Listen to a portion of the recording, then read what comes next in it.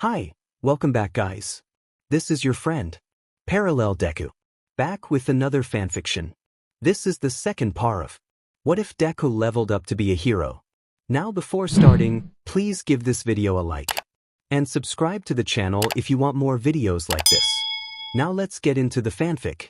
As Shoto walked away, he felt a strange sense of calm settle over him. There was still much he needed to figure out, especially regarding his quirk, but for now, one thing was clear: he would find his own way, on his own terms. The crowd erupted as Present Mic's voice echoed through the stadium. Mike. And now, on to the final round of semifinals. On one side, we have the explosion maniac himself, Katsuki Bakugo.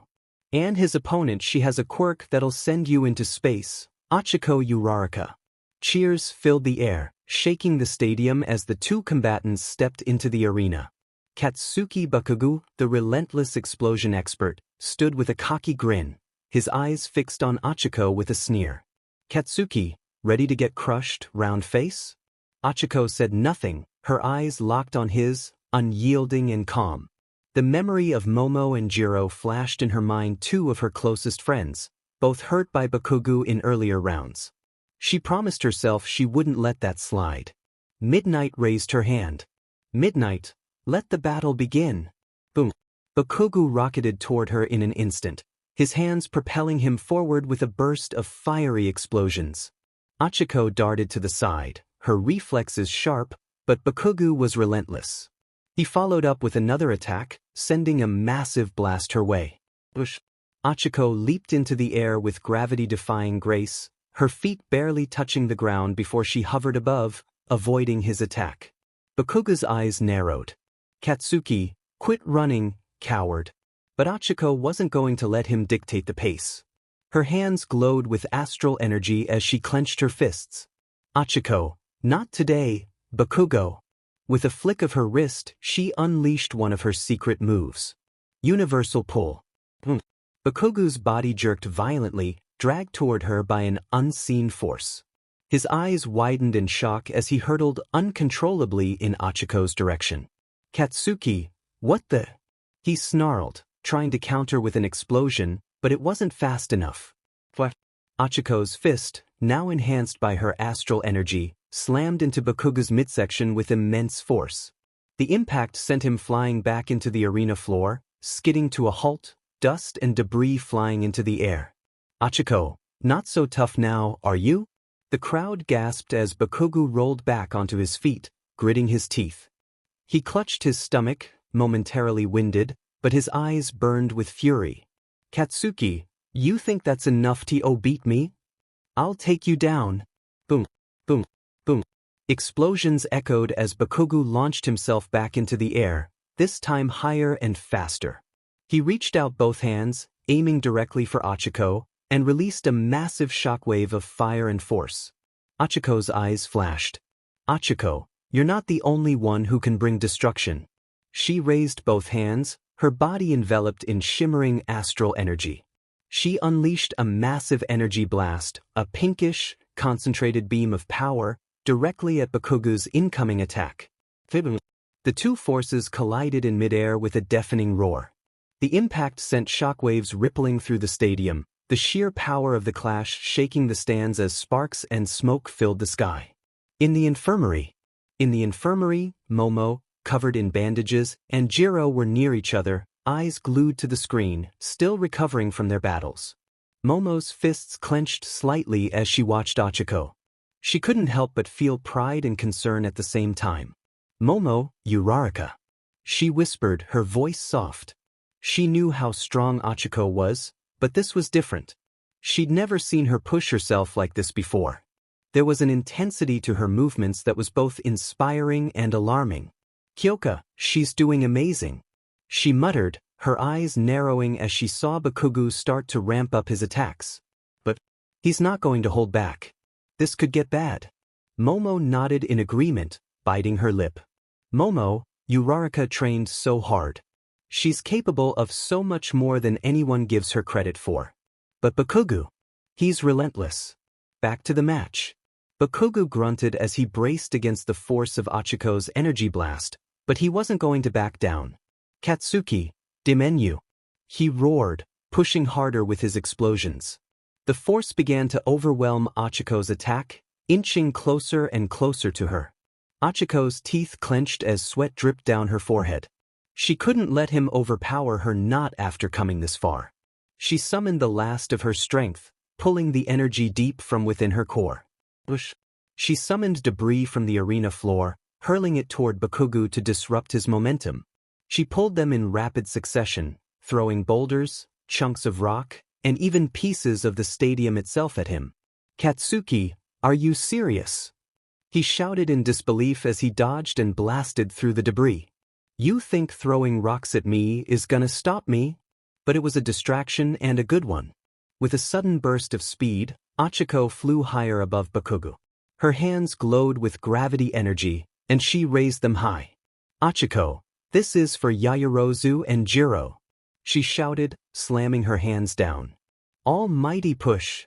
A devastating shockwave exploded from her palms, sending an immense force crashing down on Bakugo. The air trembled as the sheer weight of gravity slammed into him, driving him toward the ground at breakneck speed. Kerkum! Bakugo hit the ground like a meteor, creating a crater on the arena floor. Dust and debris flew into the air, obscuring the view.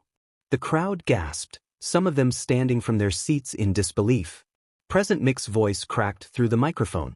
Mike, what a hit! Uraraka just sent Bakugo into the ground like a rocket.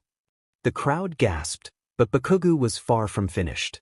He staggered to his feet, blood trickling from the corner of his mouth and head. Katsuki, you think you're clever, huh? He growled, wiping the blood from his lip. You're just like Deku, full of tricks. Achiko hovered above him, her calm demeanor unshaken. Achiko, I've learned a lot from Midoriya. But this is my fight. Bakugo's eyes blazed with fury. Katsuki, then I'll end it. He launched himself forward with another powerful explosion, faster this time, more direct. Boom. His fist aimed straight at Achiko's face. But Achiko, with her enhanced speed, moved just as quickly. She spun out of the way, her body glowing with pink energy as she zipped around Bakugo's assault. In the blink of an eye, she was behind him. Achiko, too slow, she said quietly, and before Bakugo could react, she slammed a powerful energy blast into his back. The pink blast of energy sent Bakugo flying across the arena, his body skidding across the ground. Bakugo coughed violently, trying to get up.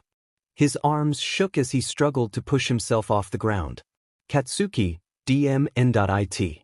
He gasped, panting heavily. Achiko descended slowly, her eyes locked on him. She raised her hand, and the ground beneath Bakugo began to tremble. She was preparing another attack, this one larger, stronger. Bakugo's vision blurred, his ears ringing from the previous blows. But his anger fueled him, pushing him to his feet one last time. I won't lose to you, he screamed, summoning the last of his strength. I was saving this for Deku, but you just couldn't stay down, could you? His voice rose with each word, filled with venom. Achiko hovered a few feet away, her body pulsating with raw power, still glowing with astral energy. Her determination hadn't wavered, but Bakugo's words cut deep. You want to pretend you're strong, round face? He yelled, his face twisted in rage. You think you can stand up to me? You're just another extra in my way. You? He pointed at her with a shaking hand. And to you both. You're nothing. He blasted himself into the air, spinning wildly as he prepared his final attack. You're done. His voice echoed across the stadium, his body twisting into a tornado of fire and destruction. The wind howled as Bakugo reached the peak of his altitude. This is it. Howitzer impact. The force of the explosion rippled through the arena, a spiraling burst of power launching toward Achiko. The sheer size and speed stunned the audience into silence, their eyes wide as the attack bore down on her. Achiko gritted her teeth, hands glowing as she prepared to defend herself, but Bakugo's words rattled in her mind. He insulted her, her strength, and worse, Izuku. Rage boiled within her, tightening her chest. He wasn't just insulting her, he was belittling the people she cared about, and she wouldn't stand for that. The moment the blast hit, Achiko used her telekinesis to form a barrier, but Bakugo wasn't finished. He landed hard on the ground, wasting no time.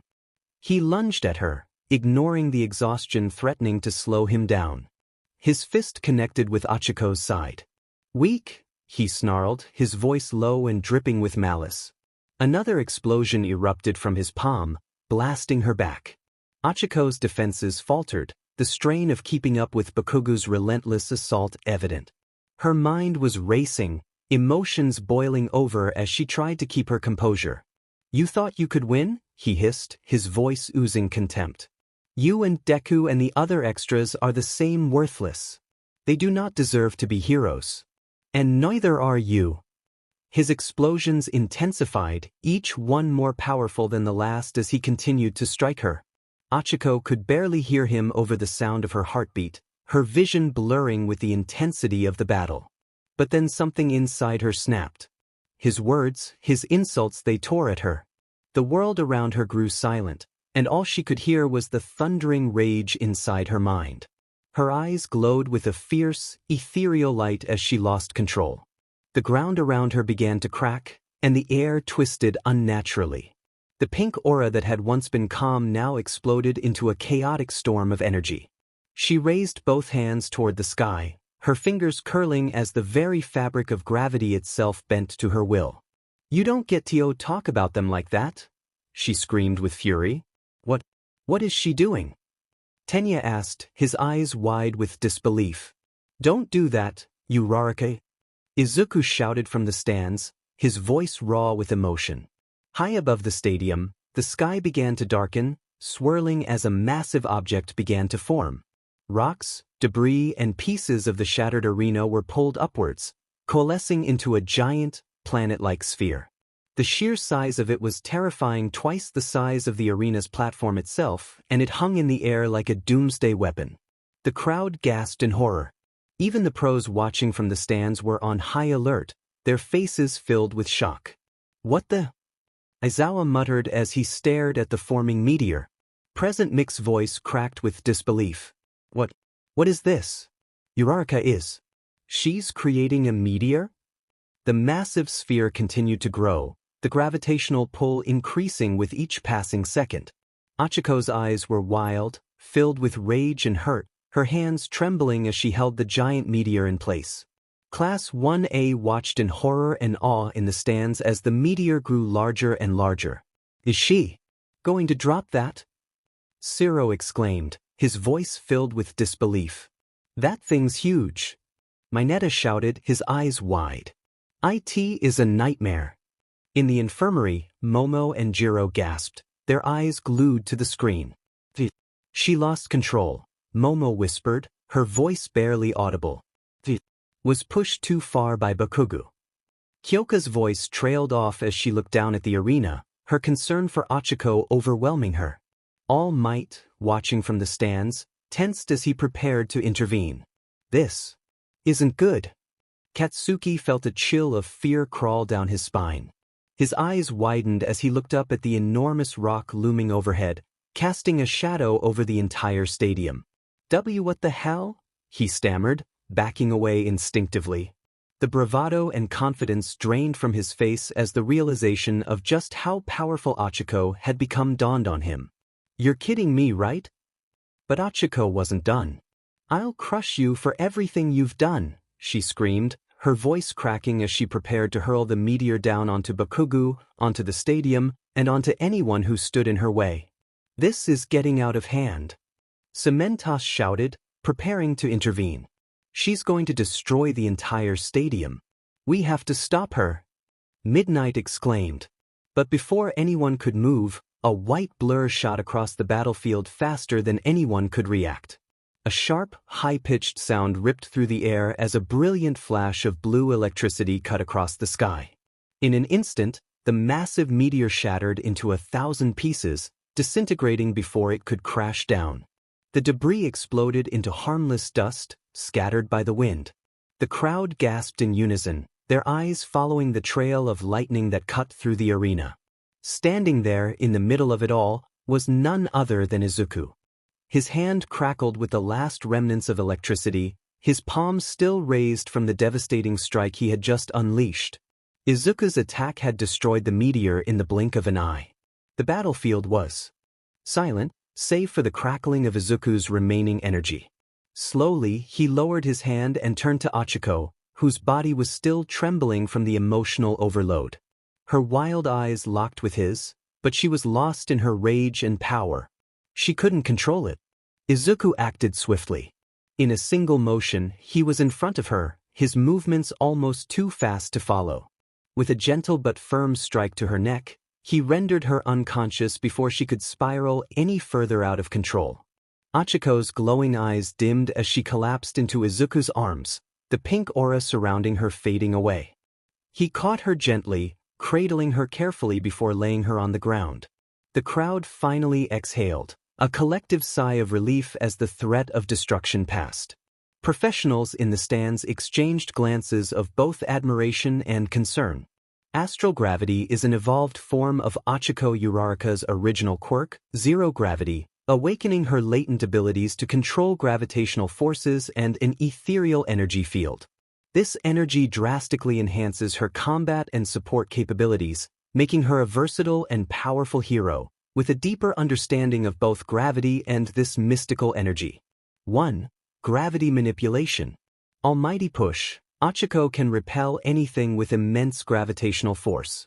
With a gesture, she can send enemies, objects, or even energy attacks flying away from her with devastating force. Universal pull. In contrast to her pushing ability, Achiko can draw any object or person toward her. This pull is nearly inescapable for targets within range, allowing her to reposition enemies or grab objects instantly. 2. Astral energy manipulation. Energy shields. Achiko can shape ethereal energy into powerful, glowing shields that protect her from both physical and energy-based attacks. The shields are versatile and can be summoned at will for defense in the heat of battle or to protect allies. Enhanced strength and speed. The ethereal energy flowing through Achiko amplifies her physical capabilities.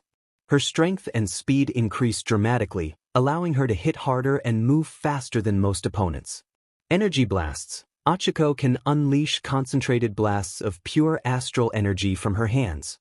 These blasts can vary in intensity, from rapid, small bursts to larger, destructive beams that can tear through solid objects or heavily damage foes. 3. Telekinesis. Object manipulation. Achiko's telekinetic power allows her to mentally lift and control objects, people, or debris in her environment. She can precisely maneuver objects, whether large or small, and use them as projectiles, shields, or tools. Flight. By combining her telekinetic abilities with gravity manipulation, Achiko achieves faster, more dynamic flight. She can glide effortlessly through the air, make quick, evasive maneuvers, or charge into combat with agility and precision. 4. Berserker mode. Berserker mode is a dangerous state that Achiko enters when she taps into the full potential of astral gravity, dramatically increasing her powers. This mode is fueled by the ethereal energy within her body, pushing her abilities beyond their normal limits. In Berserker mode, her aura becomes visibly radiant, emitting a blinding pink light, and her eyes glow with pure energy. Present Mike, who had been silent in shock, finally found his voice again. Mike, folks, I can't believe what we just witnessed. Uraraka completely lost control, and if not for Midoriya, we could have had a disaster on our hands. But as the rules stand, the winner by default is Katsuki Bakugo. The crowd's reaction was mixed cheers for Bakugo's technical victory, but also murmurs of concern and confusion. It was clear that this was no ordinary match. Bakugo stood in the center of the arena, still processing what had happened. The victory felt hollow, overshadowed by the terror he had just experienced and the fact that Deku had saved him yet again.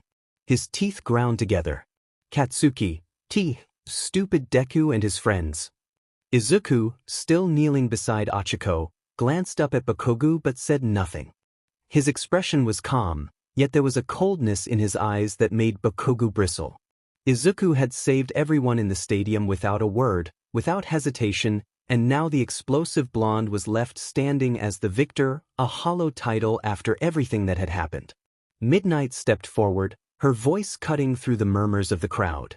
Midnight, that will conclude this match. Medical teams, please assist Uraraka and Bakugo. She motioned for Recovery Girl, who was already on her way. As the medics rushed toward them, Izuku gently laid Achiko down, brushing some stray hair from her face. He stood up and stepped back, watching as they carefully placed her on a stretcher. He knew she would be okay. Recovery Girl would see to that, but there was a sadness in his eyes. She had pushed herself to the brink, and in the end, it had cost her the match. Bakugo's fists trembled at his sides as he glared at Izuku. Katsuki, don't think this means anything, Deku. I didn't need your help. I would have been fine. His voice was sharp, filled with frustration as he tried to shake off the lingering fear. Izuku's green and blue eyes flicked toward him, cold and unwavering. Izuku, so you have chosen this path. Don't worry, I'll take care of you in the finals. Bakugo grit his teeth, but before he could respond, Midnight cut in, stepping between the two boys. Midnight, that's enough. Fight all you want in the final round. The tension between them lingered for a moment longer before Bakugo finally backed off, his eyes still burning with resentment. He couldn't deny the fear he had felt, and it made him hate Izuku all the more. But even so, the match had ended in his favor, even if it didn't feel like a victory. As Bakugo walked off, following the medics to be checked over, the crowd finally began to buzz again. Mike, alright folks. Due to the extensive damage to the arena, we'll need about 40 minutes to restore the stadium to its former glory. So, sit back, grab some snacks and enjoy the break. The crowd let out a collective murmur as they began filing out to the concession stands, some discussing the intense fight between Achiko and Bakugo, while others speculated about the upcoming finals. Back in the recovery room, Izuku carefully laid Achiko on a hospital bed, covering her with his jacket. His classmates, who had been watching with bated breath, rushed to his side. Tenya, Midoriya, he called, his voice full of concern. Is Uraraka all right? Izuku, she'll be okay, he assured him, though his exhaustion was evident. She just needs some time to rest. Kirishima placed a hand on Izuku's shoulder, trying to lift the mood. Ijiro, hey man, you were awesome out there. You saved her. Izuku smiled faintly, but the weight of what had happened still lingered. Izuku, thanks guys. But still, I wish it hadn't come to that. The room fell into a quiet silence as they all processed the events of the match. Outside, the crowd continued to buzz with excitement. Roughly 20 minutes into the break, in the recovery room, Achiko's eyes fluttered open. She blinked slowly, her vision blurry at first, and for a moment, she didn't recognize where she was. The ceiling above her was bright and sterile, and the distant hum of medical equipment filled the silence. Her body ached, and her mind felt sluggish, as if she had been running at full speed for hours. She tried to move but found her muscles weak and unresponsive. It wasn't until she tried to sit up that she realized someone was sitting beside her. Midoriya-kun, she croaked, her voice hoarse and strained. Izuku was there, sitting in a chair near her bed, his green eyes filled with relief when he saw her wake up. Uraraka-san. He stood up quickly, moving closer to her bedside. How are you feeling? Achiko blinked again, trying to focus. The memories of the fight came rushing back in a wave. Bakugo's relentless insults, the heat of the battle, and then the meteor. Her chest tightened as the realization of what she had done hit her. She had lost control. She had almost seriously injured Bakugo.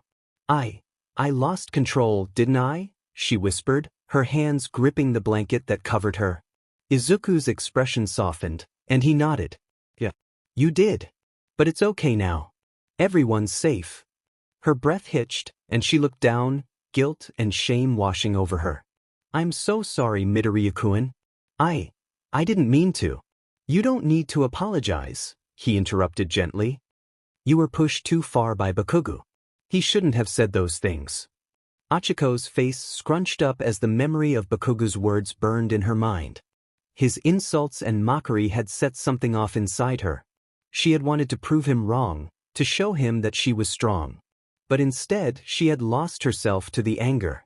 I almost hurt you, she murmured, her voice barely above a whisper. Izuku shook his head firmly.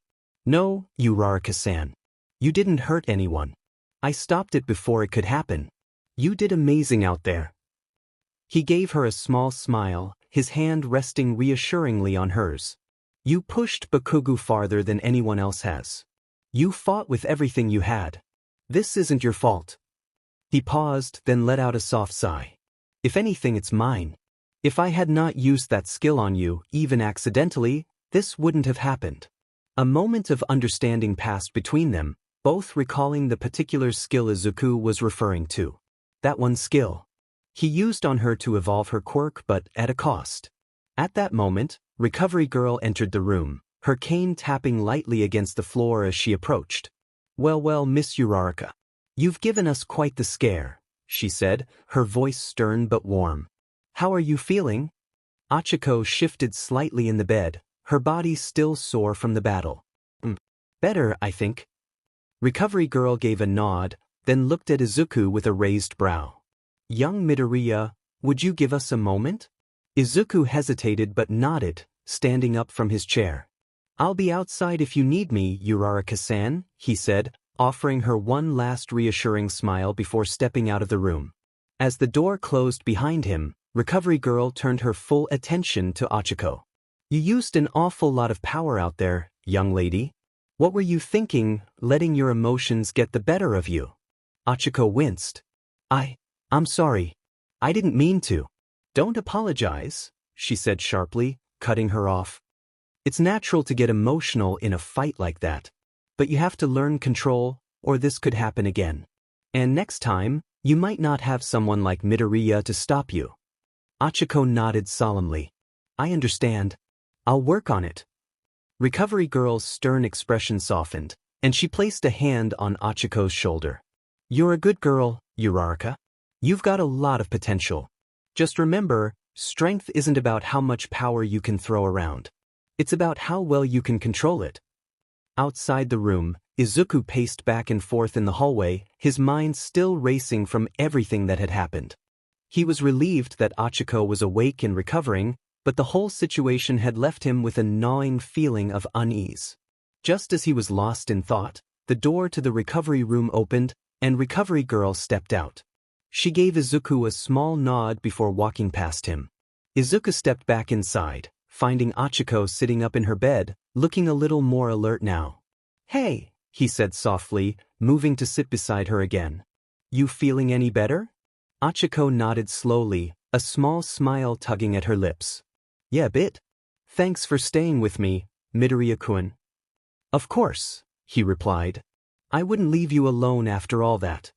There was a brief silence before Achiko spoke again, her voice quiet but determined. I'm going to get stronger, Midoriya-kun. I won't lose control like that again. Izuku smiled, feeling a wave of pride for her. I know you will, Uraraka-san. You've already come so far. As the two sat in the quiet room, Achiko's strength slowly returning, there was a moment of silence between them. Izuku shifted uncomfortably. His mind had been buzzing with thoughts about the upcoming match, but something else lingered in the back of his mind. Something personal. He glanced at Achiko, who seemed more at ease now, though still visibly exhausted. His heart pounded in his chest as he thought about what he wanted to say. It wasn't something he could blurt out easily, especially not after everything they had just gone through. But as the quiet stretched on, he realized that if he didn't say it now, he might never work up the courage. Swallowing hard, Izuku rubbed the back of his neck nervously. Uraraka-san? His voice came out a little shakier than he intended, and he winced slightly at how awkward it sounded. Achiko turned her head to look at him, still resting against her pillow. Yeah, she asked softly, her eyes filled with warmth, though a bit of curiosity crossed her face at his nervous demeanor. Izuku felt his cheeks heat up, and he mentally berated himself for getting so flustered. Come on, you can do this. He took a deep breath before speaking again, trying to keep his voice steady. I know this might be a bit weird to ask, but could you maybe start calling me by my first name? His words came out in a rush, and he immediately felt his face go red. He couldn't bring himself to look directly at Achiko, so he stared down at the floor, his heart racing like he had just run a marathon. For a second, there was silence. Izuku wondered if he had made things awkward. Maybe he had been too forward. Maybe. Izuku! Her voice was soft, but hearing her say his name for the first time made his heart skip a beat. He finally looked up, meeting her gaze, and saw the faintest hint of pink spreading across Achiko's cheeks as well. She gave him a shy smile. "Want me to call you Izuku?" Izuku nodded, trying to keep his blush under control. "Yeah, we're good friends, right? And I think I'd like it if you called me that. I mean, only if you want to," he quickly added, feeling like he was stumbling over his words. Achiko's smile grew a little wider, and she chuckled softly, though the blush on her face deepened. "Izuku," she said, testing his name like it was something new and special. "In that case, you can call me Ochako." Hearing it made Izuku's heart flutter. He couldn't help but smile, despite feeling embarrassed. "Thanks, you're Ochako," he mumbled, still blushing but feeling a warm sense of happiness spread through him. There was something incredibly comforting in hearing her use his first name. As they sat together, the announcement system crackled to life again. "All right, folks. We're just about ready to get things rolling again. The stadium's fixed in 10 minutes, so get back to your seats and get ready for the final round." Achiko chuckled weakly. "Looks like it's almost time." Izuku stood up, nodding. "Yeah, I should go get ready." Achiko gave him a tired but encouraging smile. "Good luck, Izuku. I know you'll win." Izuku returned her smile. "Thanks, Achiko. Get some rest." With that, he left the room, heading out to prepare for the final match. His mind was clear now, his focus sharpened. He knew what he had to do. The sports festival wasn't over yet, and the next battle was going to be the toughest one for his opponent. As Izuku exited the recovery room and headed back into the bustling arena, Achiko's gaze followed him for a moment before she turned her attention back to the small bedside table where her phone lay. The aftermath of the match and the overwhelming emotions had left her feeling drained and vulnerable. Just as she was about to pick up the phone to call her parents, it rang. Seeing her father's name on the screen, she took a deep breath and answered. "Hello," she said hesitantly. "Achiko," his voice came through, warm and full of pride. "I just watched your match. You were amazing out there." His words hit her like a tidal wave, and for a moment, she couldn't find her voice. The praise she had yearned for, the encouragement she desperately needed, was finally here. But instead of making her feel better, it only made the tears she had been holding back threaten to spill over. I didn't do well," she finally choked out, her voice breaking. I failed. I almost hurt everyone." There was a brief silence on the other end, and Achiko could hear her father's breathing slow as he processed her words. When he spoke again, his tone was gentle, filled with understanding. "Achiko, sweetheart, you didn't fail," he said softly. "You gave it everything you had. I saw how hard you fought and how much you wanted to win. And that's what matters." But her voice trembled as she struggled to get the words out. "But I lost control. I let him get to me, and I could have hurt so many people. What kind of hero does that?" Her father sighed, his heart aching at hearing his daughter in so much pain. "Honey, you're still learning. No one expects you to be perfect right away. You're growing, and with that growth comes mistakes.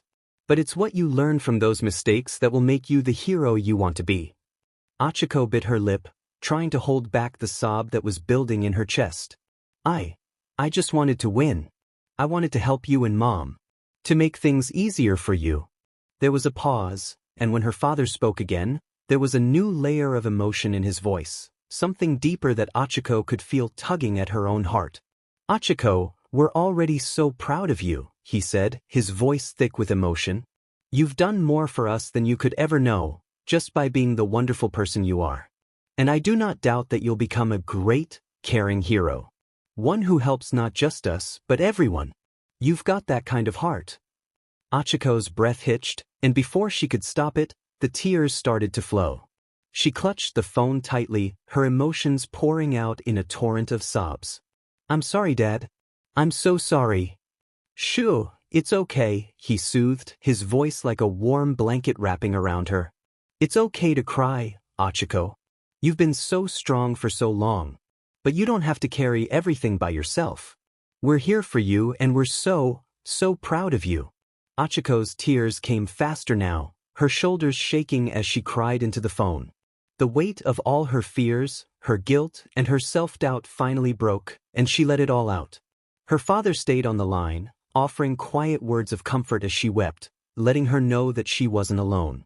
After what felt like an eternity, her sobs began to subside, and she took a few shaky breaths, trying to calm herself. Thank you, Dad. I just want to be strong enough. For you, for Mom. And for everyone. You are strong, Achiko, he said firmly. And you're only going to get stronger. But remember, strength isn't just about power. It's about knowing when to ask for help, and when to lean on the people who love you. You don't have to do it all on your own. Achiko nodded, even though he couldn't see her. I'll remember that. I promise. There was a moment of silence, filled only by the sound of her breathing as she tried to regain her composure. Her father spoke again, his tone lighter, trying to lift her spirits. Now you get some rest, okay? You've had a long day, and you deserve a break. We'll talk more when you're feeling better. Okay, she whispered, a small smile tugging at her lips despite her tears. I love you, Dad. I love you too, Achiko. More than anything. As the call ended, Achiko held the phone tightly in her hand, her tears slowly subsiding. The weight of her emotions felt lighter, and she felt a renewed sense of determination. She knew she had a long way to go, but hearing her father's encouragement had given her the strength to face the challenges ahead. With Izuku sat in the waiting room, his hands resting on his knees, head slightly bowed as he tried to calm his racing thoughts. The tension from the previous battles still clung to him like a heavy fog. The memories of his friends who had been defeated by Katsuki gnawed at him, filling him with a quiet, simmering rage. Izuku, why did it have to be like that? He tightened his fists, taking a deep breath to settle his nerves. The finals were next, and he needed to focus. But it was hard to let go of the fury bubbling just beneath the surface. Bang! The sudden sound of a door slamming open shattered the silence. Izuku's head snapped up as Katsuki stormed into the room, his expression twisted in irritation and frustration. Katsuki, what are you doing here, Deku? Izuku didn't flinch. He barely even blinked. His cold eyes tracked Katsuki's movements as the blonde stomped further into the room, not even giving him the satisfaction of a response. Katsuki's gaze darted around, realizing he was in the wrong waiting room. His scowl deepened as the realization hit him. Katsuki, Tikich. He clicked his tongue in annoyance but made no move to leave. Instead, he decided to stay, his frustration now directed entirely at Izuku. The irritation he felt from his earlier fight, the growing frustration from how things had gone with Achiko, and the looming finals all boiled over into a desire to lash out. Bakugo's lips curled into a sneer as he walked toward the table in the center of the room. Katsuki, you're ignoring me now? You've gotten cocky lately, haven't you? Still, Izuku didn't acknowledge him. His silence only seemed to stoke Bakugo's fury. With a quick motion, Bakugo raised his hand, a flicker of orange light sparking from his palm. A small explosion erupted from his hand, sending a blast of heat and smoke toward the table in the center of the room. Boom. The table rocked violently, the force leaving scorch marks on its surface as the air filled with the acrid scent of burnt wood. Katsuki, wake up, You're not some big shot who can ignore me. Izuku finally raised his head, his eyes meeting Bakugo's with an intensity that instantly froze the air between them. There was no fear, no uncertainty, no hesitation. Just cold, steely resolve. His voice was calm but laced with venom as he spoke, his words chilling. Izuku, I warned you earlier, but you didn't listen? Bakugo blinked. Katsuki, what are you talking about? Izuku stood up slowly, his movements deliberate, as if the weight of what he was about to say had settled into his bones. His cold eyes never left Bakugo as he stepped around the table, each footfall as steady as the words that followed. Izuku, because of you, Yaoyorozu and Jiro had to suffer. Physically and mentally. Because of your arrogance, because of your need to prove something, they've been pushed beyond their limits and hurt in ways they didn't deserve. Bakuga's face twisted into a sneer, but he said nothing. He could feel the pressure coming off of Izuku now, the weight of his anger more palpable than anything he had seen from him before. Izuku and Uraraka. Because of you, she lost control. You pushed her too far, and she nearly destroyed the entire stadium. You endangered everyone. Bakugo scoffed, crossing his arms. Katsuki, what? You're blaming me for that? It's not my fault she couldn't handle the pressure. If she wanted to play with the big boys, she should have known better than to lose control. Izuku's jaw tightened, and for a moment he was silent. Then, his voice dropped to a deadly whisper. Izuku, today, I'm going to crush you. Bakugo's sneer faltered, his eyes narrowing in suspicion. Katsuki, what did you just say? Izuku, I'm going to break every bone in your body. For what you did to Yaoyorozu and Jiro. For pushing Uraraka to the edge. I'm going to make sure you feel every ounce of pain you've put them through. The room went silent. The tension between the two was thick, suffocating, as the air buzzed with unspoken rage. Bakugo's hand crackled with more explosions, his expression turning into a twisted grin. Katsuki, is this a threat? Izuku didn't flinch. Izuku, no, it's a promise. Bakugo felt a chill run down his spine. He wasn't used to this side of Izuku, this cold, unyielding presence that seemed ready to tear him apart. His grin faded, replaced by a scowl as he tried to brush off the unsettling feeling. He let out a frustrated growl, turning sharply on his heel. Katsuki, whatever, det. Keep talking big. I'll see you out there. With that, Bakugo stormed out of the room, the door slamming shut behind him with another loud bang. As Izuku stood alone in the waiting room, the roar of the crowd faintly echoed through the walls, but he barely heard it. His mind was consumed with thoughts of the upcoming match, of the battle that would decide everything. The image of Bakugo sneering, his overconfident grin mocking him, played over and over in Izuku's mind. Izuku, I will stop him. I'll make him pay for what he did. His hands moved instinctively, fingers tracing the familiar contours of his gauntlets and greaves. Beowulf. They had been with him through countless battles, but today he was ready to unleash their full wrath. He could feel the power humming just beneath the surface, waiting to be released. As if responding to his thoughts, the gauntlets and greaves began to glow, a brilliant white light emanating from them. Izuku's eyes widened slightly, watching in awe as the light grew brighter, enveloping his arms and legs in a radiant aura. The glow was almost blinding, but he didn't look away. He could feel something changing, something awakening within the very core of his weaponry. The light pulsed, and then, as suddenly as it had started, it began to fade.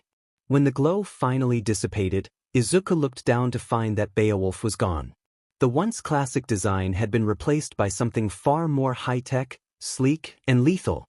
Izuku's eyes widened as he scanned the new gear, taking in its stats.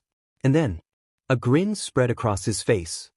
His heart raced with excitement as he realized just how powerful this new equipment was.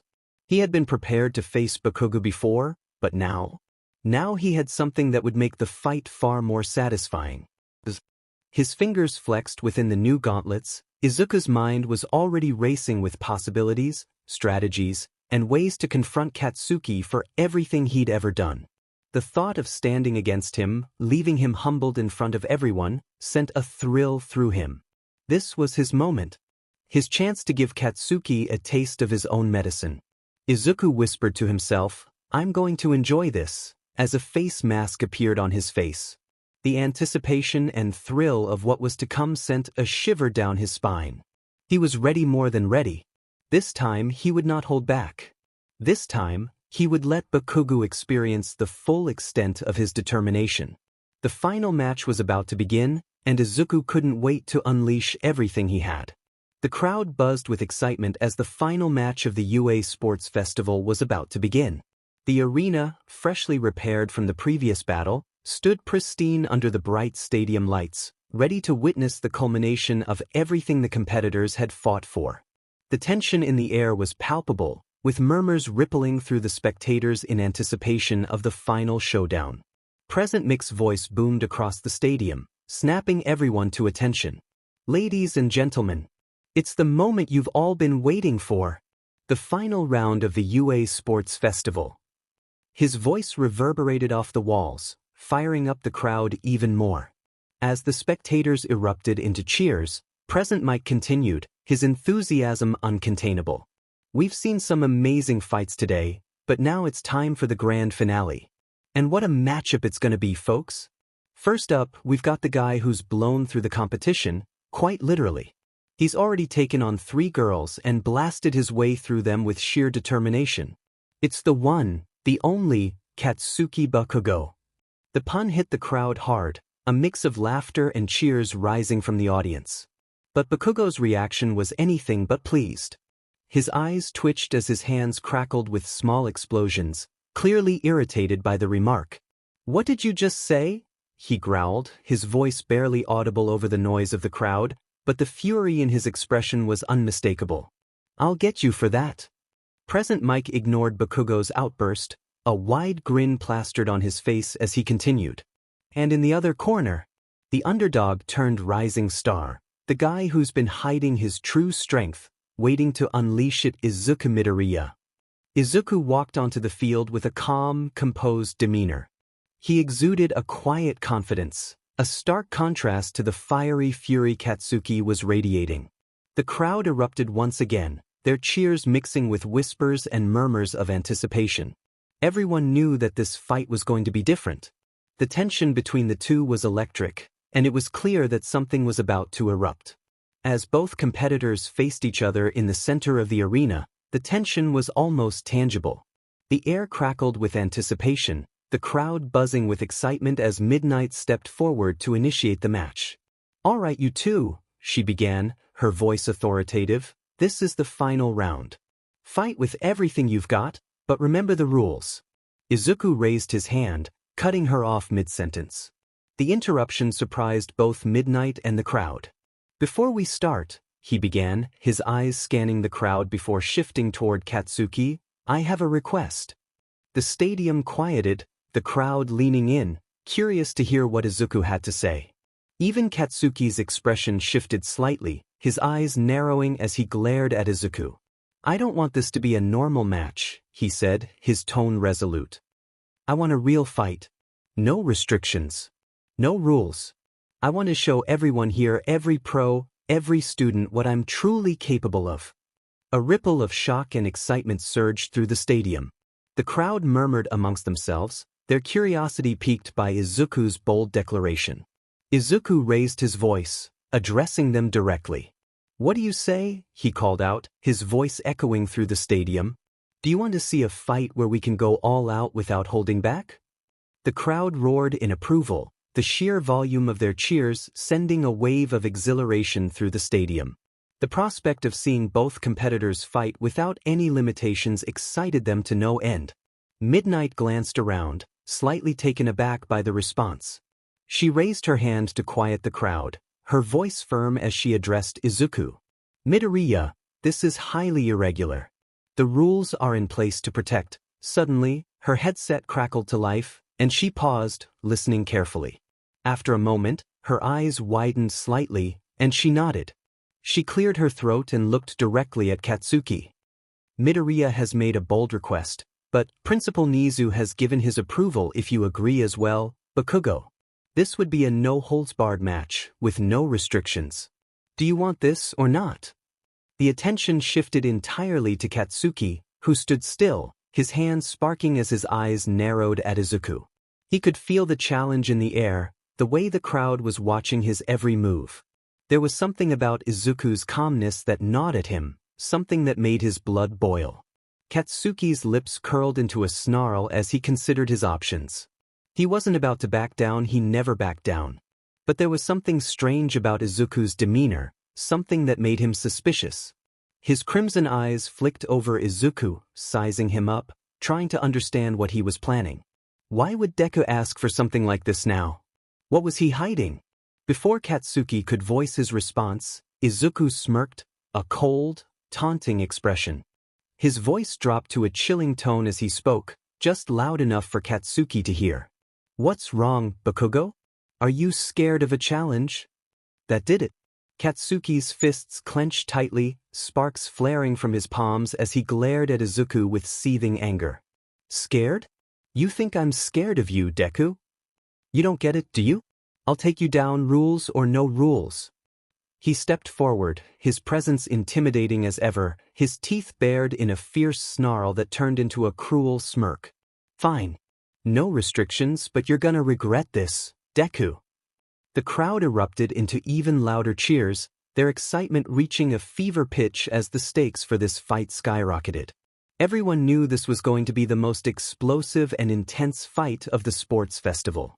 Midnight hesitated for a moment, glancing between the two boys, before nodding slowly. Very well, she announced, her voice cutting through the noise. The final match will be fought with no restrictions. May the best fighter win. Izuku's cold smile remained as he prepared himself. Bakugo doesn't know what's coming. But he will soon enough. The air in the stadium became thick with tension, the crowd holding its breath in anticipation of the explosive battle about to unfold. Izuku and Bakugo stood across from each other, their eyes locked, the entire stadium trembling with the weight of what was about to happen.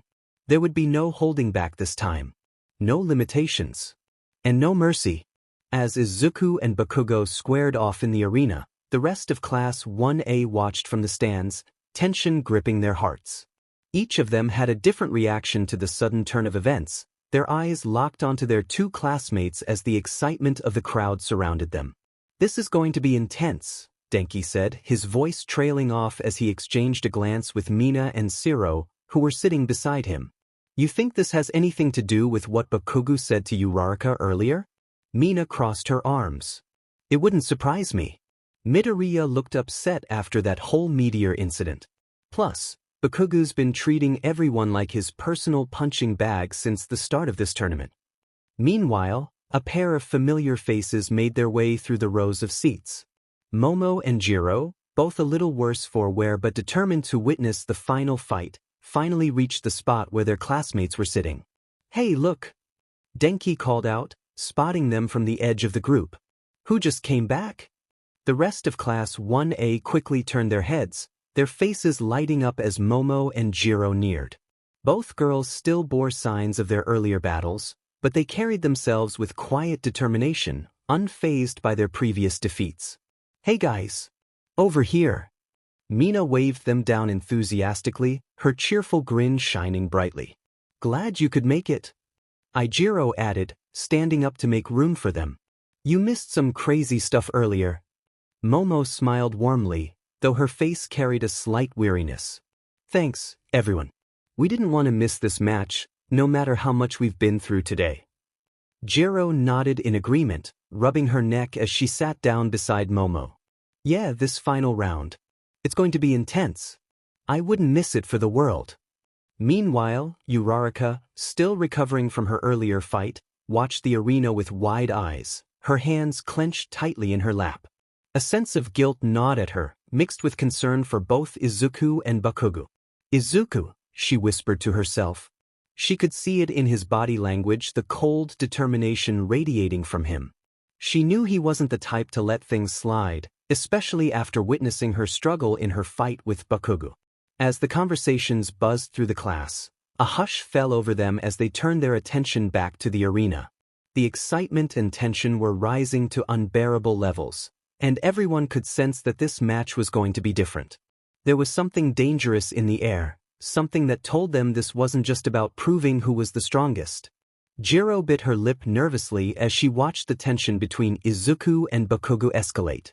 She remembered how Bakugo had treated both Momo and herself during their matches, not holding back. I don't know if this is about the way Bakugo fought us, but it's clear Izuku is taking this personally. He's never this intense. Her voice was tight with concern. Momo, sitting next to Jiro, sighed, her expression conflicted.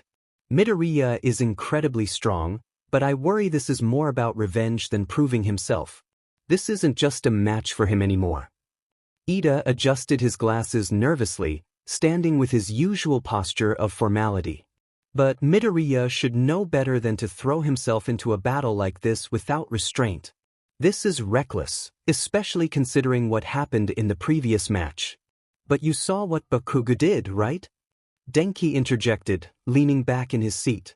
He's been pushing everyone's buttons all day, and Midoriya's finally had enough. Honestly, I kinda get it. Bakugo's gone way too far, and now Midoriya wants to show him who's in charge. Still, Ijiro muttered under his breath, his gaze fixed on the two competitors. This is going to be one intense fight. Back to the match. The crowd held its breath as Midnight raised her hand, signaling the start of the match. The tension between Izuku and Katsuki was so thick it was almost tangible. Every eye in the stadium was trained on the two competitors, waiting for the first move, the first strike, the moment when everything would explode into action. Begin! Midnight declared, and in an instant, Katsuki sprang forward, his hands crackling with explosive energy. Deku! He roared as he launched himself at Izuku, his right fist hurtling forward with a blast of fire and smoke. Boom! His fist exploded with energy, sending shockwaves through the arena as he aimed straight for Izuku's head. But Izuku didn't move. Not an inch. At the last second, he tilted his head just slightly, the explosive punch grazing past his ear, missing him by a hair. The explosion roared past him, but Izuku's expression remained calm, his eyes locked onto Katsuki with unsettling focus.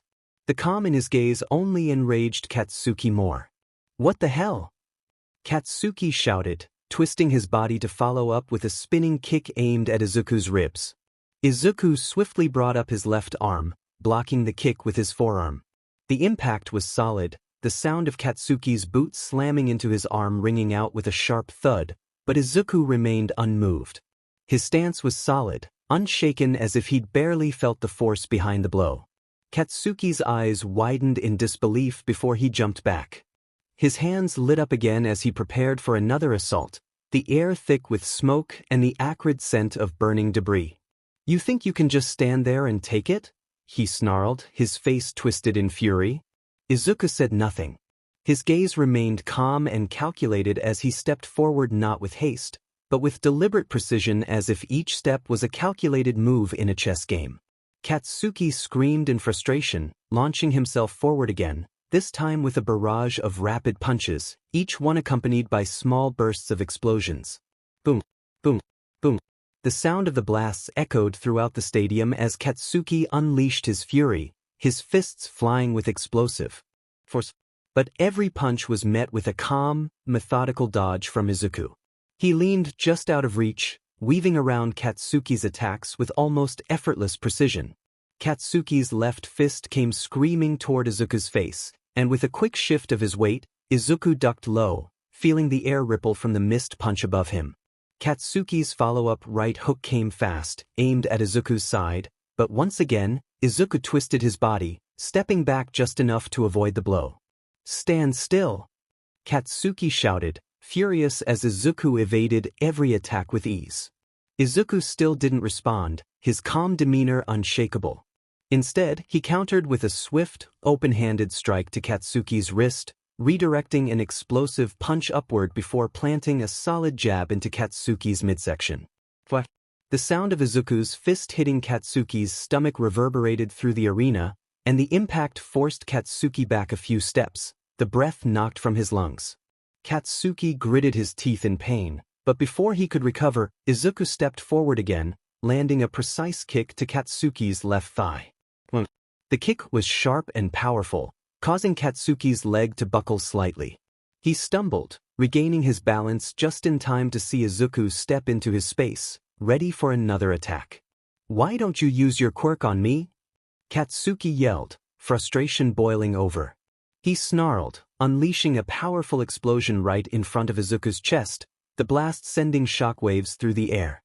The explosion forced Izuku back, but he flipped mid-air, landing gracefully on his feet as if the blast had barely affected him. His clothes were singed, smoke curling off the edges of his sports shirt, but his face remained impassive.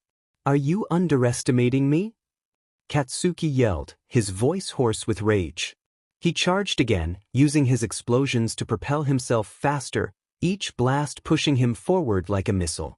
He aimed another punch at Izuku, but this time, Izuku met him head-on.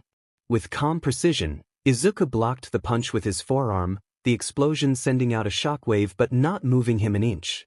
Katsuki, wide-eyed with fury, tried again another punch, another blast, but Izuku countered, grabbing Katsuki's wrist and twisting it with a sharp movement.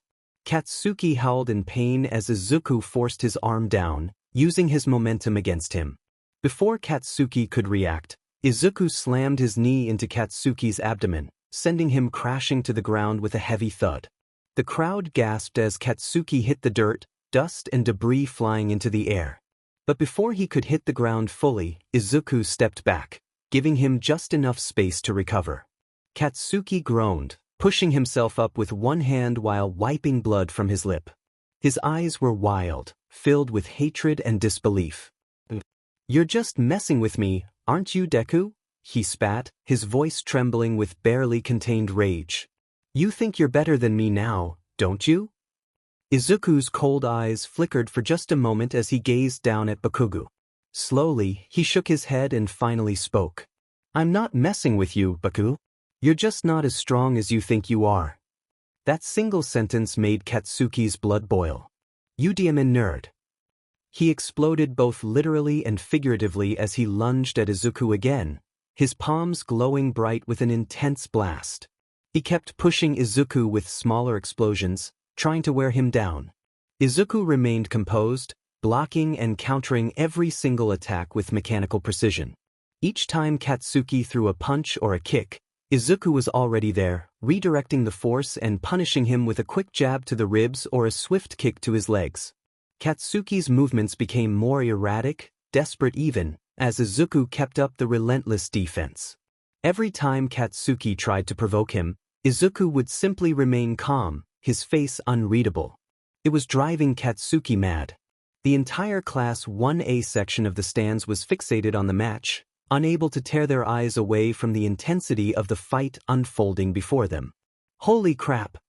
Ijiro muttered, leaning forward in his seat, his crimson eyes wide with shock. "Bakugo's giving it everything he's got, but Midoriya's not even breaking a sweat. He's not even using his quirk." Mina exclaimed, gripping the edge of her seat. "What the heck is Midoriya doing? Why isn't he fighting back for real?" At the front of the class, Shoto watched with a calm, focused gaze. His mismatched eyes narrowed as he observed the way Izuku moved. Every block, every dodge, every counter was precise and efficient. He could tell that Izuku was holding back, but the question of why lingered in his mind. "He's testing Bakugo," he muttered quietly, mostly to himself. "What do you mean?" Momo asked, overhearing Todoroki's remark. She, too, had been watching the fight intently, but the subtlety of Izuku's movements seemed lost on her. Todoroki glanced at her, his expression thoughtful. "Midoriya's not just dodging. He's making sure every attack Bakugo throws is met with minimal effort. It's like he's toying with him, forcing Bakugo to exhaust himself." Momo's eyes widened as she processed the analysis. "But why? Midoriya wouldn't do that unless he's planning something big," he finished, his gaze returning to the fight below. As the fight raged on, President Mick's voice boomed over the stadium, providing commentary with his trademark excitement. "Whoa folks, I don't know if anyone else is seeing this, but Midoriya's just handling Bakugo's attacks like they're nothing. Every punch, every explosion. He's dodging it like it's no big deal. Look at that precision. Midoriya hasn't used his quirk once. He's just countering Bakugo with pure skill. I don't know about you all, but this is insane." Aizawa, sitting next to Present Mike in the announcer's booth, watched the match with his usual calm, yet discerning expression. His sharp eyes tracked every movement, every exchange. "He's holding back for now," he remarked dryly. "Midoriya controls the fight without using his quirk. Bakugo's strength relies on his explosiveness, but Midoriya is making sure he wastes all his energy before the real fight begins." Present Mike threw his hands up in excitement. "I knew it. It's like a cat and mouse game, but in this case, the cat's wearing gloves. Bakugo is going full force, but Midoriya is just staying calm, composed, and cool as a cucumber. And that, my friends, is a rare sight." Finally, Katsuki pulled back, panting heavily as sweat dripped down his face. His chest heaved. With exhaustion, his body aching from the series of counterattacks Izuku had delivered. His hands were still sparking, but his fury was boiling over. Izuku, on the other hand, remained unnervingly calm, his cold, calculating eyes never leaving Katsuki. He stood there, fists at the ready, waiting for the right moment.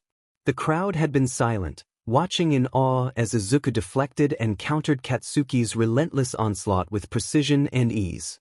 Then, as if sensing the perfect time, Izuku's stance shifted ever so slightly. His eyes narrowed, and a smirk tugged at the corner of his lips. It was time. A soft, metallic hum filled the air, so quiet at first that only those closest to the arena noticed it. But then the hum grew louder, and soon, the entire stadium was filled with the sound of mechanical whirring and power surging through the air. "What's happening?" Mick's voice boomed over the speakers, his excitement palpable. "It looks like Midoriya's about to bring out something new. What could it be?" The arena was left in stunned silence as the transformation was complete. Izuku stood tall, now clad in something far more imposing than before.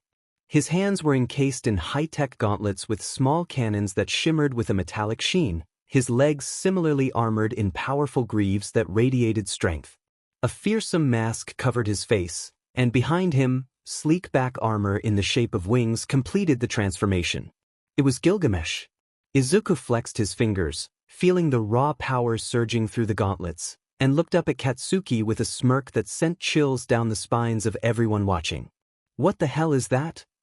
Katsuki snarled, his eyes wide as he stared at the new gear adorning Izuku's body. But there was something in his voice, something bordering on fear. Izuku's smirk widened. Without warning, he lunged forward, closing the gap between him and Katsuki in the blink of an eye. Katsuki barely had time to react, raising his hands to blast Izuku away, but it was too late. Izuku's fist struck Katsuki's face with a force that shook the ground beneath them. The explosion that followed was deafening. A massive shockwave rippled out from the point of impact, shaking the very foundations of the stadium. Fire and smoke erupted from the collision, sending dust and debris flying in every direction. The audience gasped, some even screaming as they felt the ground tremble beneath them. Katsuki was launched backward, soaring across the arena before crashing into the ground with a resounding thud. He skidded to a halt, leaving a deep groove in the dirt. "Mike." His voice cracked with excitement. "Did you see that? Midoriya just punched Bakugo and it caused a massive explosion. What even is that gear?" The crowd was in an uproar, unable to process what they had just witnessed. They knew Izuku was strong, but this? This was something entirely different. "Denki," he muttered, his eyes wide as he watched the first explosive punch land, sending Katsuki flying. Did Midoriya just blow up Bakugo with his punch? Zero leaned forward, practically hanging over the railing of the stands, his face pale.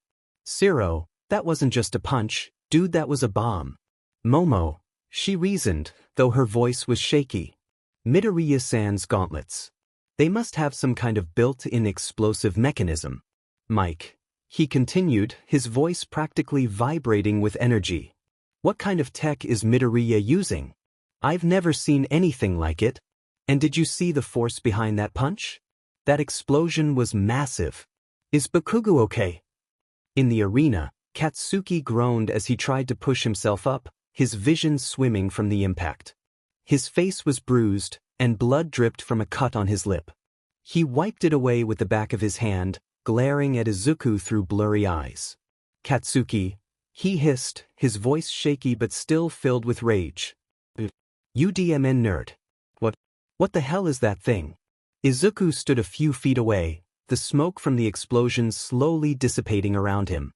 His posture was relaxed, almost casual, as if the punch had required no effort at all. With a cold, dangerous glint in his eyes, Izuku flexed his fingers again, the gauntlets humming with power. "Izuku," he said, his voice calm and measured as he held up his hand, inspecting the gauntlet. This is Gilgamesh, a little upgrade. Gilgamesh. Item class is item rank, legendary. Type, gauntlets, greaves, mask and back armor. Durability, unbreakable. Description, Gilgamesh is a formidable gauntlet and greaves set, complete with a fearsome face mask that can unleash devastating attacks with immense power and precision. As the awakened form of Beowulf, Gilgamesh enhances the user's strength and agility, making them a formidable force in close-quarters combat. Each punch and kick generates small explosions upon impact, causing additional damage to enemies. Abilities: 1. Explosive Strike. A powerful punch that generates a shockwave and a small explosion, knocking back enemies and inflicting heavy damage. 2. Inferno Kick. A devastating kick that sends enemies flying, causing massive damage and creating a fiery explosion upon contact. 3. Rising Dragon. An upward strike that propels the user into the air while delivering a crushing uppercut. The impact generates a spiraling explosion that launches enemies skyward, dealing significant damage. After leaving the arena, Izuku headed to the waiting room, his footsteps echoing down the hallway. The fight had taken a toll on his body, but his mind was still racing with the lingering fury Katsuki had provoked. He flexed his fingers, feeling the weight of Gilgamesh receding as the weapon deactivated, and his gauntlets and greaves vanished. He pushed the door open to the empty waiting room and sat down on one of the benches. His heart still pounded in his chest, but the cold mask he had worn during the fight began to slip away. His emotions threatened to resurface, but he forced them down, focusing on his breathing instead. Izuku, he thought, leaning forward, his elbows resting on his knees. I did what I had to. He was out of control. He threatened everyone in the stands. I had to stop him. But that was also my fault. Izuku couldn't shake the feeling of guilt creeping in. Katsuki had always pushed him. Yet this time, it had gone too far. Not just for Katsuki, but for him too. If he had ended the match quickly rather than let himself be controlled by his emotions, this would never have happened in the first place. Before he could lose himself in those thoughts, the quiet creak of the door interrupted the silence. Izuku's eyes flickered open, and in walked Momo. Her face was flushed with concern. Momo, she began softly, her voice gentle but filled with worry. Are you okay? Izuku gave a small nod, though he couldn't hide the weariness in his expression. Izuku, yeah, I'm fine. But catching my breath. Momo approached him cautiously, her eyes scanning him for any signs of injury. It was then that Jairu appeared at the door as well, leaning against the frame, her earphone jacks dangling loosely from her ears, twitching slightly as if she was trying to gauge his heartbeat. Kyoka, she asked, raising an eyebrow. You sure you're fine? Because from where we were sitting, it looked like you were about to tear Bakugo apart. Izuku sighed, lowering his head. Izuku, he put everyone in danger. He went too far. Jairu's eyes softened, but before she could respond, the door opened a bit more, and Achiko stepped in. She had a faint bruise on her cheek from her earlier match, but her concern for Izuku seemed to overshadow any thoughts about her own injuries. She hesitated for a moment before stepping into the room, her gaze darting between Momo and Jairu before settling on Izuku. Achiko, she started, her voice quiet but filled with emotion. Izuku, I was worried about you. That fight. It was intense. Izuku blinked at her, feeling a slight twinge of guilt. He hadn't meant to worry them. Izuku, I didn't mean to. He trailed off, unsure of how to express the swirl of emotions inside him. He went too far. I couldn't let him. Momo placed a hand gently on his shoulder, her touch warm and reassuring. Momo, we know. You did what you had to do. But she hesitated, choosing her words carefully. You seemed different out there. Jairu crossed her arms, nodding.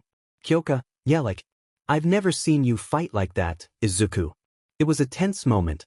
Achiko, stepping a bit closer, added, it was like you were a completely different person. I understand, Bakugo can be challenging.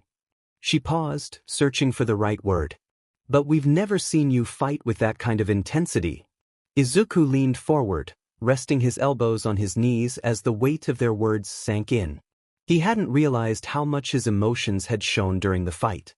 He always tried to maintain his composure, to keep that cold exterior, but Katsuki had pushed him to a place he hadn't wanted to go. I'm not proud of it, he admitted quietly. But when he threatened the crowd, something snapped inside me. I couldn't let him hurt them. I couldn't let him hurt you. The room fell silent after those words, and for a moment, no one spoke. Momo, Jairu, and Achiko exchanged glances, their expressions softening with understanding. They knew that Izuku carried a heavy burden, one of power, responsibility, and the constant pressure to be better than the threats they faced. Katsuki's reckless actions had been the tipping point.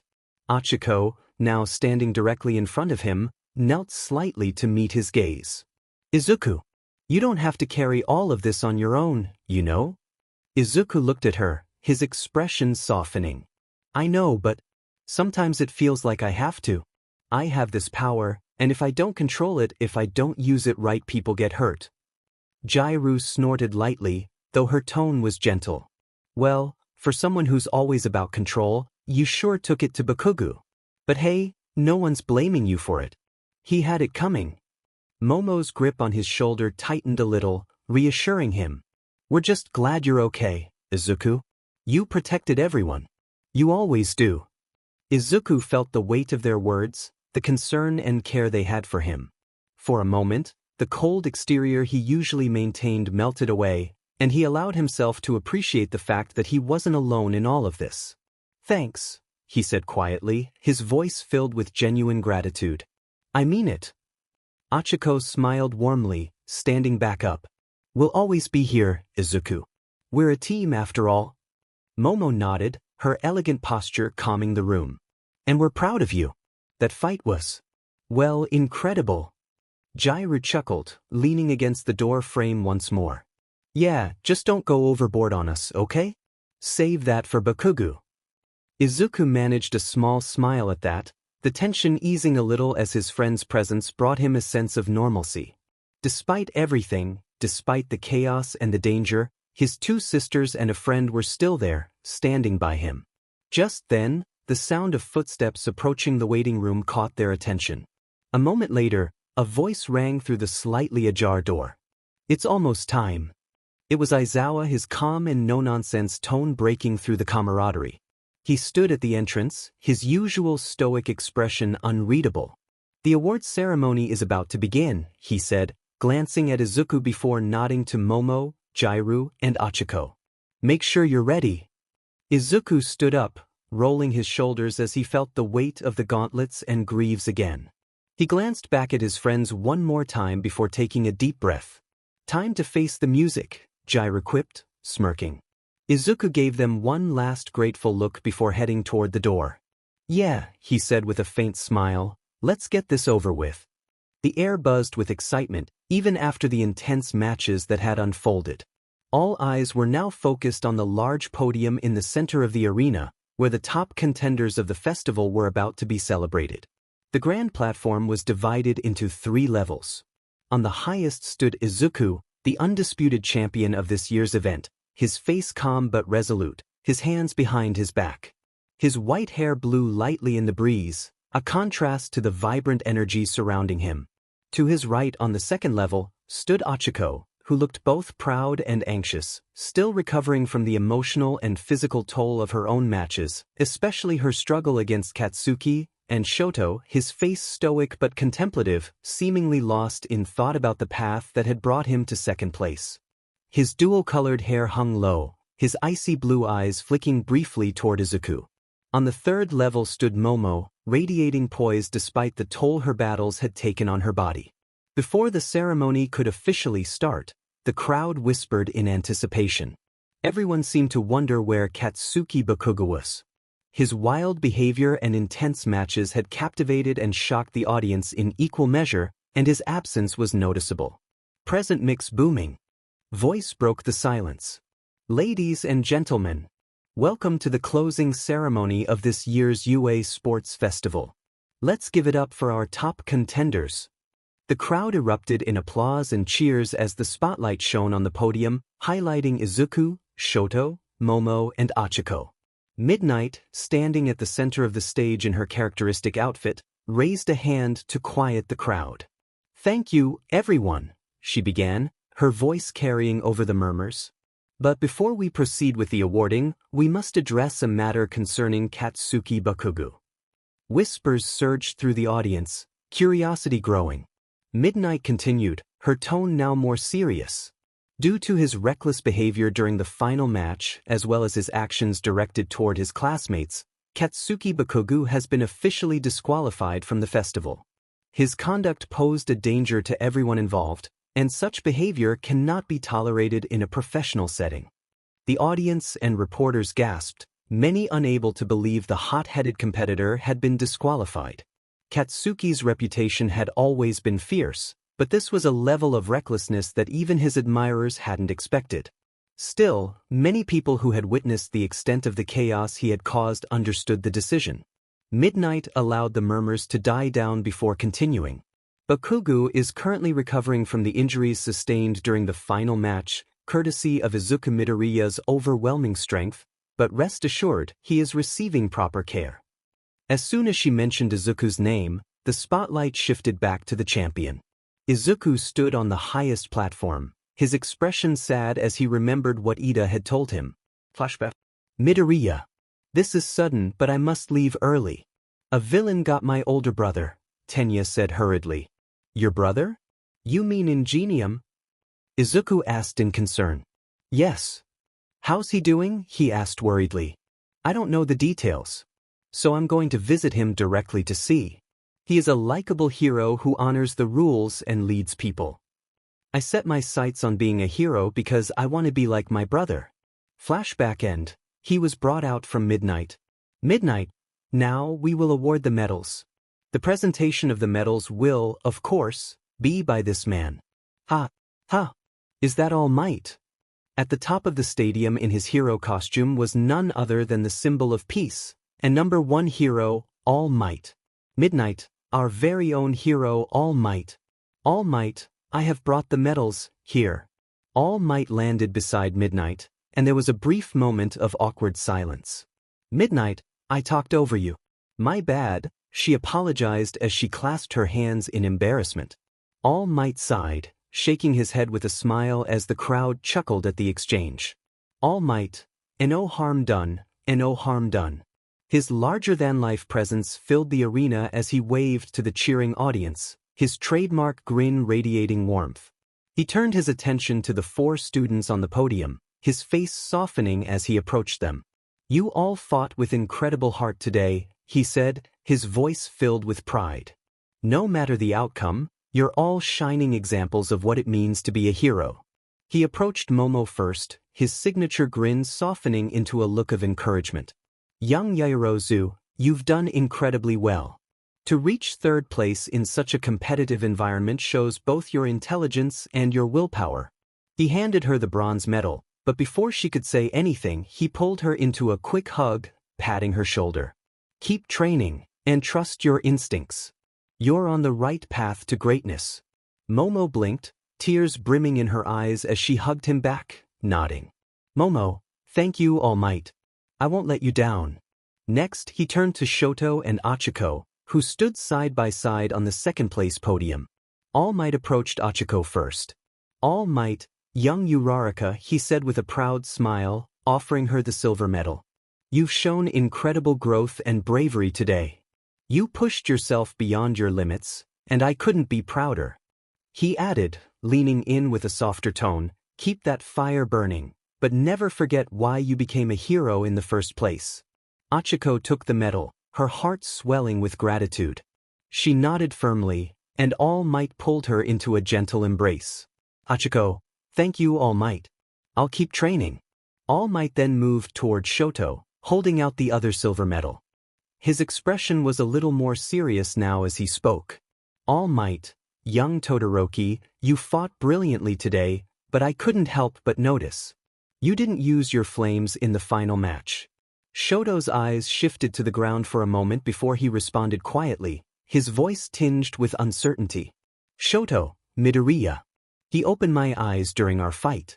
But even so, I still have doubts about myself, about who I really want to be. He looked up at All Might, his face conflicted. I believe my path to becoming a hero is still clouded. I need time to figure things out. All Might placed the silver medal around Shoto's neck and hugged him. All Might, it's okay to have doubts, young Todoroki. What matters is that you keep moving forward, even if the path isn't clear. You'll find your answer. Shoto nodded, though his mind still weighed heavily with questions. Finally, All Might approached Izuku.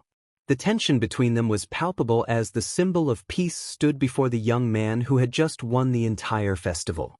Izuku's cold gaze bored into All Might, a subtle resentment simmering beneath the surface. Even now, despite the cheers and praise, Izuku's feelings toward the hero were evident. All Might hesitated for a moment before placing the gold medal around Izuku's neck. All Might, young Midoriya. You've come so far. Your strength, your will, your heart, they've carried you through so much, and today, you showed everyone just how far you've come. And I am sorry for doubting you. He said the last part in a whisper. As All Might placed the gold medal around his neck, Izuku felt the weight of the medal, not just physically but emotionally. He had fought hard, harder than ever before, and this victory felt like more than just a title. It was a testament to everything he had overcome. All Might then turned around to face the rest of the freshmen. All Might, well, they were the winners this time. But listen here. Anyone here could have ended up on these podiums. It's just as you saw competing, improving each other, and climbing even further. The next generation of heroes is definitely sprouting. So I have just one more thing to say. Everyone, please say it to me. Ready? All Might, plus Ultra. Thanks for your hard work. All Might and Izuku, what? I should have been, plus Ultra. They're All Might. They shouted in unison. All Might, well, I thought everyone worked hard. As the celebrations continued, the roar of the crowd and the lively energy of the stadium filled the air. Medals gleamed on the necks of the top 4 winners, but for Izuku, something else was on his mind. Amidst the loud cheering, he suddenly turned, stepping down from the podium and making his way toward Kyoka, who had been standing on the sidelines, watching the awards ceremony unfold. She blinked in confusion as he approached, unsure of what he was planning.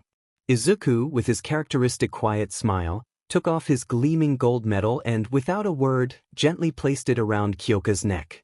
Kyoka's eyes widened in shock, her hands instinctively reaching up to touch the medal that now rested on her chest. Kyoka, W? She stammered, her voice trembling with confusion. Why did you? Izuku gave her a soft pat on the head, his expression warm and affectionate, much like an older brother showing care for his younger sibling. Izuku, because it's thanks to you, little sister, he said, his voice calm but filled with sincerity, that I made it this far. You deserve this medal more than I do. Kyoka froze for a moment, processing his words. Her heart swelled with emotion, tears pricking at the corners of her eyes. All the pressure, all the hard work, and all the support she had shown him throughout their journey had led to this moment. Izuku, her big brother, was recognizing her efforts in the most heartfelt way possible. Unable to contain her emotions, Kyoka let out a quiet sob as she wrapped her arms around Izuku, hugging him tightly. Kyoka, I don't deserve this. She whispered through her tears. You're the one who fought so hard. Izuku chuckled softly, his hand gently patting her back as he returned the hug. Izuku, you've done more than you realize, Kyoka. You all are my family. That means we carry each other forward. The heartwarming scene didn't go unnoticed by Class 1A, and the girls in particular couldn't hold back their reactions.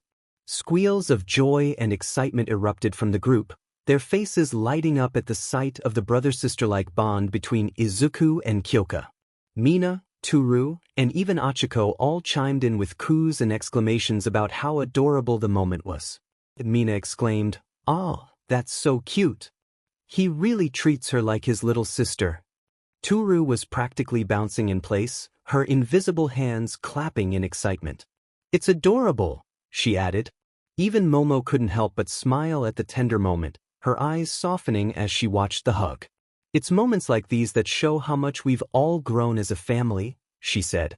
Other students from different courses who had gathered to watch the awards ceremony whispered among themselves, some smiling warmly at the heartfelt display while others were amazed by the bond they were witnessing. The crowd's chatter grew louder as people marveled at the wholesome moment between the two young heroes. As Kyoka pulled back from the hug, her eyes were still glossy with tears, but a smile had found its way to her face. She gently touched the metal around her neck once more, her fingers tracing its edges as if to remind herself it was real. "Thank you, Izuku," she whispered, her voice shaky but full of gratitude. With the tender moment concluded, Izuku turned and made his way back down to the stadium floor, where his aunt and uncle were waiting. Mitsuki and Masaru Bakugo, who had been watching the entire exchange, approached him with a mix of pride and concern. Mitsuki had tears in her eyes as she saw Izuku approaching. She reached out, placing a hand on his cheek as she looked him over, her maternal instincts kicking in. "You did amazing, Izuku," she said, her voice trembling slightly. "But you scared us today. We've never seen you like that before." Masaru, standing beside his wife, nodded in agreement, his expression equally concerned. "What happened out there, Izuku? You were so intense. We know Katsuki can be difficult, but—" Before Masaru could finish, Izuku bowed his head, guilt weighing heavily on his heart. "I'm sorry," he said quietly, his voice filled with regret. "I know I went too far. I let my anger take control, and I hurt Katsuki more than I should have." Mitsuki looked at her nephew, her heart aching at the sight of him so troubled. She pulled him into a tight embrace, holding him close as she stroked his hair. "You're a good kid, Izuku," she whispered gently. "But you have to be careful. That anger, it can consume you if you let it." Masaru placed a reassuring hand on Izuku's shoulder, offering him a kind smile. "You have a good heart, Izuku. Just remember to use that strength of yours to protect, not to harm. We know you can do it." Izuku nodded, feeling the warmth and support from the only family he had left. "Thank you, Aunt Mitsuki, Uncle Masaru," he said softly. "I promise I'll do better. I won't let it happen again." Mitsuki pulled back, wiping her eyes as she gave him a stern look, though her love for him was evident. "You'd better not," she teased, her tone lightening. "But no matter what, we're proud of you. You've come so far and I know your mom and dad would be proud of you too." Izuku's heart tightened at the mention of his parents, but he nodded, feeling a sense of peace. "I hope so," he said quietly. Before Izuku could go back to his classmates, a new chant began to rise from the crowd. People started shouting, their voices growing louder as they cheered for something unexpected. "Show us the dragon! Bring back the dragon!" Izuku blinked in surprise, hearing the excited crowd's request. All of them had witnessed his shadow dragon, Kaisel, during the cavalry battles of the sports festival, and now they were eagerly chanting for his return. Present Mike, who had been keeping an eye on the crowd, chuckled into his microphone as he addressed the rising excitement. "Whoa! Looks like the crowd's hungry for more. They want to see Midoriya's dragon again." The stadium was alive with cheers and claps as the crowd's demands grew louder. Even the pros sitting in the stands were intrigued, some nodding in approval at the crowd's enthusiasm. Midnight raised an eyebrow, grinning as she glanced at Izuku. "Well, Midoriya, seems like you've become quite the sensation." Even Kyoka gave Izuku a nudge, a playful smirk on her face. "Looks like they want an encore, big bro." Izuku chuckled, rubbing the back of his neck sheepishly. He looked around at the cheering crowd, then nodded slowly, deciding to give them what they wanted. Taking a step forward, he raised his hand into the air, the shadows beneath him beginning to swirl and shift ominously. With a surge of dark energy, a massive figure began to materialize above him. The shadows coiled and twisted until they formed the fearsome, majestic shape of Kaisel, Izuku's shadow dragon. The dragon let out a powerful roar as it appeared, its glowing blue eyes scanning the crowd, and the sheer size of the creature cast a long shadow over the arena. The crowd erupted into thunderous cheers as Kaisel soared above the stadium, his wingspan enormous as he circled once before coming to rest beside Izuku. The sight of the dragon, dark and menacing yet obedient to Izuku's command, left the audience in awe. Even Kyoka, now standing beside Izuku with the gold medal hanging proudly around her neck, couldn't help but grin at the spectacle. The once serious atmosphere of the awards ceremony had shifted into something far more celebratory and exciting. As the dragon hovered in place, Izuku reached out, gently petting its head. Kaisel lowered its massive snout, nudging Izuku affectionately, the bond between them as strong as ever. For the first time, Izuku felt what it meant to have a real family. After the adrenaline of the sports festival had died down, the students of Class 1A were still basking in the afterglow of victory and the intense emotions of the battles they'd fought. However, their tired bodies and weary minds were not lost on their homeroom teacher. Gathered in their classroom the next day, the exhaustion was evident in each student's expression. Bruises, bandages, and yawns filled the room, though the buzz of excitement and pride still lingered. Izawa, standing at the front of the room, looked at them with his usual stern but concerned demeanor. "You all performed well during the sports festival," he began, his voice carrying an unusual warmth despite his neutral expression. "You pushed yourselves beyond your limits, and some of you are probably still processing everything that happened." His gaze swept over the class, lingering on some of the more battle-worn students, like Izuku, Achiko, and Shoto. "That's why I'm excusing you all from school for the next 2 days." A chorus of surprised gasps and relieved sighs echoed through the room. Even though they'd fought valiantly, they were still students at the end of the day and they needed rest. Aizawa continued, "Whether you spend that time at the dorms or visit your families, that's up to you. When you return, we'll review the draft forms you'll receive. This is your chance to recover and reflect on what comes next." The class erupted into chatter, many students already making plans. Some, like Achiko and Shoto, would head home to see their families, while others planned to stay at the dorms to catch up on rest or personal matters. The weight of the festival was behind them, but now they had time to think, to process, and to recuperate.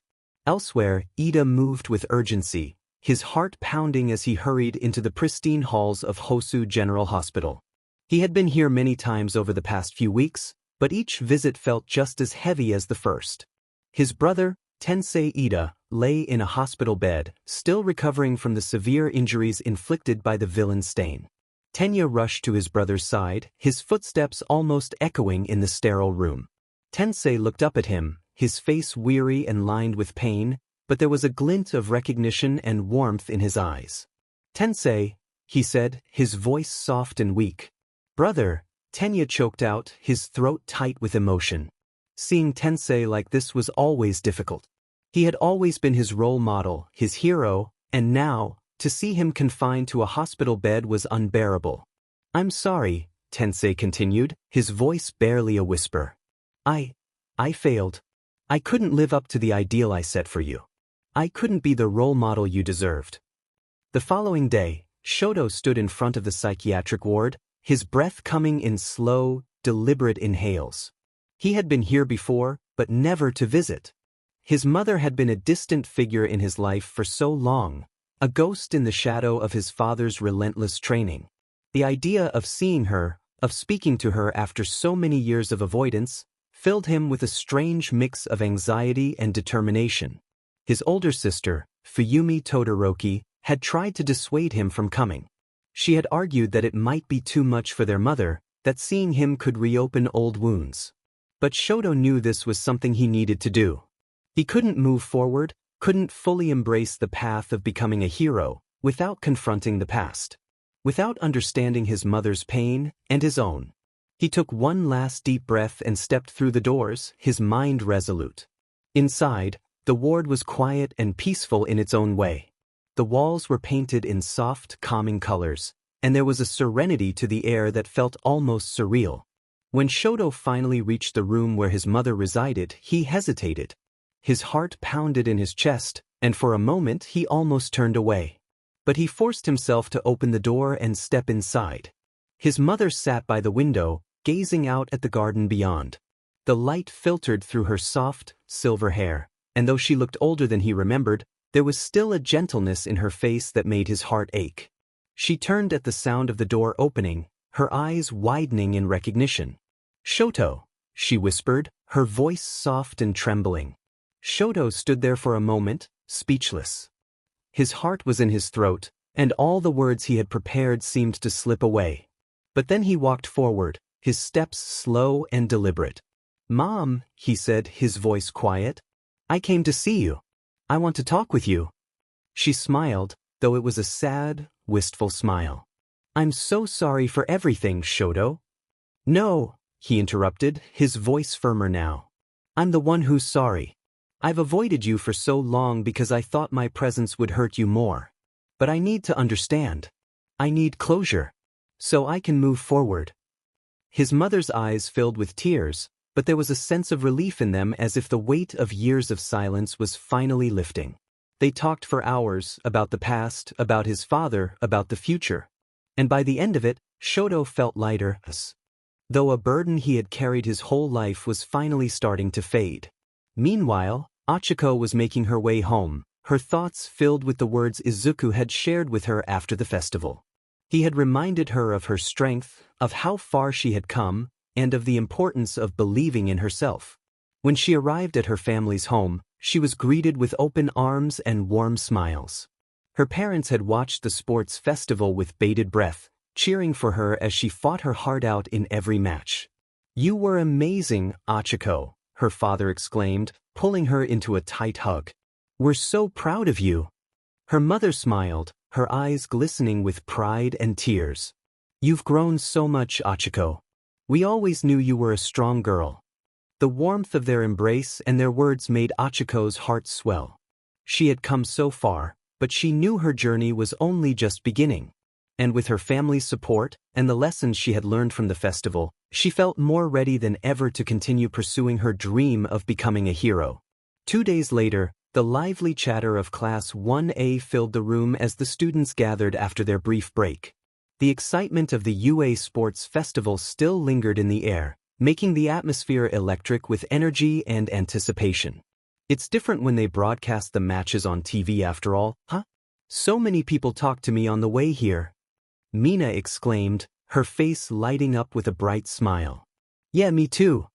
Ejiro added, grinning and flexing his muscles. People were all like, dude, you're so manly. People were staring at me too, Toru chimed in, though her invisible form made her comment more amusing than usual. It was kind of embarrassing. Ojiro, who sat near her, chuckled. Isn't that normal for you, Hakigure? Shiro, who had been slumped over his desk, sighed heavily. Hey, I had some elementary schoolers suddenly tell me, don't worry about it. Tsuyu, with her usual straightforwardness, replied, don't worry about it. Shiro's face fell further into his arms, groaning. That's not helping, Tsu. Kaminari leaned over to Mineta. So, what about you, Mineta? Does anyone recognize you? Mineta, seemingly deep in thought, smirked. Yeah, a few people. You really is amazing, huh? We're like celebrities now. As the students laughed and shared their stories, a noticeable absence lingered in their minds. Bakugo's empty seat. Though no one openly mentioned it, it cast a quiet, uneasy shadow over their otherwise enthusiastic conversations. The tension began to rise as more students took notice. Before anyone could voice their concerns, the door slid open, and Aizawa entered the room, looking completely recovered, his bandages gone, and his usual stern expression back in place. The class quickly quieted down, the buzz of conversation fading as everyone returned to their seats. Aizawa walked to the front of the room and turned to face them, his gaze sweeping across the students. He seemed to sense their unspoken questions about the empty seat. All right, everyone, I'm aware that most of you are curious, he began, his tone carrying a weight that silenced any further whispers. Some of you are worried, especially regarding Bakugo's absence. Aizawa's eyes swept across the room, and though his face was as unreadable as always, there was a heaviness in the air. The students waited with bated breath for the explanation. Bakugo Katsuki has been transferred to Class 1B. The announcement hit like a shockwave. Murmurs broke out across the room, but Aizawa raised his hand, instantly quelling the noise. He continued. The decision was made due to his behavior during the sports festival. Principal Niza believes that Bakugo's temperament poses a danger to himself and others, especially in combat scenarios where heroes are expected to protect people, not endanger them. The students exchanged glances. Bakugo had always been intense, but none of them had expected such drastic consequences. Aizawa continued, his voice steady but firm. In Class 1B, Bakugo will undergo additional training, not only in combat but in mental discipline. Hound Dog, the school's counselor, will oversee these sessions to address his aggression and impulsive tendencies. Several students shifted in their seats, visibly uncomfortable at the thought of what Bakugo might be going through. Kaminari looked worried. So, what happens if he does not show improvement? He asked hesitantly, voicing the question that had been on everyone's minds. Aizawa paused for a moment, then sighed. If Bakugo does not show improvement and continues to pose a threat to others, yes. Principal Nizu has made it clear that if he fails to adapt, he will be expelled not just from UA, but from all hero schools in Japan. A heavy silence fell over the room as the weight of those words sank in. Bakugo's path as a hero was in serious jeopardy, and it was no secret that for someone like him, being a hero was everything. However, he added, this is not a foregone conclusion. Bakugo has been given a chance to correct his behavior, and I expect all of you to respect that decision. This school's job is to teach and help students grow, and that applies to Bakugo as much as it does to anyone else. The class was silent, each student processing the news in their own way. Bakugo had always been a difficult person, but no one could deny his strength or his drive. For him to be at risk of expulsion felt like a shock to the system. Izuku, who had been quiet throughout the entire conversation, sat with a complex look on his face. His own thoughts were swirling.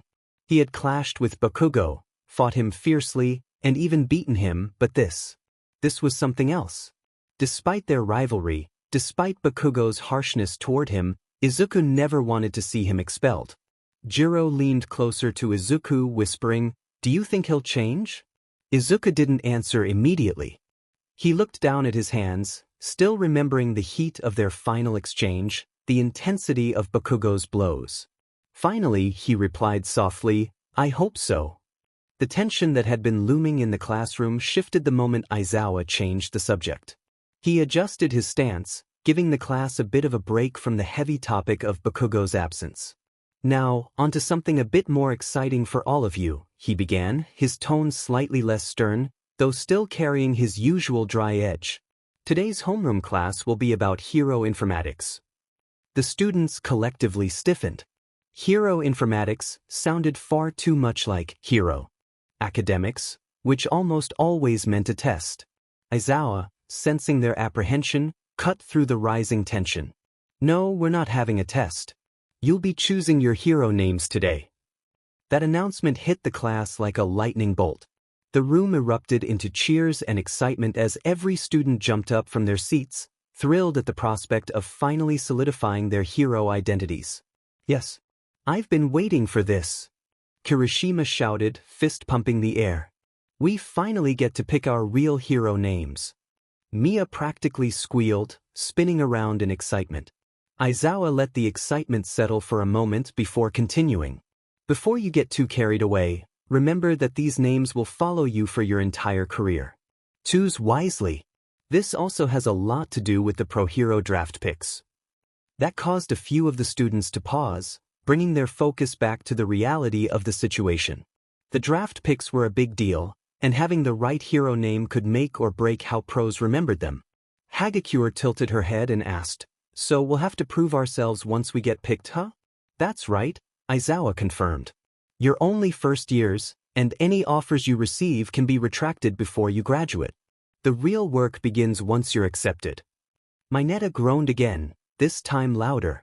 "Adults really are selfish," he grumbled under his breath, shaking his head. Aizawa ignored Mineta's complaints and picked up a remote, pressing a button that caused a large screen to descend from the ceiling. "Here are the totals for those with offers," he said as the screen flickered to life. The numbers appeared before the class, a comprehensive list of all the students who had received internship offers from Pro Heroes. Internship offers. Izuku Midoriya, 8,011. Shoto Todoroki, 4,123. Achiko Uraraka, 3,156.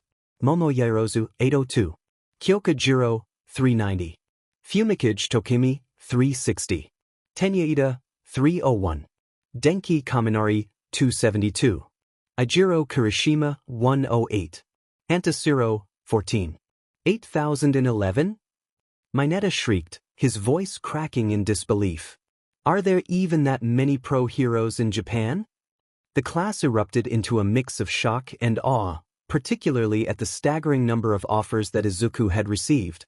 The gap between him and Shoto, the next closest in line, was astronomical. Whoa, big bro, that's insane. Kyoka exclaimed, staring at the numbers in disbelief. I knew you'd get offers, but this is on a whole different level. Shoto, who had received a significant number of offers himself, raised an eyebrow at the sheer size of Izuku's total. His mind flickered back to the final match during the festival. The overwhelming power Izuku had demonstrated was clearly a major factor in attracting so many offers. Meanwhile, Kaminari threw his head back in frustration, groaning loudly. Denki, there's such a big difference. I thought getting over 200 was pretty good, but now it feels like nothing. Yuga, those pro heroes don't know a good thing when they see one, he said dramatically, placing a hand on his chest in a pose of wounded pride. He frowned when he didn't see his own name on the board, clearly feeling overlooked. Izuku, however, sat quietly in his seat, not overwhelmed by the number of offers. He was more concerned about how he would manage to do an internship while handling dungeons. Aizawa, as if sensing the collective unease, spoke up. Aizawa, in other years, the offers are usually more spread out, but this year, all eyes were on the top 3, he said, nodding toward Izuku, Shoto, and Achiko. Still, Izuku smiled for his friends. He glanced at Shoto, who remained stoic, but he swore he saw a tiny smile, and Achiko, who was still staring at the board with a mix of pride and disbelief. Momo leaned over toward Shoto, offering a congratulatory smile. Momo, Todoroki, congratulations on receiving so many offers. I'm not surprised at all, you performed spectacularly. Shoto, however, didn't seem as enthused. He returned her smile politely but shook his head slightly. Shoto, thanks, Yaoyorozu. But I think most of those offers are because of my father's influence, not because of anything I did. Meanwhile, Achiko was practically bouncing in her seat, her usual exuberance shining through as she shared her excitement with the others. Achiko, I can't believe we all got offers. This is such a big step for us. I'm so happy we can all experience internships. Even students who hadn't received offers didn't stay discouraged for long, as Aizawa assured them that they would all get the chance to intern with pro heroes, regardless of offers. His reassurance helped ease the minds of those like Hantasiro and Mashireo Ojiro, who hadn't received many offers compared to their classmates. Aizawa, now, before we get too deep into the excitement of internships, he said, his voice cutting through the chatter, you'll need to choose your hero names. These names will define you for your career, so take this seriously. You need a name that reflects who you are and what you aspire to be. He stepped back as the door to the classroom opened, revealing none other than the R-rated heroine, Midnight. Kaminari, Siro, and Mineta perked up instantly, their eyes widening and grins spreading across their faces as Midnight sauntered in with her usual charm. Midnight, all right everyone. As your teacher said, choosing your hero's name is a very important step, she announced, flashing the class a teasing smile. Remember, many of the hero names used by students end up becoming their professional hero names. So if you pick something silly or immature, well, you'll have consequences later. While the boys struggled to contain their excitement at her presence, the girls gazed at her with admiration. Midnight commanded attention wherever she went, her confidence and beauty leaving an impression on everyone. Aizawa, meanwhile, made his way toward his sleeping bag, preparing for a much-needed nap. Aizawa, Midnight will help you with the names. I'm not really good at this kind of thing, he mumbled, already halfway to curling up in the corner of the room. He briefly reminisced about his own hero name, Eraserhead, which Present Mike had nonchalantly given him back during his time at UA. And as fate would have it, he ended up keeping the name professionally. Midnight passed out canvases to each student, encouraging them to write down their ideas. Midnight, once you've written down your name, you'll present it to the class, she instructed. I'll be the judge of whether your name is acceptable or not. The room was filled with nervous energy as the students began to think about their hero names.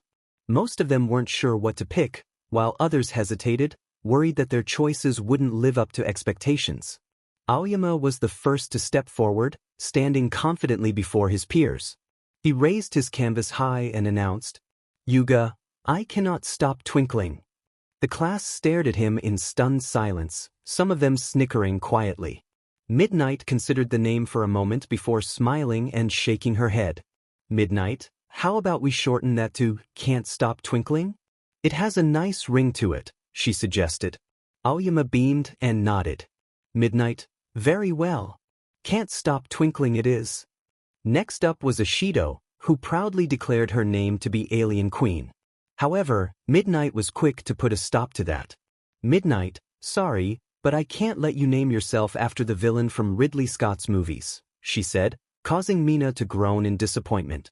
Tsuyu stepped up next, confidently presenting her name, rainy season heroine, Froppy. The class cheered at Tsuyu's choice, her name being much more straightforward than the previous ones. Midnight gave her approval without hesitation. Then came Kirishima, who stood tall and confidently declared his name to be Sturdy Hero, Red Riot, in honor of his idol, Crimson Riot.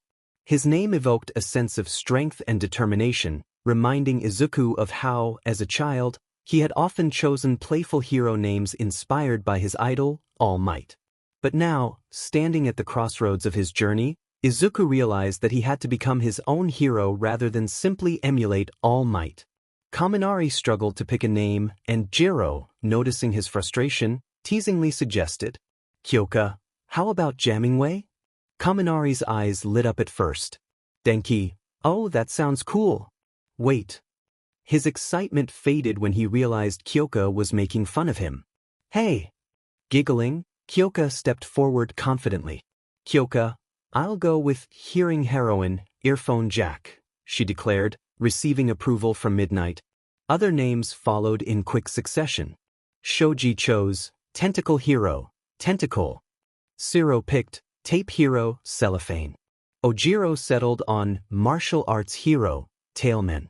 Sato selected Sweets Hero, Sugarman. Mina revised her name to Pink Heroine, Acid Queen, while giving Izuku a thumbs up because he suggested it. Denki went with Stun Gun Hero, Chargebolt. Toru selected Stealth Heroine, Invisible Girl. Momo confidently chose Everything Heroine, Kriati. Tokoyami picked Jet Black Hero, Tsukuyami. When it was Shoto's turn, the class was curious to see what he would choose, given his unique and powerful quirk. After a pause, Shoto declared, "Shoto, my hero name will be Elemental Hero, Frostburn." The name reflected not only his quirk, which combined both ice and fire, but also his complex personality and the internal struggles he faced in reconciling both sides of himself. As more names were chosen, Achiko finally stepped up, brimming with excitement. "Achiko, I'll be the Gravity Heroine, Uravity," she announced proudly, her enthusiasm contagious as the class cheered her on. That left only Tenya and Izuku. Tenya stepped up next, his mind still on the hospital visit to his brother. Though Tensei had wanted him to take on the name Ingenium, Tenya ultimately decided to stick with his own name out of respect for his brother's legacy. "Tenya," he said simply. The class waited in anticipation as Izuku stood up, walking to the front of the room. Holding his canvas firmly in hand, he revealed the name he had chosen. Everyone was taken aback by the unique name choice. It didn't seem like the flashy name of a hero they expected. Seeing their reactions, Izuku explained, "As you all know, for most of my life I was powerless. Every player starts from level 1, but for me, it was from 0. That's why I chose this name. It reminds me of where I came from and how far I've come. That's why my name will be the Gamer Hero, 0. The room fell silent for a moment before the applause started. His classmates respected the meaning behind his name, realizing how much it represented his journey. Midnight smiled approvingly. "Well, it's certainly unique and fitting for you. I approve." As lunchtime rolled around, the cafeteria at UA was bustling with lively conversation. The topic of internships was on everyone's mind, and naturally, the students of Class 1A couldn't resist discussing their choices for agencies. Mina brought it up first as they gathered around a table. So, has everyone picked an agency yet? She asked, eyes darting around the group curiously. Mineta pointed to himself, clearly eager to share his decision. I picked MT Lady's agency. I mean, who wouldn't want to work under her? She's got experience and she's super popular. His voice trailed off as he noticed the disapproving stares from some of his classmates. Tsuyu didn't hesitate to voice her opinion.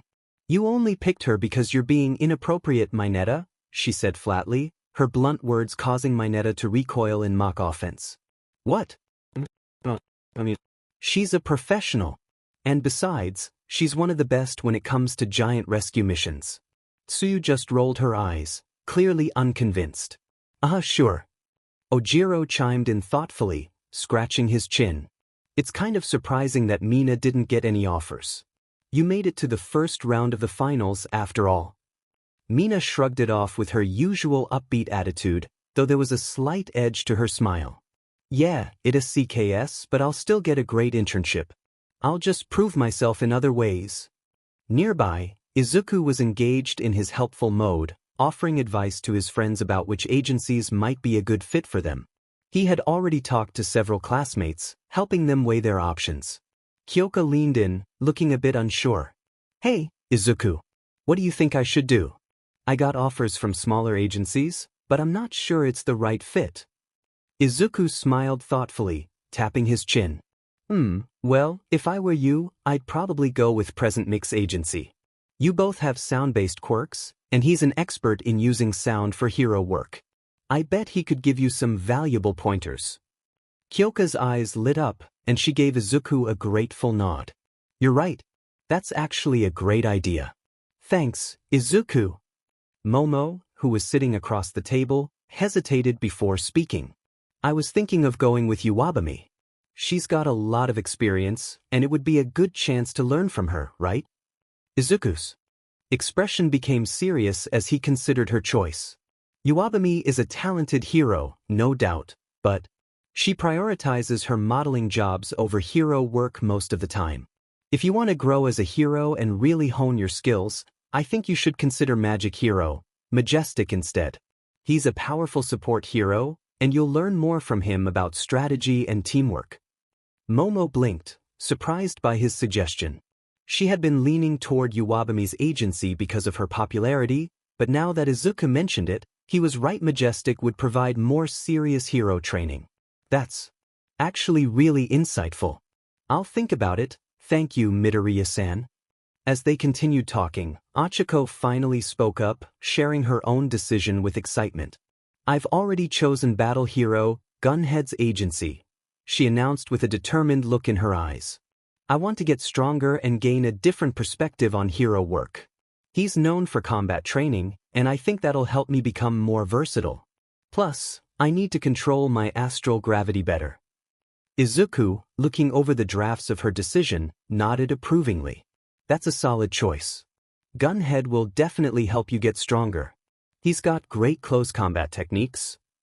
However, as he skimmed the list of offers she had received, his eye landed on one name in particular, causing him to pause. His expression shifted from one of casual interest to surprise. Wait, Achiko, you got an offer from Dragoon hero, Ryukyu. The moment he said her name, the entire table seemed to freeze.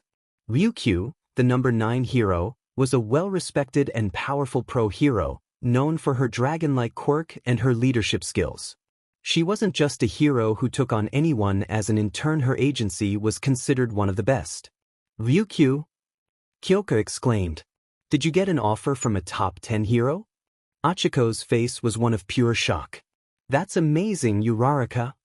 Mina cheered, practically bouncing in her seat. You're going to be working with a real top 10 hero. Momo added, clearly impressed as well. Top 10? That's impressive. Ryukyu's quirk is dragon, right? She's really powerful. Izuku nodded, his expression shifting to one of thoughtful consideration. Ryukyu could definitely help you with your quirk, Achiko. Especially with controlling your astral gravity and managing its energy output. She's got experience with large-scale combat and controlling immense power, so I think you'd benefit a lot from training under her. Achiko's smile brightened even more, and her eyes sparkled with excitement. Really? That's awesome. I'll definitely consider her then. Thanks, Izuku. As they continued discussing their internship choices, it became clear how much the sports festival had changed their lives. Not only had it brought them recognition from pro heroes, but it had also opened up new opportunities for them to grow, learn, and become stronger. As Izuku scrolled through his offers, something unexpected happened. A familiar ding echoed in his mind, and a quest notification appeared before his eyes. He instinctively froze, knowing exactly what it meant. Alert! New quest has arrived. Difficulty: S-rank. Objective: clear the dungeon and retrieve an ancient relic. Level requirement: none. Quest reward: active skills from the Devil Hunter class unlocked either during or after quest completion. Time limit: 7 days. Failure penalty: penalty will be revealed upon failure. Accept or decline. Izuku blinked, his breath catching in his throat as the quest screen floated in front of him. His thoughts raced as he quickly scanned the quest details. There was nothing too specific, just the words retrieve an ancient relic. The part that unnerved him the most was the penalty, vague and left to his imagination since he had never faced penalties before. Izuku thought, 7 days. His fingers twitched slightly. It was a limited amount of time, but more than enough for him to prepare for whatever awaited him in the dungeon. His quirk always had a way of pushing him to his limits, often beyond what he thought possible. Kyoka's voice snapped Izuku out of his thoughts. Hey, Izuku? You've been staring at that page for like 10 minutes. Is everything okay? Izuku blinked again, quickly closing the quest screen from his vision. He shook his head and gave her a small smile. Yes, sorry. Just thinking about all these offers. It's a lot to process. Denki chuckled. 8,011 offers would do that. Man, you're living the dream. Izuku nodded absent-mindedly, trying to focus on the conversation again. As they continued discussing internships and agencies, his mind kept drifting back to the quest. This wasn't the first time he had received an urgent mission, but it felt different somehow. The rewards and the risks were always shrouded in mystery. After school, Izuku found a quiet moment to himself in the courtyard of Ua, sitting under a tree where no one would disturb him. He opened his menu, scanning through the details again. But what kind of dungeon will it be? He wondered. Every dungeon had its own challenges, and each time the stakes were high. He couldn't afford to fail, not with so much on the line. He could already feel the weight of the unknown penalty hanging over him like a shadow. Izuku closed the menu with a sigh. He steeled himself for what he had to do. He had made a decision. As much as he wanted to work with the pro heroes who had extended their hands to him, this quest, his quirk, demanded his full attention. His quirk had always been unpredictable, but it had also been his greatest teacher. No pro hero could help him develop in the way his quirk could. With a determined stride, he made his way to Principal Nizu's office. As he walked through the corridors of UA, students bustled around him, discussing their upcoming internships with excitement. He caught snippets of conversations, students excitedly chatting about which agencies they had chosen and the heroes they would work with. Izuku felt a pang of guilt but reminded himself that this decision was necessary. Finally reaching Principal Nizu's office, Izuku took a deep breath and knocked on the door. Come in, Nizu's cheerful voice came from the other side.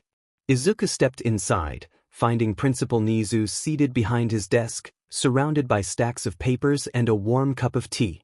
Despite the clutter, Nizu's sharp eyes immediately locked onto Izuku. Ah, Midoriya, he greeted with a curious smile. What brings you here at this time of day? Izuku stood at attention, trying to find the right words. Principal Nizu, I need to talk to you about my internship offers. Nizu's ears perked up as he leaned forward, clearly interested in what Izuku had to say. Oh, you've been quite the popular choice this year. 8,000 offers if I recall correctly. That's quite a feat. Izuku nodded. Yes, sir, and I'm very grateful for all the opportunities the pro heroes have given me. But I'm afraid I need to decline all of them. Nizu blinked, his expression unreadable for a moment before he placed his tea down and folded his hands on the desk. Decline all of them? That's a rather bold decision, Midoriya. May I ask why? Izuku took a deep breath, preparing to explain. It's my quirk. You see, I received a new quest from my quirk today, and it's important. I have to complete a dungeon within a week, and if I don't, there will be consequences. I know the internship is an incredible opportunity, but my quirk is my biggest asset right now. I need to focus on getting stronger, and the only way I can do that is by following the path my quirk has laid out for me. No pro hero can help me with this. Nizu's eyes narrowed slightly, clearly processing the information carefully. After a brief moment of silence, he leaned back in his chair, his face softening into a thoughtful expression. I see. So, you believe this quest is vital to your growth, more so than any internship could offer? Yes, sir, he answered firmly. I know it might sound odd, but my quirk has always been different. It's unpredictable, but it's also guided me to become stronger. I've faced dungeons before, and each time, I've come out stronger because of it.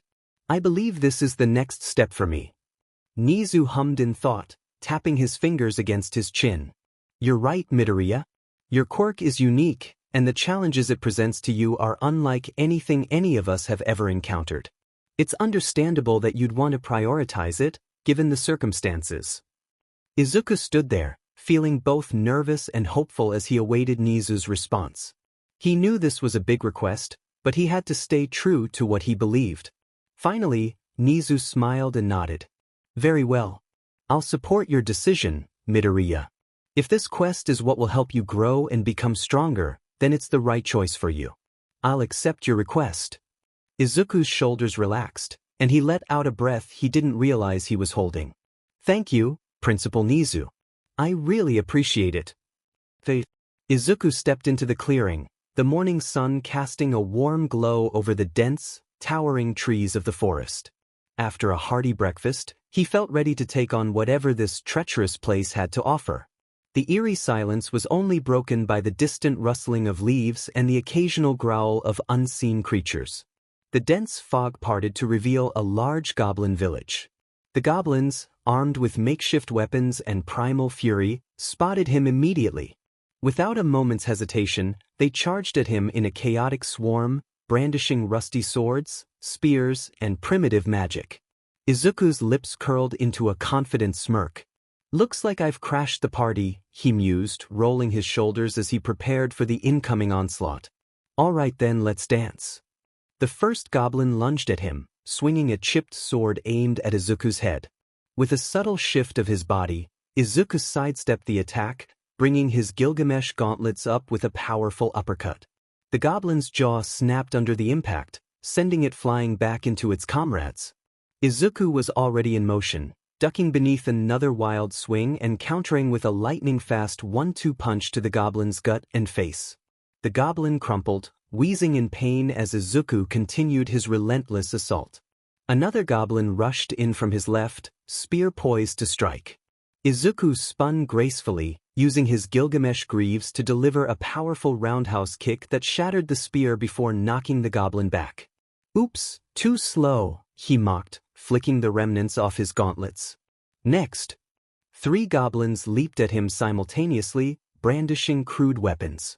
Izuku ducked low, evading a sword swipe and weaving through the chaotic barrage of attacks with uncanny precision. He dodged a move aimed at his chest, twisting to avoid another goblin swinging down with a club. The world around him slowed, his enhanced movement sense dissecting each movement, every muscle twitch of the goblins telegraphed and clear. Izuku's response was a whirlwind of counters. He slammed his fist into the gut of one goblin, sending it crashing into another with bone-crushing force.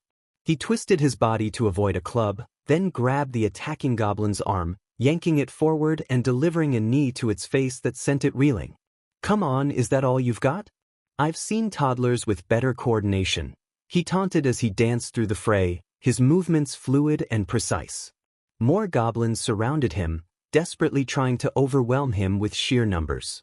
Izuku switched tactics, drawing the Sword of Omen in a single fluid motion. The blade gleamed with an ethereal light, and Izuku wasted no time in putting it to work.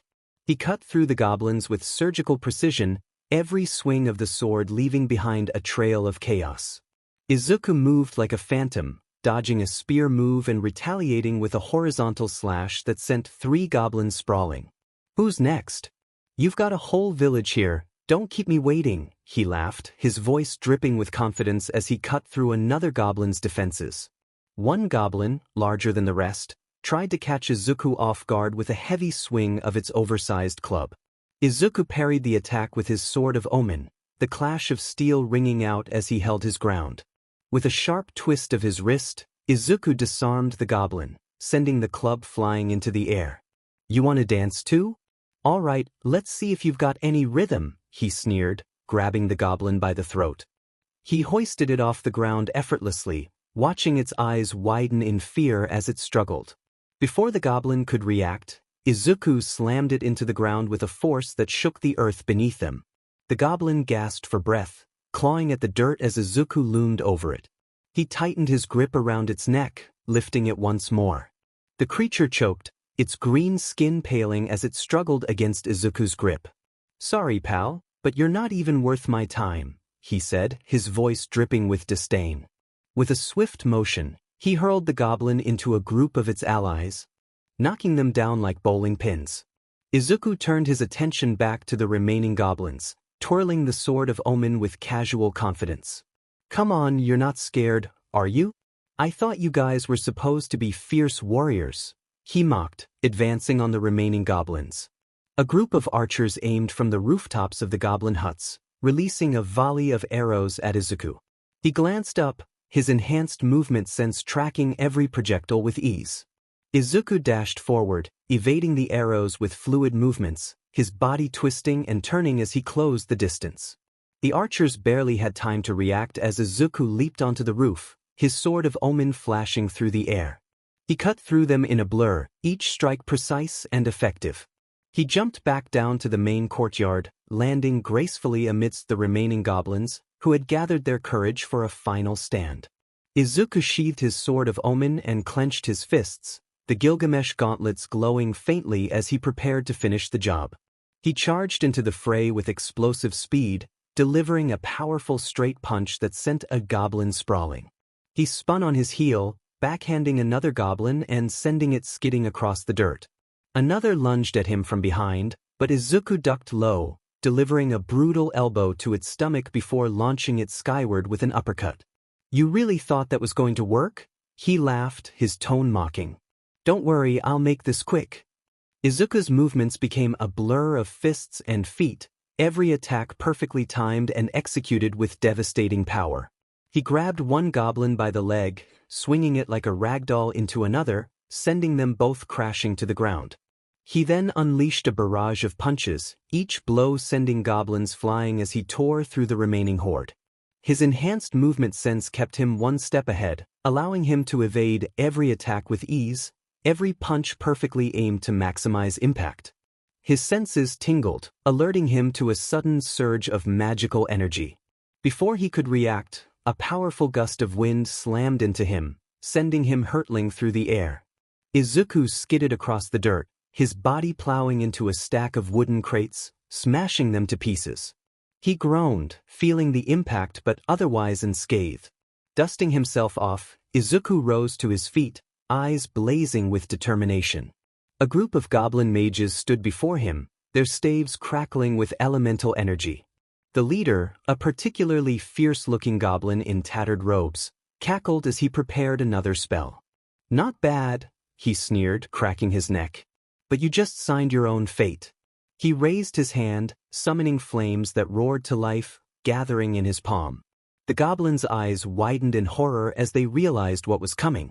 Izuku's grin turned fierce as he unleashed the blast burn.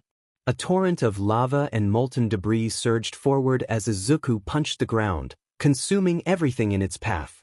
Fush! The goblins poured all their mana into their defenses, desperately trying to hold back the searing sea of lava. For a moment, it seemed they had managed to contain it. But Izuku wasn't finished.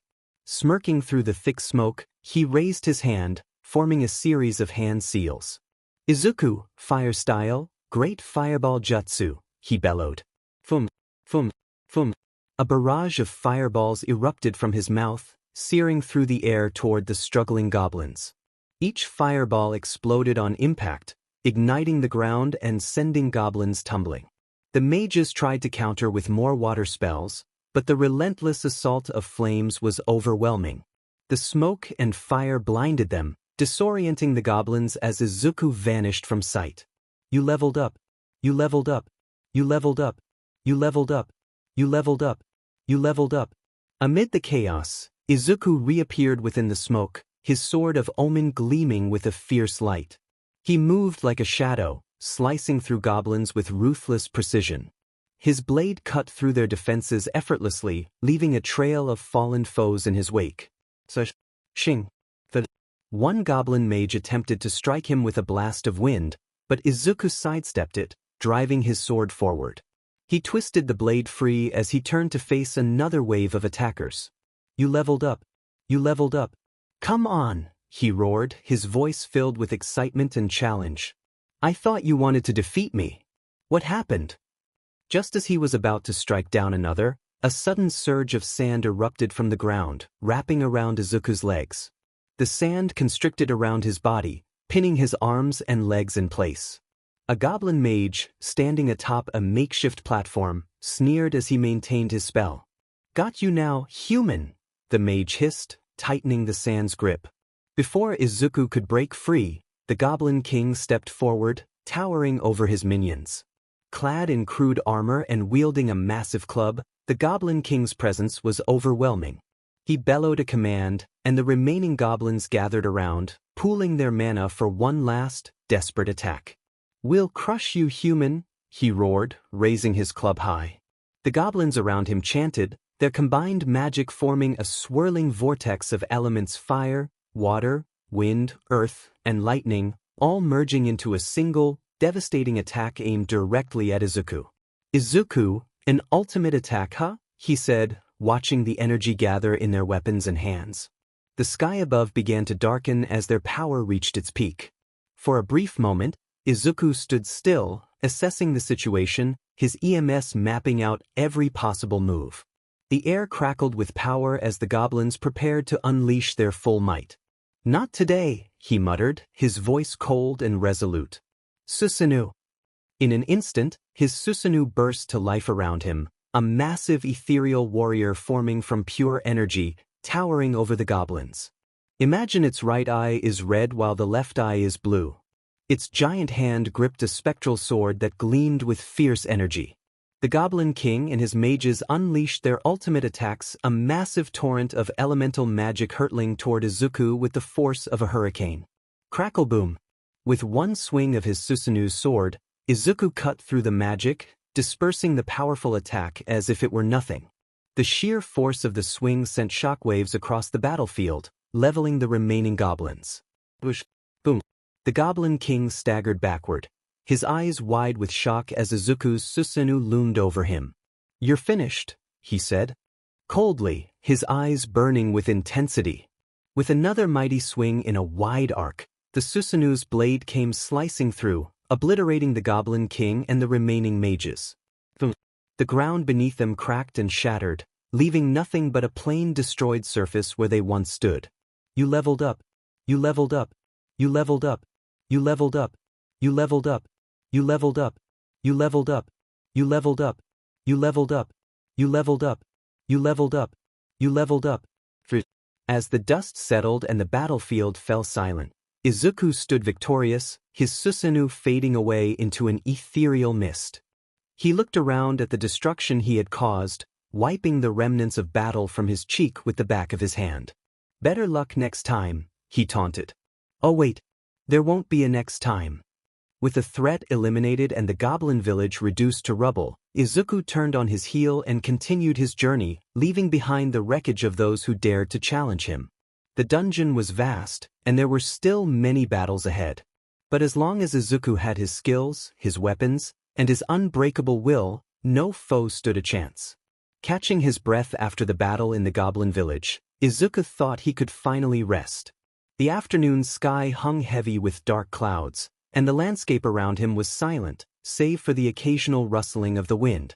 He took a moment to appreciate the stillness, sheathing his sword of omen and letting the adrenaline ebb away. But his calm was shattered when the ground began to tremble beneath his feet. A low, rumbling sound echoed through the air, growing louder and more menacing with each passing second. Izuku looked up, his eyes widening as massive, armored figures emerged from the thickening fog on the horizon. 3 colossal monsters, towering like living mountains, advanced toward him. Their bodies were made of dark, jagged armor, with glowing orange cores that pulsed like fiery hearts. Their eyes, burning with a sinister crimson light, locked onto Izuku, who stood alone on the desolate field. Each step they took shook the earth, and their sheer presence seemed to warp the very air around them. Izuku's grip tightened around the hilt of his sword of omen, his expression shifting from surprise to a defiant smirk. "Well, looks like I've got company," he muttered, his EMS flaring to life. "And here I thought today was going to be boring." One of the giants raised its enormous, molten fist, readying to strike Izuku where he stood. The other 2 lumbered closer, each radiating an ominous, almost overwhelming aura. The sight of these titanic beings would have been enough to make any normal person flee in terror, but not Izuku. To him, they were just bigger targets. He cracked his knuckles, stepping forward with unshakable resolve. "All right, big guys," he taunted, his voice dripping with mockery. "Let's see if you can handle the big guns." Izuku's battle against these towering foes was about to begin, and he was ready to unleash everything he had. As the nearest giant raised its molten fist to strike, Izuku made his move. His body erupted in a surge of brilliant blue energy as he activated his Super Saiyan Blue transformation. The power coursed through his veins, magnifying his strength, speed, and senses beyond anything humanly possible. His aura crackled with electricity, the sheer force of his energy causing the ground beneath him to crack and tremble. One of the giant's fists came crashing down where Izuku had been standing, pulverizing the earth with a thunderous boom. But Izuku was already high above, his Super Saiyan Blue form blazing like a comet-esque energy through the sky. With his enhanced strength and speed, he easily evaded the slow, lumbering movements of the giants. But he wasn't just going to dodge, he was going to take the fight to them. "Let's kick it up a notch," he declared as he summoned his Susanoo again. The colossal spectral warrior materialized around him, its massive form almost matching the size of the giants below. "Time to light you up," he snarled as the Susanoo reared back, its mouth beginning to glow with intense, fiery light. The energy coalesced, condensing into a massive fireball that burned with the heat of the sun. With a thunderous roar, the Susanoo unleashed the fireball from its mouth, sending it hurtling toward the nearest giant. Boom! The fireball tore through the air, a blazing comet of destruction aimed directly at the giant's chest. The impact was immediate and devastating. The fireball struck with explosive force, engulfing the giant in a torrent of flames. The searing heat melted through its armor, and the giant staggered backward, its body writhing as it tried to shake off the inferno. But Izuku wasn't done. The Susanoo continued its assault, spewing fireball after fireball with unrelenting fury. Each fiery projectile struck with pinpoint accuracy, battering the giants and setting the battlefield ablaze. The giants roared in defiance, but their massive size made them easy targets for Izuku's relentless onslaught. The ground shook with each explosion, and the sky was filled with the roar of flames as Izuku's Susanoo kept up the pressure. The giants, though resilient, struggled to keep up with the barrage. Their slow movements and large size made them sitting ducks for Izuku's firestorm. One of the giants, more agile than the others, managed to catch Izuku off guard. It swung its massive arm in a wide arc, aiming to swat him out of the sky. Izuku barely had time to react as the arm came crashing toward him. But instead of retreating, he grinned and pushed forward, meeting the attack head-on. "Chidori!" he shouted, summoning a crackling bolt of lightning in his Susanoo's hand. He moved the Chidori forward, the lightning-infused strike colliding with the giant's arm. The force of the impact sent shockwaves rippling through the air, and the giant's arm erupted in a shower of sparks. The giant howled in frustration as it stumbled, trying to regain its balance. But Izuku wasn't done. As the giant staggered, he decided to up the ante. He deactivated his Susanoo and channeled even more of his Super Saiyan Blue energy into his next attack, the power building up within him like a raging storm. Final Kamehameha, he bellowed, his voice shaking the very heavens. He brought his hands together, forming the iconic stance as a brilliant orb of energy gathered between his palms. The dual-colored energy swirled and pulsed, growing brighter and more intense until it was almost blinding. With a mighty roar, Izuku unleashed the final Kamehameha, the beam of pure energy shooting forth with unstoppable force. The two giants tried to shield themselves, raising their arms in a futile attempt to block the attack. But the final Kamehameha was too powerful. The beam tore through their defenses, punching a hole straight through their chests. Their roars of defiance were cut short as their bodies began to disintegrate, the energy from the final Kamehameha reducing them to ashes. The explosion that followed was cataclysmic, the shockwave flattening the surrounding terrain and sending debris flying in all directions. The sky itself seemed to shudder under the force of the blast, and for a moment, it looked as though the battle had been won. But Izuku knew better.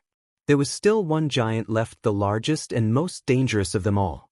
It stood at the edge of the battlefield, watching as its brethren fell. Its eyes burned with hatred, and it began to gather its power, the air around it crackling with dark energy. Izuku landed on the ground, breathing heavily but still ready for the final showdown. He could feel the immense power radiating from the last giant, and he knew this was going to be the toughest fight yet. But he wasn't afraid. In fact, he was exhilarated. This was the kind of battle he lived for. The giant unleashed its power, sending a massive wave of energy surging toward Izuku. The ground shook violently, and the air was filled with the deafening roar of the giant's attack. But Izuku didn't flinch. He clenched his fists, and his aura flared even brighter as he prepared his next move. "All right, time to end this," he muttered, his voice filled with determination. He raised his hand to the sky, his eyes locking onto the storm clouds that had gathered above. He could feel the raw power of the elements, and he knew exactly how to harness it.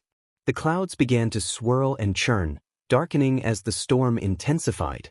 Lightning flashed across the sky, followed by the deep rumble of thunder. "Kirin!" he shouted, his voice rising above the roar of the storm. The clouds split open as a massive bolt of lightning descended from the heavens, taking the shape of a colossal dragon made of pure electricity. The Kirin roared as it plummeted toward the giant, its body crackling with enough energy to obliterate anything in its path. The giant tried to brace itself, raising its arms to shield its body, but it was too late.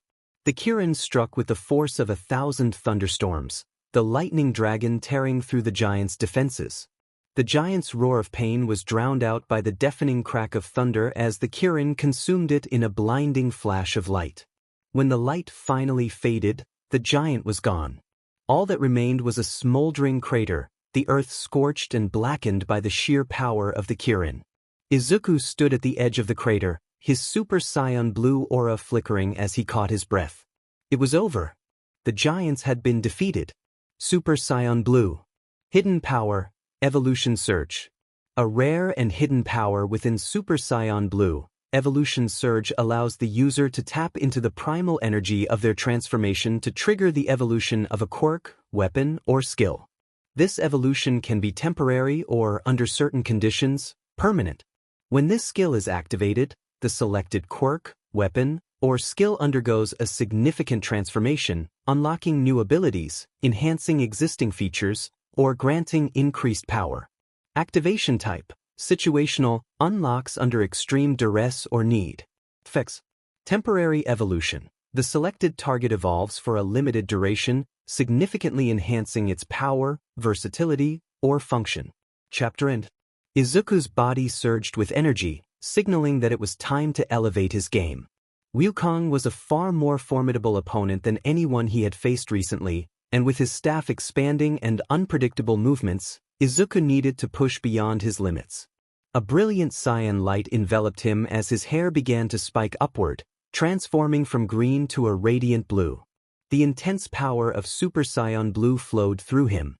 His muscles tensed, and the ground cracked beneath his feet as his strength multiplied. his power was a balanced fusion of raw strength and precise control. Wukong's expression shifted slightly at the sight, a mixture of interest and perhaps a hint of respect for the first time. The world around him slowed, and every heartbeat echoed with raw power. Izuku's narrowed eyes locked onto Wukong, who stood waiting, still twirling his staff, the smirk never leaving his lips. Wukong leaped into the air, his movements a blur as he disappeared into a cloud of mist. The air whipped around Izuku, the force of Wukong's cloud step nearly disorienting. But this time, Izuku was ready. With a single step forward, Izuku shot off, his movements creating a sonic boom that cracked the ground around him. Whoosh! The air screamed in his wake, his blue aura surged across the battlefield like a comet. In an instant, he caught up to Wukong, who barely had time to react as Izuku materialized in front of him, faster than he'd anticipated. Wukong's staff spun toward Izuku, but the hero was already a step ahead. He tilted his body just enough, evading the incoming strike by a hair's breadth, and retaliated with a swift punch to Wukong's side. The blow connected, sending Wukong flying backward, his form crashing through a row of stone pillars. Dust and debris exploded into the air as Wukong's figure hit the ground, skidding back and kicking up a massive cloud of dirt. Izuku didn't hesitate. He knew Wukong wouldn't stay down for long. He raised his hand, summoning his trusted dual pistols in a flash of light. In one smooth motion, he fired off a volley of shots, the enchanted bullets tearing through the air toward Wukong. Bang! Bang! Bang! The loud crack of each shot echoed through the battlefield as the bullets rained down on Wukong, forcing him to dodge. But just as the bullets closed in, Wukong performed a somersault, spinning high into the air on a summoned cloud. Izuku's sharp eyes tracked Wukong's every movement. With a flick of his wrist, his pistols vanished, and he summoned a sword into his hand. Not wasting a second, he shot forward, launching himself into the air in pursuit of Wukong, who floated effortlessly on his somersault cloud. As they met midair, Wukong swung his staff, expanding it with a crackling sound, aiming directly for Izuku's midsection. Izuku's reaction was instant. With a flash of blue light, he swung his sword in an arc so fast it left an afterimage. Clang! The sword clashed with Wukong's staff, sparks exploding from the point of contact. The sheer force of the clash sent shockwaves across the battlefield, shaking the mountains around them. Wukong tried to push Izuku back, but Izuku didn't relent. With a sudden burst of energy, he twisted his wrist and flickered out of sight, reappearing behind Wukong in a split second. In the blink of an eye, Izuku unleashed Judgment Cut. He sheathed his sword momentarily, letting his mana sharpen around him. His eyes glowed with precision, reading every minute movement of Wukong's stance, his breath, his posture. Time seemed to slow for a heartbeat. Izuku's hand blurred as he unsheathed his sword, slicing the air with impossible speed. Swish, swish, swish. Multiple slashes filled the air in rapid succession, too fast for the eye to follow. Each slash seemed to cut through the very fabric of space, leaving behind shimmering trails of energy. The wind roared from the force of the strikes, distorting the air around Wukong. For a split second, everything went silent. Slice. Izuku's attack hit, the delayed effect of his sword strikes catching up with reality. Wukong gasped, his body jerking as several glowing cuts appeared all over him simultaneously. He staggered backward, stunned by the sheer speed and precision of Izuku's strikes. But Wukong wasn't finished. Despite the marks across his body, his eyes flared with determination. He plucked his hair and threw it at the ground, summoning a swarm of duplicates. Wukong used a pluck of many skill. Suddenly, the battlefield was filled with dozens of Wukong clones, each identical to the original, each wielding a staff and charging toward Izuku from all directions. Their war cries filled the air as they closed in on him, surrounding him like a pack of wild animals. Izuku's eyes darted around, quickly assessing the situation. The clones were too fast to track with normal eyes. But Izuku had an edge. Activating the power of his EMS, Izuku's eyes glowed a deep crimson, spinning with the telltale pattern of his bloodline ability. His perception heightened, allowing him to see every movement, every shift in the clone's positions. He took a deep breath, the world slowing around him as he moved. Izuku summoned Gilgamesh, his gauntlets and greaves glowing with energy as they materialized around his arms and legs. The instant the first clone closed in, Izuku slammed his gauntlet into the ground, unleashing a shockwave of explosive force. Boom! The clones were sent flying back, but they quickly regrouped. Another came from behind, staff raised, but Izuku pivoted on his heel, dodging the strike and countering with a powerful kick to the clone's midsection. Crunch! The clone shattered into mist. More clones swarmed him, but Izuku met each one head-on. He dodged, blocked, and retaliated with precision, each move fluid and powerful. His fists and legs struck with the force of an earthquake, shattering the clones upon contact. Wukong, watching from a distance, narrowed his eyes, impressed. Suddenly, Izuku launched himself into the air, high above the battlefield. As the clones tried to follow, he summoned his cavalier, the massive, demonic motorcycle materializing beneath him. Revving the engine with a roar, Izuku spun it downward. Izuku, time to end this. With a deafening crash, Izuku dived into the horde of Wukong's clones, the cavalier's massive blades cutting through them effortlessly.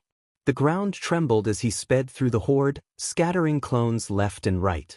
The real Wukong, sensing the danger, finally descended from his cloud, prepared to face Izuku head-on once again. The battlefield cleared, leaving only the real Wukong standing amidst the remnants of his shattered clones. Both warriors locked eyes, their auras flaring, ready for the next round. Wukong, with his mischievous grin, somersaulted into the air, his cloud swirling beneath him as he hovered high above the battlefield. His staff twirled lazily in his grip as he soared effortlessly across the sky, his movements fluid and graceful. The clouds around him churned as if the very sky itself was under his control. Izuku narrowed his eyes, revving Cavalier beneath him while deactivating Super Saiyan Blue. The demonic motorcycle roared to life, the engine's guttural growl reverberating through the air. Without wasting a second, Izuku kicked off the ground, the massive tires leaving a deep imprint in the earth as he rocketed forward in pursuit. Cavalier tore through the battlefield like a rampaging beast, its dual blades spinning furiously on either side, cutting through rocks and debris as Izuku chased after Wukong. The wind howled around him, but he remained focused, eyes locked on his target. Wukong glanced back with a smirk, clearly enjoying the chase. With a flick of his wrist, he urged his cloud to move faster, zigzagging through the air in unpredictable patterns, always staying just out of Izuku's reach. The two of them raced across the landscape, Wukong in the air, weaving between towering cliffs and mountainous terrain, while Izuku sped below on his demonic bike, maneuvering through narrow passes and tearing through forests like a blue comet. It was a chaotic dance of speed and precision. Wukong would dart left, and Izuku would follow, his reflexes sharp and his mind calculating every move. The gap between them remained constant, Wukong always keeping just enough distance to tease Izuku, but never enough to escape. Izuku clenched his teeth, his patience wearing thin. He wasn't about to let Wukong keep this up. He needed an opening, a moment where Wukong would let his guard down, even for a split second. And then it happened. Wukong, in his overconfidence, swooped too low. His cloud dipped just a little closer to the ground, hovering over a narrow canyon. It was a mistake, one that Izuku was quick to capitalize on. With a fierce twist of the throttle, Izuku surged forward, his eyes locking onto Wukong's position. He could feel the power coursing through Cavalier, its blades humming with energy, waiting to be unleashed. Timing it perfectly, Izuku veered left, cutting through a path of jagged rocks, his speed increasing with every second. Then, with a surge of energy, he launched himself off a ramp-like incline, sending Cavalier flying through the air. The force of the jump propelled Izuku straight toward Wukong. The demonic bike spun in midair, its blades gleaming with deadly precision as they sliced through the air. For a brief moment, Wukong's eyes widened in surprise as he realized the trap had been sprung. The blades of Cavalier struck hard, catching Wukong's staff mid-spin and knocking it out of position. The sheer impact of the strike sent shockwaves rippling through the air, throwing Wukong off balance. His cloud wobbled, and for the first time in their battle, Wukong faltered. Izuku wasted no time. Using the momentum of the strike, he flipped off Cavalier, his body twisting in midair as he brought his sword down in a powerful slash. The blade shimmered with energy, cutting through the very air with a sharp whoosh as it descended upon Wukong. Wukong barely managed to raise his staff in time to block the strike, but the force of it sent him hurtling backward, crashing through the air. He tumbled through the sky, his cloud struggling to stabilize him as he skidded to a stop several meters away. Izuku landed gracefully on the ground, his sword gleaming in the sunlight, the wind howling around him as Cavalier roared beside him. He flicked his wrist, and the bike vanished. He replaced it with his dual pistols and aimed them directly at Wukong. 3 shots rang out, the mana-infused bullets slicing through the air with deadly precision. Wukong, now regaining his balance, deflected 2 of them with his staff, but the third grazed his arm, causing a thin stream of smoke to rise from the wound. Wukong's eyes narrowed, his playful expression replaced with one of determination. He spun his staff, the wind whistling around it as he prepared to retaliate. But Izuku wasn't done yet. With a flick of his wrist, Izuku summoned Gilgamesh, his gauntlets and greaves glowing with power. He rushed forward, closing the distance between them in an instant. His fists moved like lightning, striking out with a series of rapid punches that seemed to blur with speed. Wukong blocked as best he could, his staff a whirlwind of motion as it deflected the strikes. But Izuku was relentless, his fists crashing down with the force of an avalanche, each blow sending shockwaves through the ground. Then, with a final surge of power, Izuku delivered a devastating kick, his greaves glowing with explosive energy as it connected with Wukong's side. The force of the impact sent Wukong flying, and he crashed into a nearby cliff with a thunderous impact. The ground shook as debris rained down around him, and the canyon walls crumbled under the force of the blow. But even as the dust settled, Wukong's eyes gleamed with defiance. He pulled himself from the rubble, his body bruised and battered, but his spirit unbroken. His staff twirled in his hand, and a grin spread across his face once more. The fight between Izuku and Wukong had reached an intense crescendo. Both warriors had tested each other's limits, trading blows, strikes, and tactics, but neither had managed to secure a decisive upper hand. The battlefield bore the scars of their relentless conflict craters, shattered rocks, and the lingering energy of their clashing powers rippled through the air. Wukong rode on his cloud, darting around like a phantom, his staff swirling as it extended and contracted at will. He moved with unpredictable speed, landing the occasional strike against Izuku, but the Super Saiyan Blue transformation had elevated Izuku's power far beyond what he was used to. With his enhanced agility and strength, Izuku kept pace with Wukong, his eyes narrowing in focus. He knew it was time to end this game of cat and mouse. With a deep breath, Izuku's aura flared brilliantly, his hair blazing with blue energy, as the pressure of his ki created shockwaves that sent dust and debris flying in all directions. "It's time," he muttered, his gaze locking onto Wukong. In an instant, Izuku lifted his hand, the sound of Cavalier roaring beneath him as he chased down Wukong, but this time with purpose. He revived the demonic bike, flipping it into the air before dismissing it with a flick of his hand, replacing it with his dual pistols, which crackled with mana. With deadly accuracy, he fired at Wukong as he moved to close the distance, forcing the warrior to dodge each incoming shot. Wukong deflected a few bullets with his staff, but Izuku didn't let up, constantly changing his angles and pressing the attack. The high-speed chase continued, but this time, Izuku was closing the gap. Suddenly, Izuku came to an abrupt stop in midair as he activated Super Saiyan Blue, his aura surging around him. His eyes glinted with determination as he raised both hands forward. "Now," he shouted as he unleashed one of his ultimate skills, Starfall Barrage. In the blink of an eye, a barrage of energy blasts shot from his palms. Bright blue orbs of mana ripped through the air, hurtling toward Wukong with incredible speed. The first few blasts struck the ground around Wukong, exploding in bursts of power that rocked the battlefield. The next wave closed in tighter, hammering Wukong from all sides. "Take this!" Izuku called out. Wukong was forced to use his cloud step to evade, but even with his speed, he couldn't dodge every blast. Several energy balls slammed into him, sending shockwaves through his body as he struggled to maintain control of his cloud. His staff whirled in his hands, deflecting what he could, but Izuku's relentless barrage continued. The ground shook as the energy blasts kept raining down. Explosions dotted the landscape, and the air shimmered with the intensity of the battle. Wukong's cloud flickered, struggling to keep its form as Izuku pressed the attack. But Izuku wasn't done. After the barrage, he pulled his right hand up, condensing his energy into a single, vibrant sphere of rainbow color. The ball of energy hummed in his palms, growing larger and more concentrated with each passing second. The energy crackled, warping the very air around it. With a loud battle cry, Izuku hurled the energy sphere at Wukong.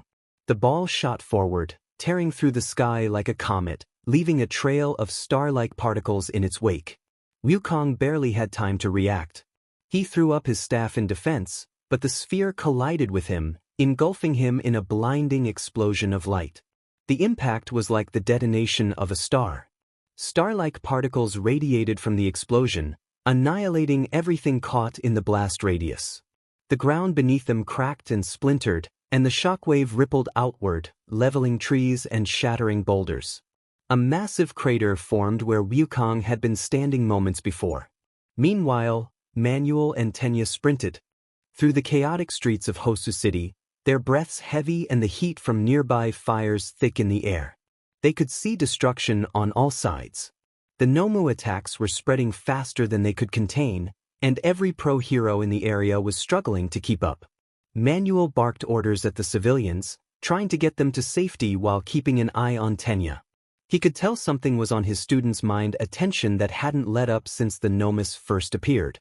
"Tenya, stay focused," he called out, dodging a falling piece of debris from a nearby building. "We have to focus on evacuation." But Tenya wasn't listening. His eyes had been scanning the alleys, the narrow streets, every corner of Hosu as if he was searching for someone. And then, as he passed a narrow alleyway, Tenya's heart froze. There was the hero killer, Stain. His ragged, blood-soaked bandages hung loosely from his scarred body, and his cold eyes gleamed with malice under the mask that covered half of his face. Without thinking, Tenya broke away from Manuel. His breath quickened as a singular thought overwhelmed his mind: revenge. Stain's blade was inches from Native's neck when Tenya leaped into the alley, the thrusters on his legs igniting with a bright blue light. He rocketed forward, planting himself between Stain and Native, his body tensing as he glared at the villain. "Stop!" Tenya shouted. Stain's eyes narrowed, pulling back his blade slightly. His predatory gaze shifted to Tenya, and he immediately recognized the boy's desperation. "You're..." Tenya's voice cracked as rage boiled up inside him. He gritted his teeth, staring down the man who had shattered his family, the man who had nearly destroyed his brother, Tensei.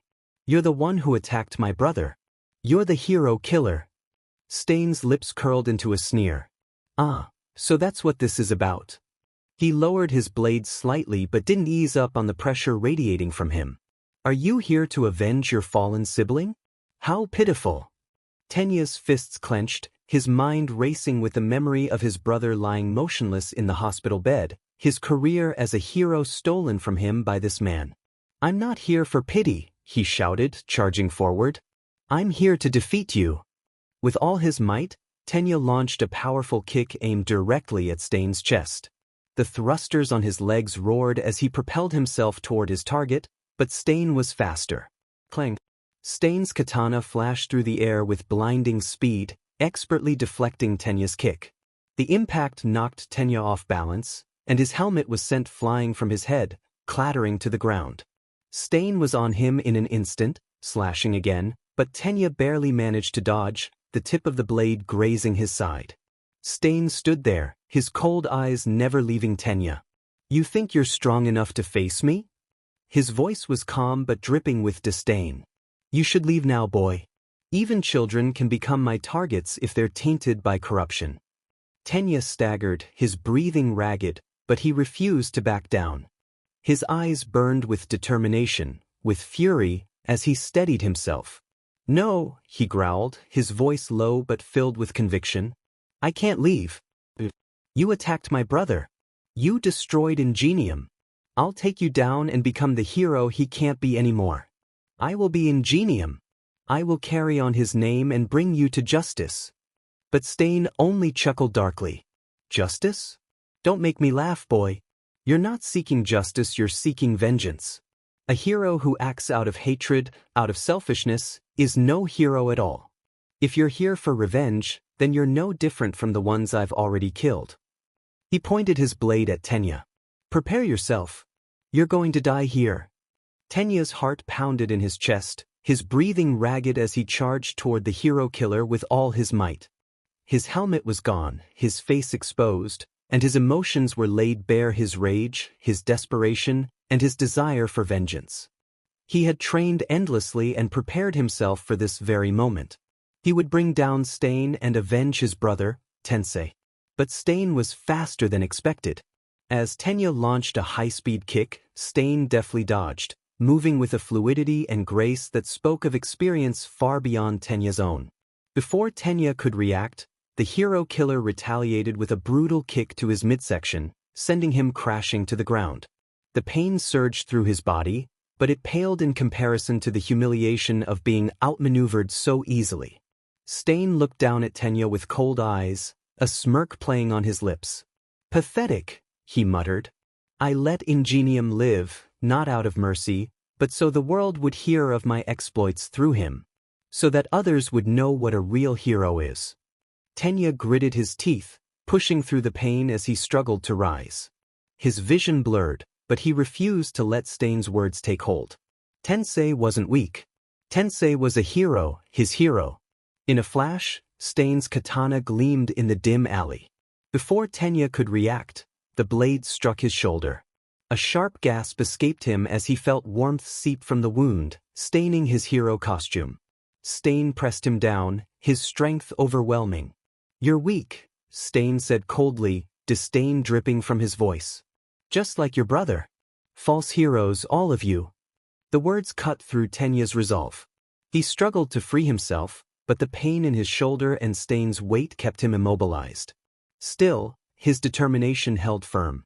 "My brother was a splendid hero," Tenya shouted, his voice cracking with pain but filled with fury. "You have no right to speak ill of him. I will avenge my brother, and you'll pay for what you've done." Stain's response was chillingly calm. "Before you speak of vengeance, why don't you save the man bleeding out right behind you?" Tenya's eyes widened in shock. He had been so consumed with his desire to defeat Stain, to avenge his brother, that he hadn't noticed the injured pro-hero native lying nearby, gasping for breath and barely conscious. Guilt and confusion washed over him, but before he could react, Stain's blade swept across his tongue. The hero killer liked the blood from his blade, his eyes narrowing with sadistic intensity. Within moments, Tenya's body went rigid. "What?" he gasped, his voice barely a whisper. His body felt heavy, his limbs utterly useless. Stain crouched beside him, his tone low and filled with a twisted sense of righteousness. "You're not a hero," he declared, contempt dripping from his voice. "Act out of selfishness, out of revenge. You don't care about saving anyone. You don't even care about native lying there, inches from death. All you care about is your own satisfaction." Tenya's heart raced, his breath shallow and frantic. He wanted to deny Stain's words, to shout at him, to prove him wrong, but he couldn't. He had failed to notice Native's condition, blinded by his need for vengeance. Stain rose to his feet, looking down at Tenya as if he were nothing more than an insect to be crushed. "That's why you'll die here, boy. You're nothing but an offering to a more just world. A world where only true heroes remain." Meanwhile, Izuku stood amid the chaos, a battle between pro-heroes and several nomus raging across the city streets. Civilians screamed in terror as the grotesque creatures wreaked havoc, their distorted forms barely human. The sound of their roars, mixed with the crashing of debris and the cries of pro-heroes, filled the air. Izuku clenched his fists, adrenaline coursing through his veins. He had just saved a pro-hero from a direct attack, pulling them out of harm's way with a swift use of his quirk. The hero, still shaken, looked at him with wide eyes, clearly recognizing him. Midoriya. From the sports festival, right? They said, gratitude and surprise in their voice. Thanks for the save. Izuku nodded, barely able to acknowledge the praise. His mind was elsewhere. Even as the chaos surrounded him, a single name echoed through the maelstrom. Tenya. The name came from nearby, shouted with desperation. Izuku turned toward the voice, his heart sinking when he saw the source. It was Manuel, the pro-hero who Ida had been interning with, his friend. Manuel's voice cracked with worry as he called out for Tenya, but the young hero in training was nowhere to be seen. Izuku's eyes darted across the battlefield. The absence of his friend hit him like a punch to the gut. He immediately recalled Tenya's burning desire for revenge against the hero killer, Stain. Izuku had seen the torment in Tenya's eyes, the rage that had consumed him since his brother's injury. A terrible realization struck him. Ida went after Stain. Izuku cursed under his breath. With a hurried apology and a quick glance at the ongoing battle, he made his decision. He couldn't afford to stay and help the heroes any longer, not with Tenya out there. He had to find his friend before it was too late. Without a second thought, Izuku broke away from the scene, weaving through the crumbling streets and chaos. He sprinted past panicking civilians, his eyes scanning the surroundings, searching for any sign of where Tenya might have gone. The city had become a war zone, and the further Izuku ran, the tighter his chest felt. High above, perched on a nearby rooftop, Shigaraki watched the unfolding destruction with a twisted grin curling on his lips. His red eyes gleamed with sick satisfaction as he observed the chaos his nomes were creating. The beasts were doing exactly what he had hoped, tearing apart the city, spreading fear, and keeping the pro-heroes on their toes. Kurogyri, he muttered, not taking his eyes off the carnage below. It's perfect, isn't it? The chaos, the destruction. The heroes don't even know what hit them. The smoky figure of Kurogyri materialized beside him, his dark presence looming. Indeed, he replied, his voice calm in contrast to the madness below. Your plan is proceeding smoothly. However, there is still the matter of Stain. Tamura's face twisted into a scowl at the mention of the hero killer. His lips curled in distaste as he leaned back slightly. I don't care about that stupid Stain, he spat. The only reason I'm dealing with him is that I don't like him. He's a thorn in our side, pretending to be some righteous warrior while trying to steal the spotlight from us. Tamura's fingers twitched, his rage momentarily threatening to surface. He hated Stain, hated how the hero killer's ideology had started to gather followers, even among villains. Stain represented something Tamura loathed: conviction, purpose, and a vision for the future. But Tamura didn't care about any of that. He just wanted to destroy. Master loaned me these nomes to get rid of Stain, he continued, his voice dark. That's the only reason. Once the Nomu finished him, there wouldn't be anyone left to discuss his misguided ideology. Kurogyri's gaze remained fixed on the battle below, though caution tinged his tone. Shall we join the fray? There may be an opportunity to deal with the hero killer personally if you wish, Kurogyri suggested. Tamura shook his head, flexing his shoulder experimentally, the motion reminding him of the injury he had sustained during his last confrontation with the hero killer. The pain still lingered, a dull ache in his shoulder. He wasn't fully healed yet, and rushing into another fight wasn't worth the risk. No, he said quietly. Not today. Let the Nomu handle it. He turned his attention back to the chaos below, watching as the pro-heroes struggled to contain the Nomu. His twisted smile returned. Besides, I want to see how long these heroes can last. Izuku darted through the narrow alleyways with laser focus. His heart raced, pounding in his chest with urgency. There had to be a connection between Stain and the League of Villains, he thought. With the chaos of the Nomu attacks, it made sense that Stain might be working in the shadows, striking down heroes unnoticed.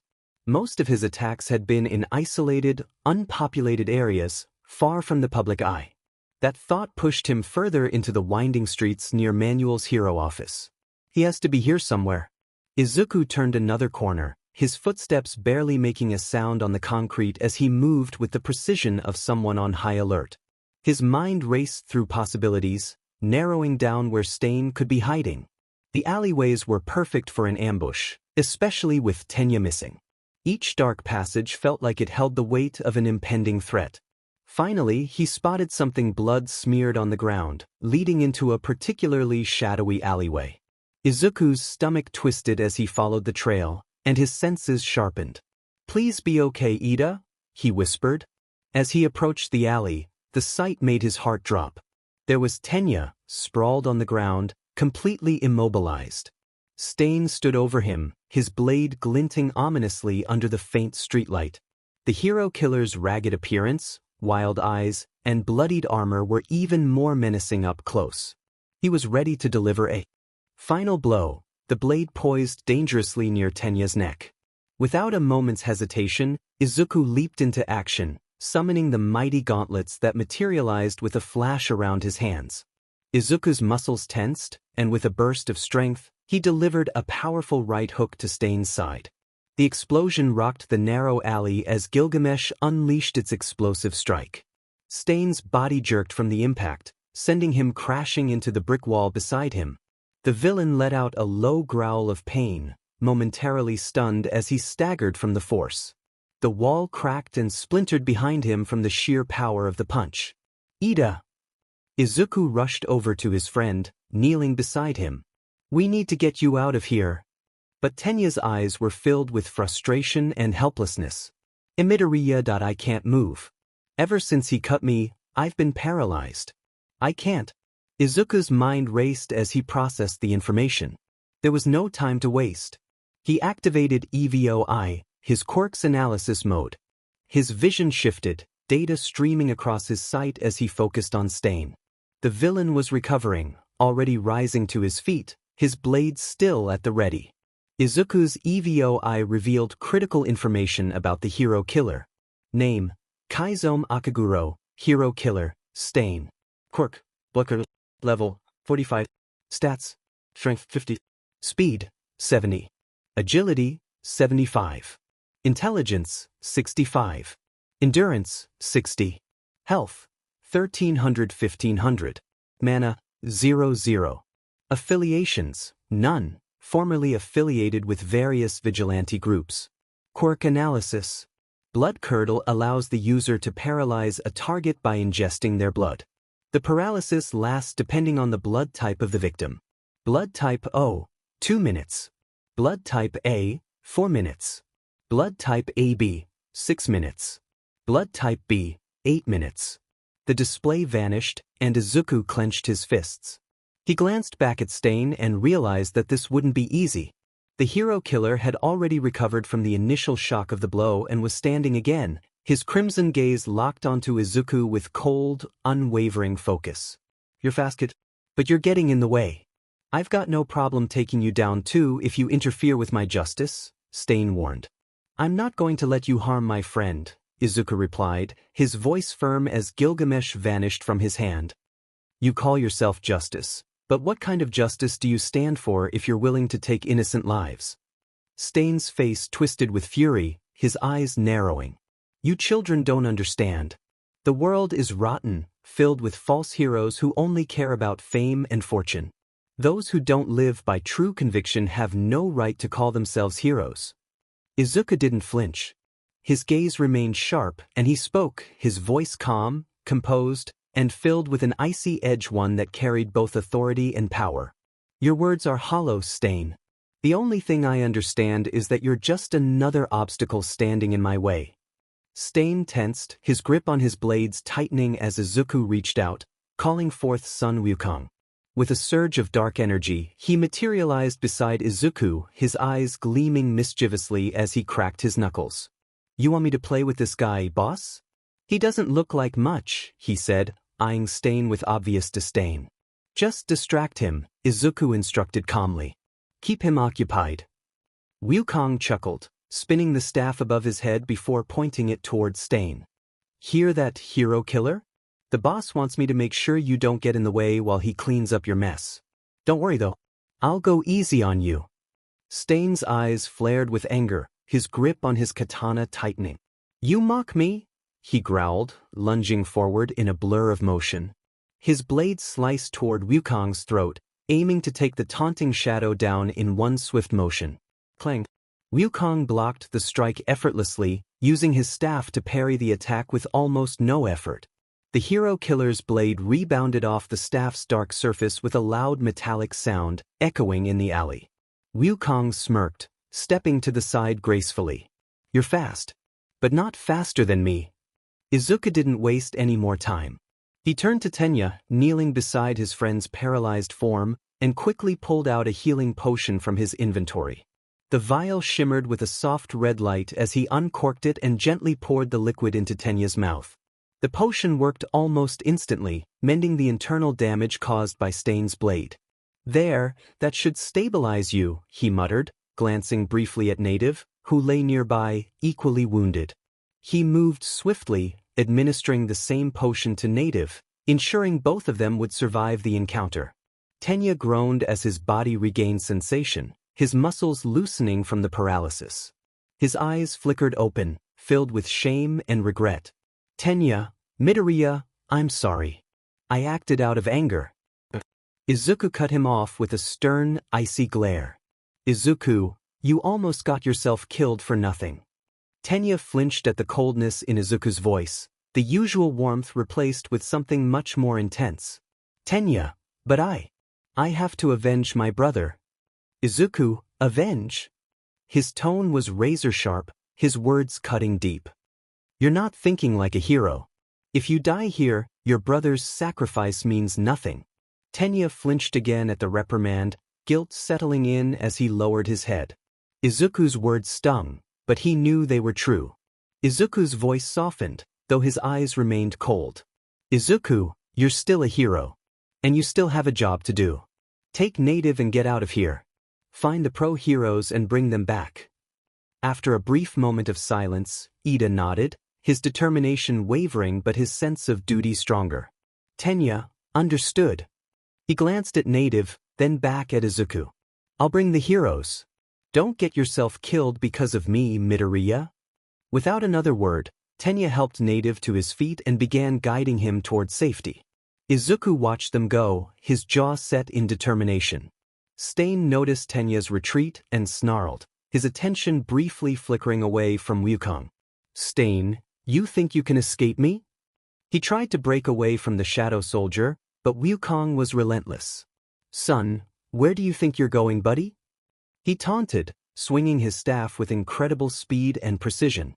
The staff lengthened in a flash, stretching out to slam into Stain's chest, knocking him back before he could give chase. Stain grunted, his body slamming against the alley wall. His eyes burned with fury as he looked back at Wukong. "Stain." Wukong smirked, twirling the staff. "Effortlessly. Son, come on, hero killer. I thought you were supposed to be a big deal. You're not even breaking a sweat." As soon as Ida and Native were out of sight, Izuku turned back toward the fight. Wukong was still toying with an angry Stain, his staff spinning effortlessly as he deflected each of the hero killer's attacks with ease. "Son, you done, boss?" he called over his shoulder, grinning. Izuku nodded. "Izuku, I'm ready." Wukong let out a laugh, flipping backward and landing beside Izuku. "Son, your turn, boss. Give him hell." With a final taunt, Wukong faded into the shadows, leaving Izuku to face Stain head-on. The hero killer glared at him, a wound on his side, his breathing labored. The hero killer stood ready, but Izuku had no intention of dragging this out. In an instant, he activated one of EVO's eye abilities instant swap. Without warning, Izuku vanished, and in his place stood a battered trash bin that had been behind Stain just moments before. Before Stain could react, Izuku reappeared behind him, holding the Jingibang staff in his hands. With a swift, fluid motion, Izuku slammed it into Stain's back with tremendous force. The blow sent Stain flying out of the alleyway, crashing through the stone wall of a nearby building with a thunderous impact.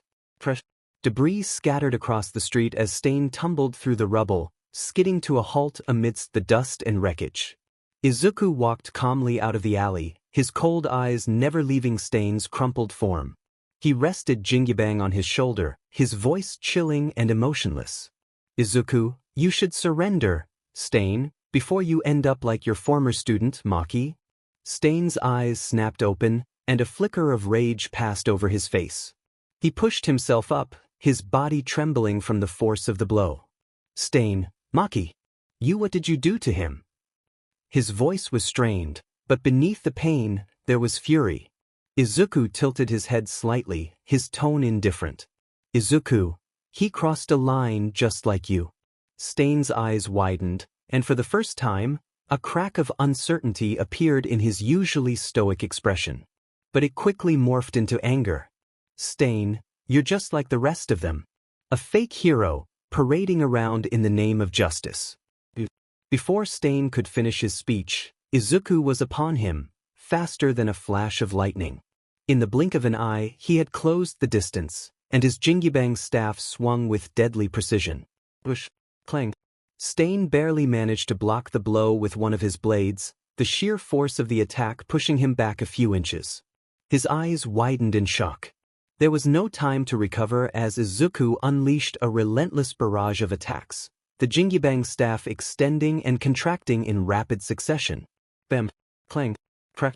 Each hit was calculated, precise, and unyielding, forcing Stain to stay on the defensive. Izuku's cold, focused expression never wavered as he pressed the assault. Stain gritted his teeth, struggling to keep up with the blinding speed of Izuku's strikes. His blades moved in a blur, blocking and parrying, but the sheer force behind each blow made his arms numb. Stain, you're fast, he grunted, his eyes narrowing as he attempted to counter. He lunged forward, aiming a slash at Izuku's side. Izuku dodged effortlessly, pivoting to the side and bringing Jingibang down with a thunderous wham. The staff struck the ground where Stain had been standing, sending a shockwave through the street and cracking the pavement. Stain leaped back just in time, his heart racing as he realized the true power of the weapon. Izuku, I don't need your validation, he said coldly, his voice carrying a weight that made Stain pause for a moment. You talk too much. Stain's eyes blazed with fury. Stain, you don't get it. You fake heroes don't deserve to exist. Only those who live and die for justice have the right. Izuku interrupted again, this time with a swift kick to Stain's gut that sent him staggering backward. Izuku, enough speeches. I'm done listening. He extended the Jingibang to full length again, swinging it horizontally at Stain with brutal force that would have cleaved a lesser opponent in half. Clang! Stain managed to parry the blow, but the impact sent him crashing into a nearby wall. His body trembled, and blood dripped from his mouth as he struggled to stay on his feet. His vision blurred, but the fire of his conviction burned bright in his eyes. Stain, you won't stop me. I'll cleanse this world, he panted, raising his blades, preparing for another clash. Izuku's expression remained unchanged. He tightened his grip on Jingibang, the staff humming with power. Izuku, let's finish this. Both warriors moved at once, their bodies a blur of motion as they clashed in a high-speed duel that sent shockwaves through the air. Clang, bam, whoosh. Stain's blades danced through the air, striking at every opening, while Izuku countered with the power and precision of Jingibang, his attacks relentless and overwhelming. The street echoed with the sound of their battle, and sparks flew as steel met enchanted metal. Izuku's cold eyes tracked every movement, analyzing Stain's attacks with surgical precision, his body moving with the grace of a predator hunting its prey. Stain was fast, his agility honed through countless battles, but Izuku was faster. His sense skill allowed him to predict Stain's movements, dodging each strike with perfect timing and delivering punishing blows with the Jingibang staff that shook the very ground beneath them. With a powerful strike, Izuku landed a blow to Stain's shoulder, the force sending the hero killer crashing into the pavement once again. Stain coughed, his breath ragged, but his eyes still burned with the fire of his twisted sense of justice. You think you can stop me? He growled, struggling to rise.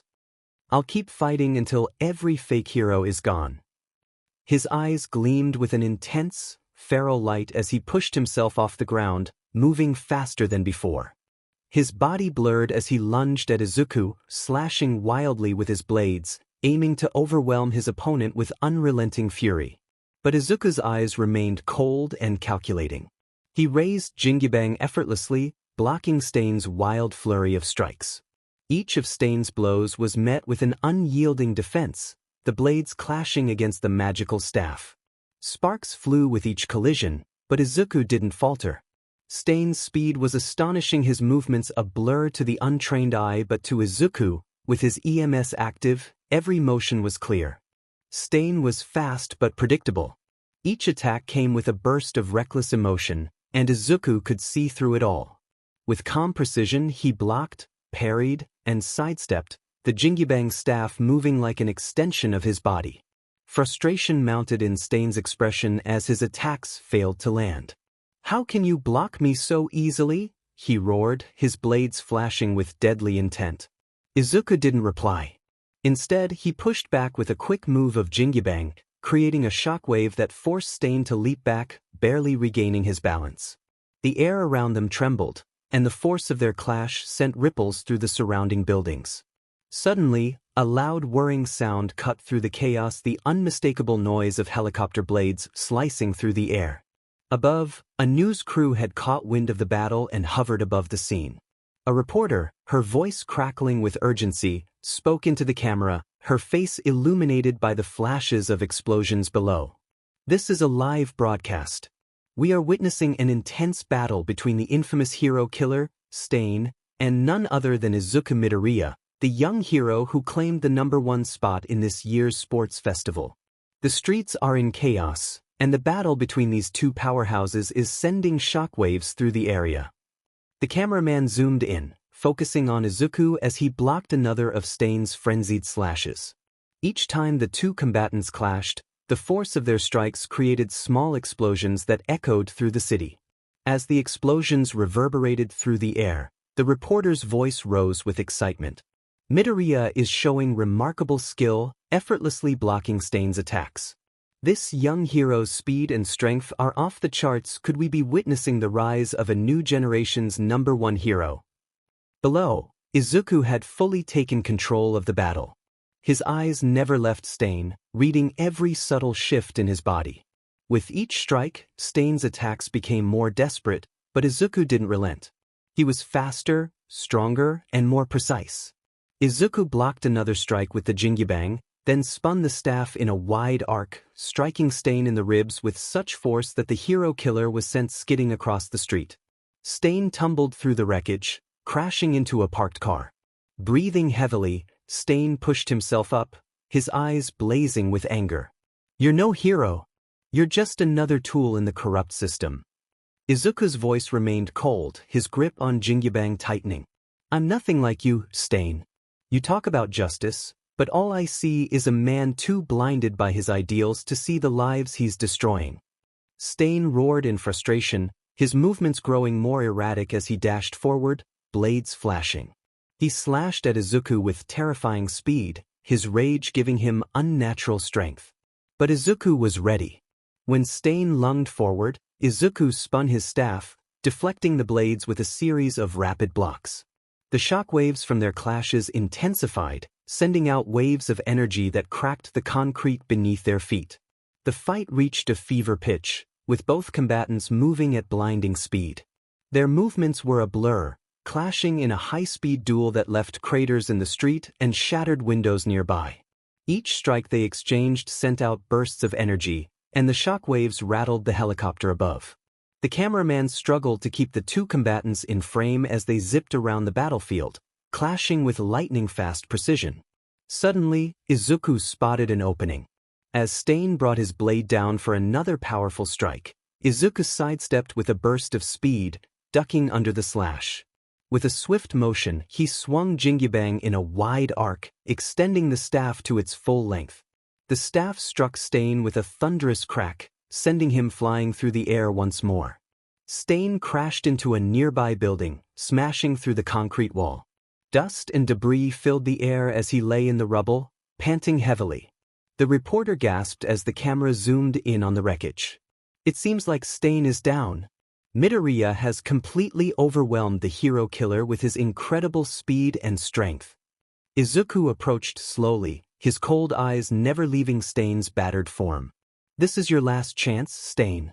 Surrender or I will end this. Stain coughed, but the fire in his eyes hadn't dimmed. He forced himself up, wobbling but still standing, his expression twisted with rage. I won't stop. I'll never stop. Until all the fake heroes are wiped out. Izuku tightened his grip on Jingyubang, ready to deliver the final blow, but he hesitated for just a moment. The chaos of the city unfolded as Endeavor, with his intense flames blazing, burst onto the scene where the pro-heroes were struggling against the Nomu. The massive creature, with its grotesque muscles and blackened skin, was about to crush one of the injured heroes, but before it could, Endeavor's flaming fist smashed into its side, sending the Nomu staggering back. His eyes narrowed as he quickly assessed the situation. Regenerative abilities? Huh? That's not going to save you. He focused on the Nomu's head, realizing that if he incinerated it completely, the cells wouldn't be able to regenerate. With a growl, he raised his fist, flames spiraling around his hands, and grabbed the Nomu's head. The Nomu's head was engulfed in bright blue flames, and within seconds, it was reduced to ash. The charred remains of the Nomu's skull crackled, and as Endeavor had predicted, the carbonized cells couldn't regenerate. The headless creature collapsed, motionless. The nearby pro-heroes, battered and struggling, looked up at Endeavor in awe. Thanks, Endeavor, one of them managed to say between gasps, but there wasn't time for rest. The last remaining Nomu, sensing the shift in momentum, decided to flee. It grabbed a nearby injured civilian with its massive arm and took off at high speed, crashing through walls and buildings in an attempt to escape. Endeavor's fiery eyes locked onto the creature immediately. "Done it," he growled, turning to Shoto with a firm but urgent voice. "Frostburn, help the other heroes and evacuate the civilians. I'll take care of this one." Shoto nodded. "Understood," he said, rushing off to provide support to the other pro-heroes still dealing with the aftermath of the attack. With a burst of flame, Endeavor took off after the fleeing Nomu, his powerful flames propelling him forward like a rocket. He had to be careful. The Nomu was carrying an injured civilian and he couldn't afford to strike recklessly. As he closed in, Endeavor focused his flames, forming a precise flaming lance in his hand. He aimed for the Nomu's wings, ensuring he wouldn't harm the civilian. With a sharp move, he hurled the flaming lance. Thump! The lance hit its mark, piercing through the Nomu's wing. The creature released its grip on the injured civilian as it stumbled. Endeavor moved with lightning speed, catching the civilian before they could fall to the ground. He cradled them in his arms and leaped away, flames flaring around him to cushion the landing. With damaged wings, the Nomu struggled to regain its balance. Endeavor carefully set the civilian down, checking to make sure they were stable before turning his attention back to the fallen monster. Meanwhile, at the pro-hero's base, Ida arrived, carrying Native over his shoulder. He approached Manuel, his mentor, with a face full of guilt and worry. "I'm sorry, Manuel. I acted recklessly." His voice wavered, filled with regret as he gently set Native down. Manuel's eyes widened as he quickly checked on Native's condition. "What happened, Ida?" Ida took a deep breath. "It's Midoriya. He's fighting the hero killer, Stain, right now." His voice was filled with urgency. "We need to send backup. He's holding his own, but Stain is dangerous. We can't let him face Stain alone." Manuel's face grew serious as he processed Ida's words. "Izuku Midoriya. Fighting Stain." He glanced at the other heroes nearby, who were still recovering from the Nomu attacks, and immediately took charge. "All right, Ida. Stay here with Native. We'll send reinforcements to help Midoriya immediately." The scene shifted rapidly, the city still shaking from the intense battles taking place. The pro-heroes raced through the alleyways, the tension in the air palpable. They expected a fierce, drawn-out battle when they reached the location where Izuku had been fighting the infamous hero killer, Stain. But when they arrived, what they found left them speechless. Izuku was sitting in a trash bin. At his feet lay Stain, unconscious and completely defeated.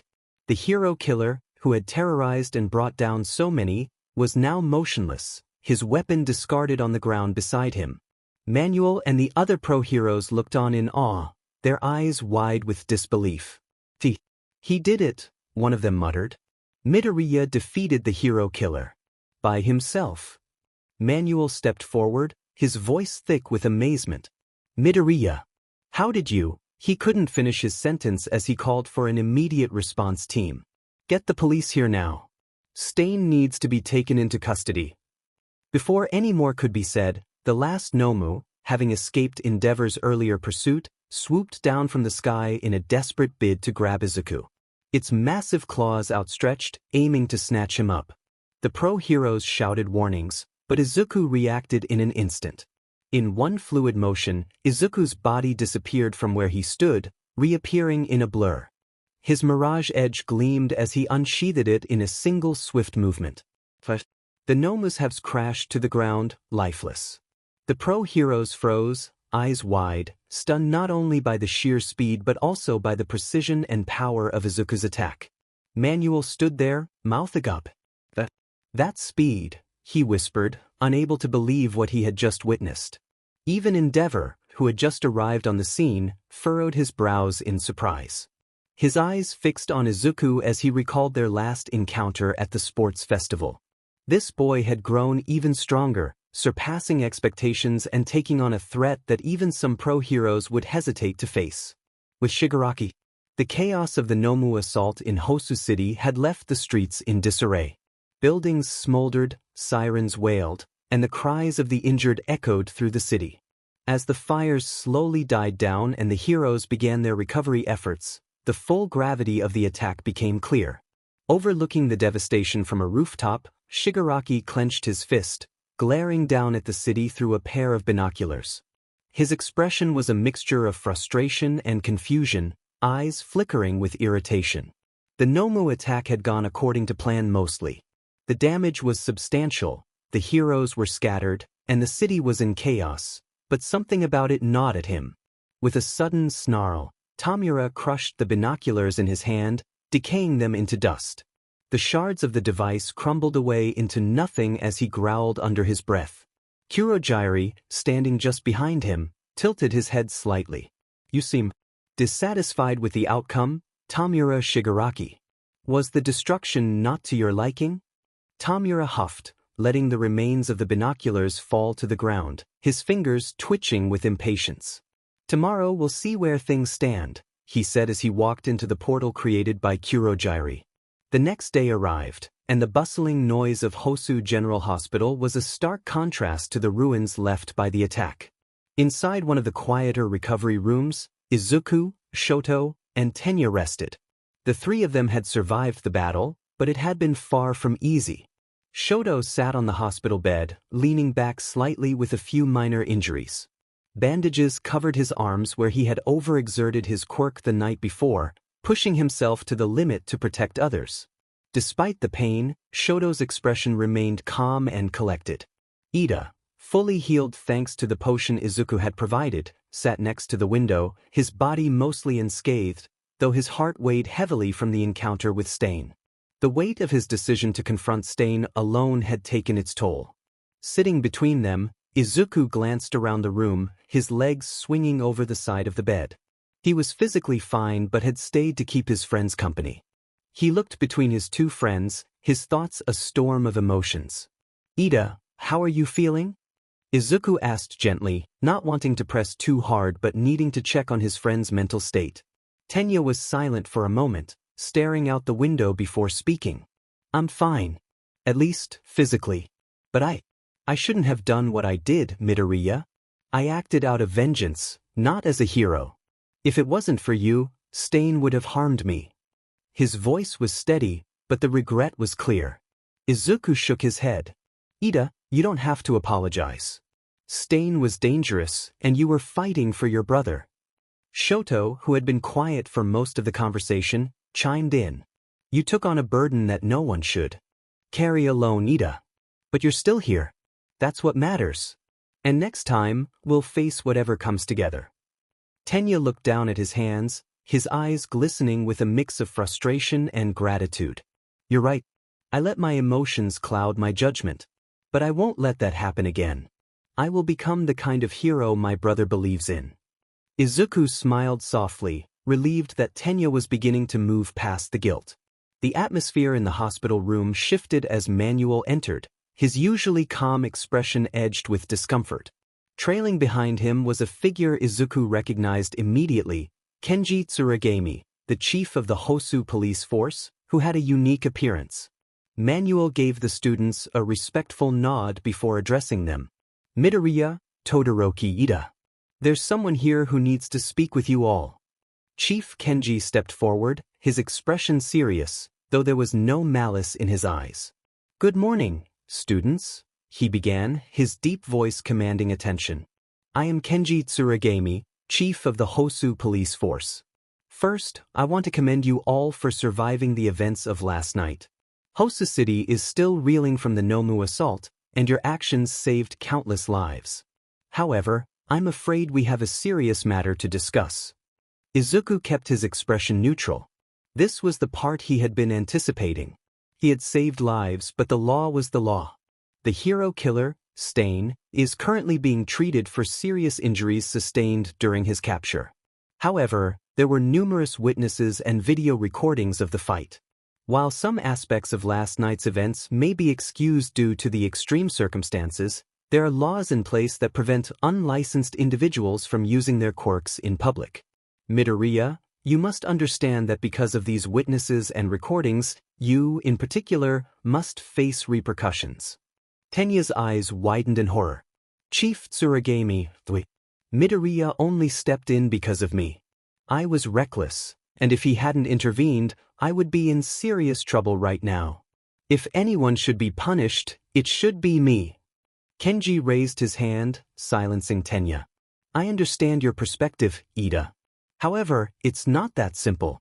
You would have faced punishment had your actions been officially disclosed, but due to the lack of witnesses and clear documentation of your participation, your case remains off the official record. Midoriya, however, was clearly seen and recorded using his quirk in public without a license, which puts him in a more complicated position. Tenya looked devastated, his hands trembling as the guilt overwhelmed him. He had been so consumed by vengeance that he hadn't considered the consequences, and now Izuku's future as a hero seemed to be at risk because of his actions. Shoto's eyes narrowed. They all knew the gravity of what the police chief was saying. This could end Izuku's dream before it had even truly begun. However, Izuku remained calm, much to everyone's surprise. Instead of reacting with panic, he simply reached into his jacket pocket and pulled out a neatly folded slip of paper. Without hesitation, he handed it over to Chief Kenji. The police chief raised an eyebrow, his curiosity piqued. He unfolded the slip and read it silently. His eyes widened ever so slightly as he absorbed the content. UA High Authorization Slip. Student, Izuku Midoriya. Quirk, Ready Player One. Permission.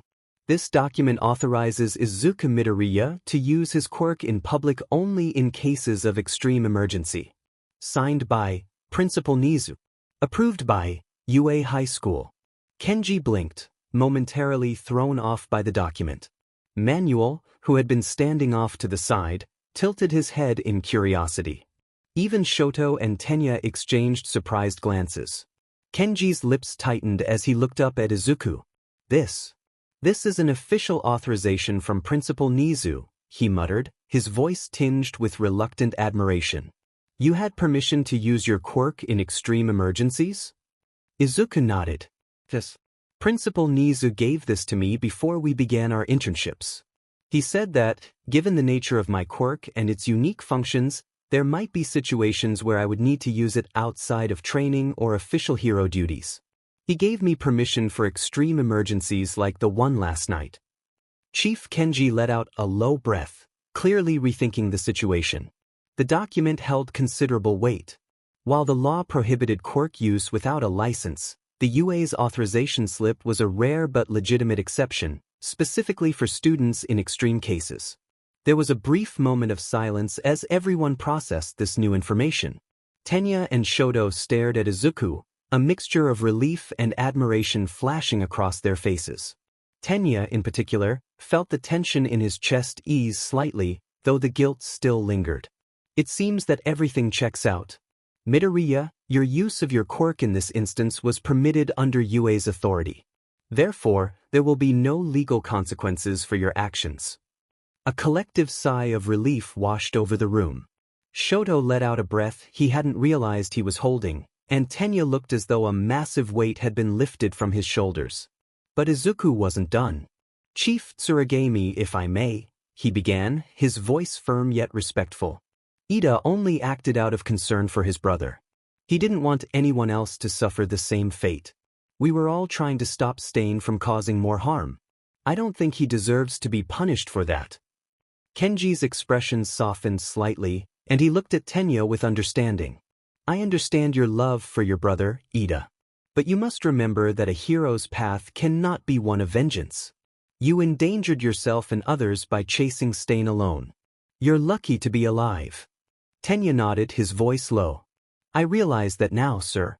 I let my emotions control me, and it almost cost me everything. I won't make that mistake again. Kenji studied him for a long moment before sighing. Very well. No formal report will be filed against you either. But I expect you to learn from this, Ida. The next time you're in the field, you must remember what it means to be a hero, woof. Tenya bowed his head deeply. Yes, sir. I won't forget. Thank you. Chief Kenji gave a final nod, his posture relaxing now that the issue had been resolved. You've shown great courage, all of you. Keep working hard, and remember that a hero's true strength lies not just in their power, but in their ability to think and act with responsibility. The next time a crisis arises, I hope to see you continue to grow as heroes, woof. With that, the police chief turned to leave, his footsteps heavy but steady. The room fell into a brief moment of quiet as the three students reflected on the events that had unfolded. As the door closed behind Chief Kenji, Shoto glanced over at Izuku and Tenya. Well, it seems like we've made it through another test. What's next? Izuku smiled, glancing down at the slip still in his hand, feeling the strength of his friends around him. We keep moving forward. We get stronger. Because we'll need it for what's coming next. While the news of Stain's arrest spread across the country, it was as though the entire nation had been ignited by the story. Headlines and broadcasts were dominated by one name, Stain, the hero killer. News anchors discussed his philosophy, his brutal methods, and his takedown at the hands of the young hero Izuku Midoriya.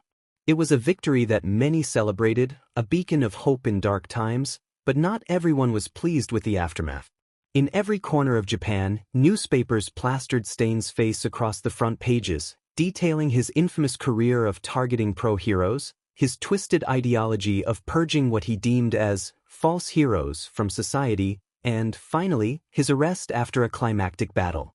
Every major news outlet praised Izuku, the UA student who stood up to the hero killer, his feats taking center stage.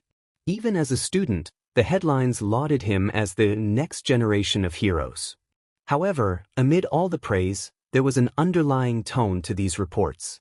They highlighted Stain's impact on society, how his actions and philosophy resonated with people, and how his name would likely be etched into history for both his evil deeds and the disturbing influence he had over those who sympathized with his twisted beliefs. The more these stories circulated, the more they fed into Tamura's growing anger. Far away from the bustling city of Hosu, in the shadowed corners of their hideout, Tamura sat slumped on a couch, his face twisted into an expression of bitter resentment. His pale fingers drummed impatiently on the armrest as he scrolled through news articles on his tablet, the headlines mocking him with their focus on Stain. Stain's philosophy sparks national debate.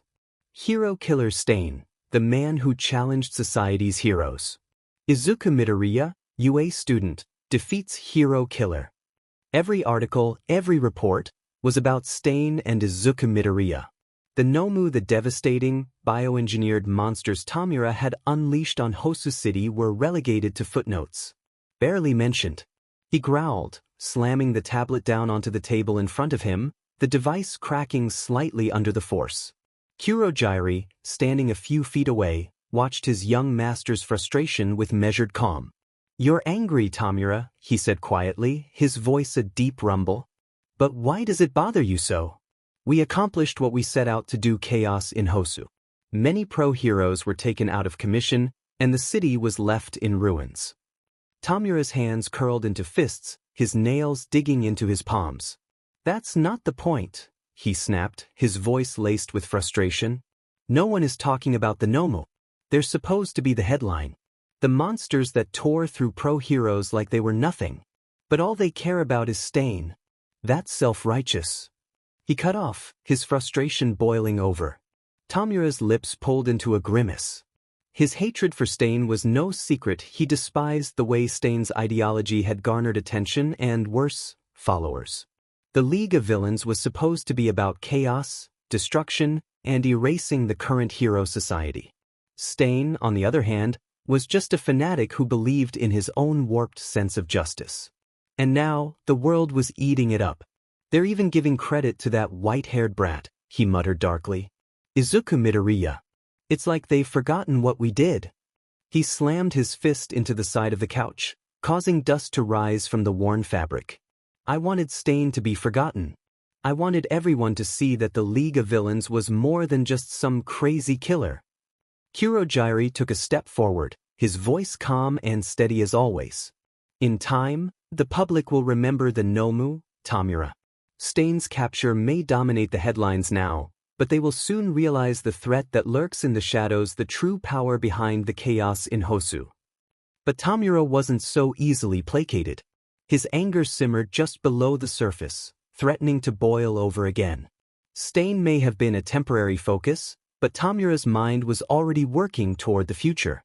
He needed to ensure that the League of Villains left a mark so deep on society that no one, not even Izuku Midoriya, could overshadow it. With Izuku sat on the train, his eyes gazing out the window, reflecting on everything that had happened over the past week. The Nomu attack in Hosu, the battle with Stain, and the subsequent media frenzy around his involvement in capturing the hero killer.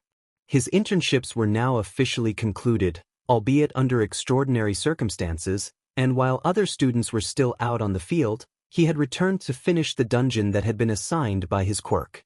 The rewards from completing the dungeon were more than worth it. Lost in thought, Izuku barely noticed the crowd beginning to form around him on the train. "Hey, isn't that Izuku Midoriya?" one of the passengers whispered, eyes lighting up in recognition. Before he knew it, a group of fans, mostly girls, had swarmed his seat, their faces bright with excitement. "You're the one who took down the hero killer, right? Can I get your number? Are you single?" The questions came rapid fire, the girls jostling for his attention.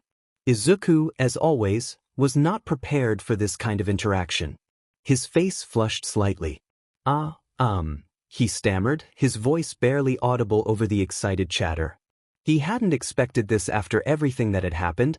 The last thing he wanted was to be the center of attention, especially in such a crowded space. He needed to get out of there. When the train pulled into the next station, 2 stops before his intended destination, Izuku took the opportunity to make a quick exit. He muttered hurried apologies as he pushed through the small crowd of fans and darted out of the train before the doors could close behind him. As soon as his feet hit the platform, a wave of relief washed over him. Finally, a moment of peace. He sighed, adjusting the strap of his bag and preparing to make his way toward Yue, figuring he could walk the rest of the way. But that peace was short-lived. Within minutes of stepping onto the street, Izuku was greeted by the blinding flash of camera lights. "Midoriya-kun, how does it feel to have captured the hero killer? Can you comment on your experience fighting the hero killer?" A sea of reporters had descended upon him like vultures, their microphones and cameras move into his face before he even had a chance to react. He took a step back, his mind racing for a way out. This was even worse than the train ride. How had they even found him? Then, amidst the chaos of reporters and flashing lights, he had a sudden, almost comical realization. He slapped a hand to his forehead, mentally berating himself for not thinking of it sooner. The Sword of Omen had a portal skill that could easily get him out of situations like this. He quickly pulled his hood over his head to hide his face and ducked into a nearby alleyway, slipping out of the crowd unnoticed. "How could I forget about the portal skill?" he muttered to himself, shaking his head. With a swift motion, He drew the Sword of Omen from his inventory, feeling its familiar weight in his hand. The gleaming blade seemed to hum with energy as he held it aloft, focusing on the skill that would allow him to escape. A faint light began to shimmer around the sword as he activated the portal creation ability. A swirling, glowing portal appeared before him, just large enough for him to step through. Without wasting any time, Izuku slipped through the portal, and in the blink of an eye, he was standing just outside the gates of UA High School. The cool, familiar air of the school grounds greeted him, and he let out a deep sigh of relief. The media, the fans, the chaos, it was all behind him now. For a moment he simply stood there, catching his breath and taking in the peace. The afternoon sun was beginning to dip low in the sky, casting a warm, golden glow over the campus. Izuku took a few moments to collect himself before making his way toward the school. He couldn't help but chuckle at how absurd the situation had been. First, being swarmed by girls on the train, and then being ambushed by reporters. At least he had escaped without too much trouble, thanks to the Sword of Omen. As he entered the main building, he headed straight for the principal's office. He knew it was only proper to report his return to Principal Nizu, especially after the craziness that had just unfolded. When he arrived, Nizu greeted him with his usual warm smile, though his beady eyes twinkled with curiosity.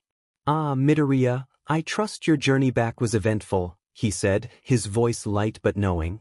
Izuku scratched the back of his head, offering a sheepish grin. "You could say that. I had to, use my portal skill to escape a crowd of reporters. And some fans." Nizu chuckled softly, nodding in understanding. "It seems you're quite the rising star now. Be prepared for more of that kind of attention in the future. But I'm glad you made it back safely. Now get some rest. You've earned it." With Nizu's approval, Izuku headed for the dorms, his body finally feeling the weight of the day. It had been exhausting, not from any physical battle, but from the mental strain of dealing with so many people and so much attention. Finally, back in his room, Izuku collapsed onto his bed. The day had been long, but at least now he could rest. His eyes slowly drifted shut as the thought of tomorrow's training awaited him, but for now, sleep was all that mattered. The return to UA High School was filled with excitement and exhaustion for Class 1A. After their intense internships, each student had their own stories to share, and the atmosphere in the classroom was buzzing with energy. The students mingled, chatting about their experiences, what they learned, and the pros they had trained under. But amidst the lively discussions, there was one figure who wasn't as cheerful. Sitting on his knees in the center of the classroom, Izuku had a rather gloomy expression, his usual spark dimmed as he faced a stern lecture. A comically dark aura hovered over him, making it clear to everyone that this was not a normal conversation.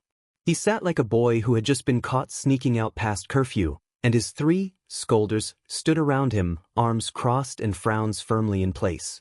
"What were you even thinking, Midoriya?"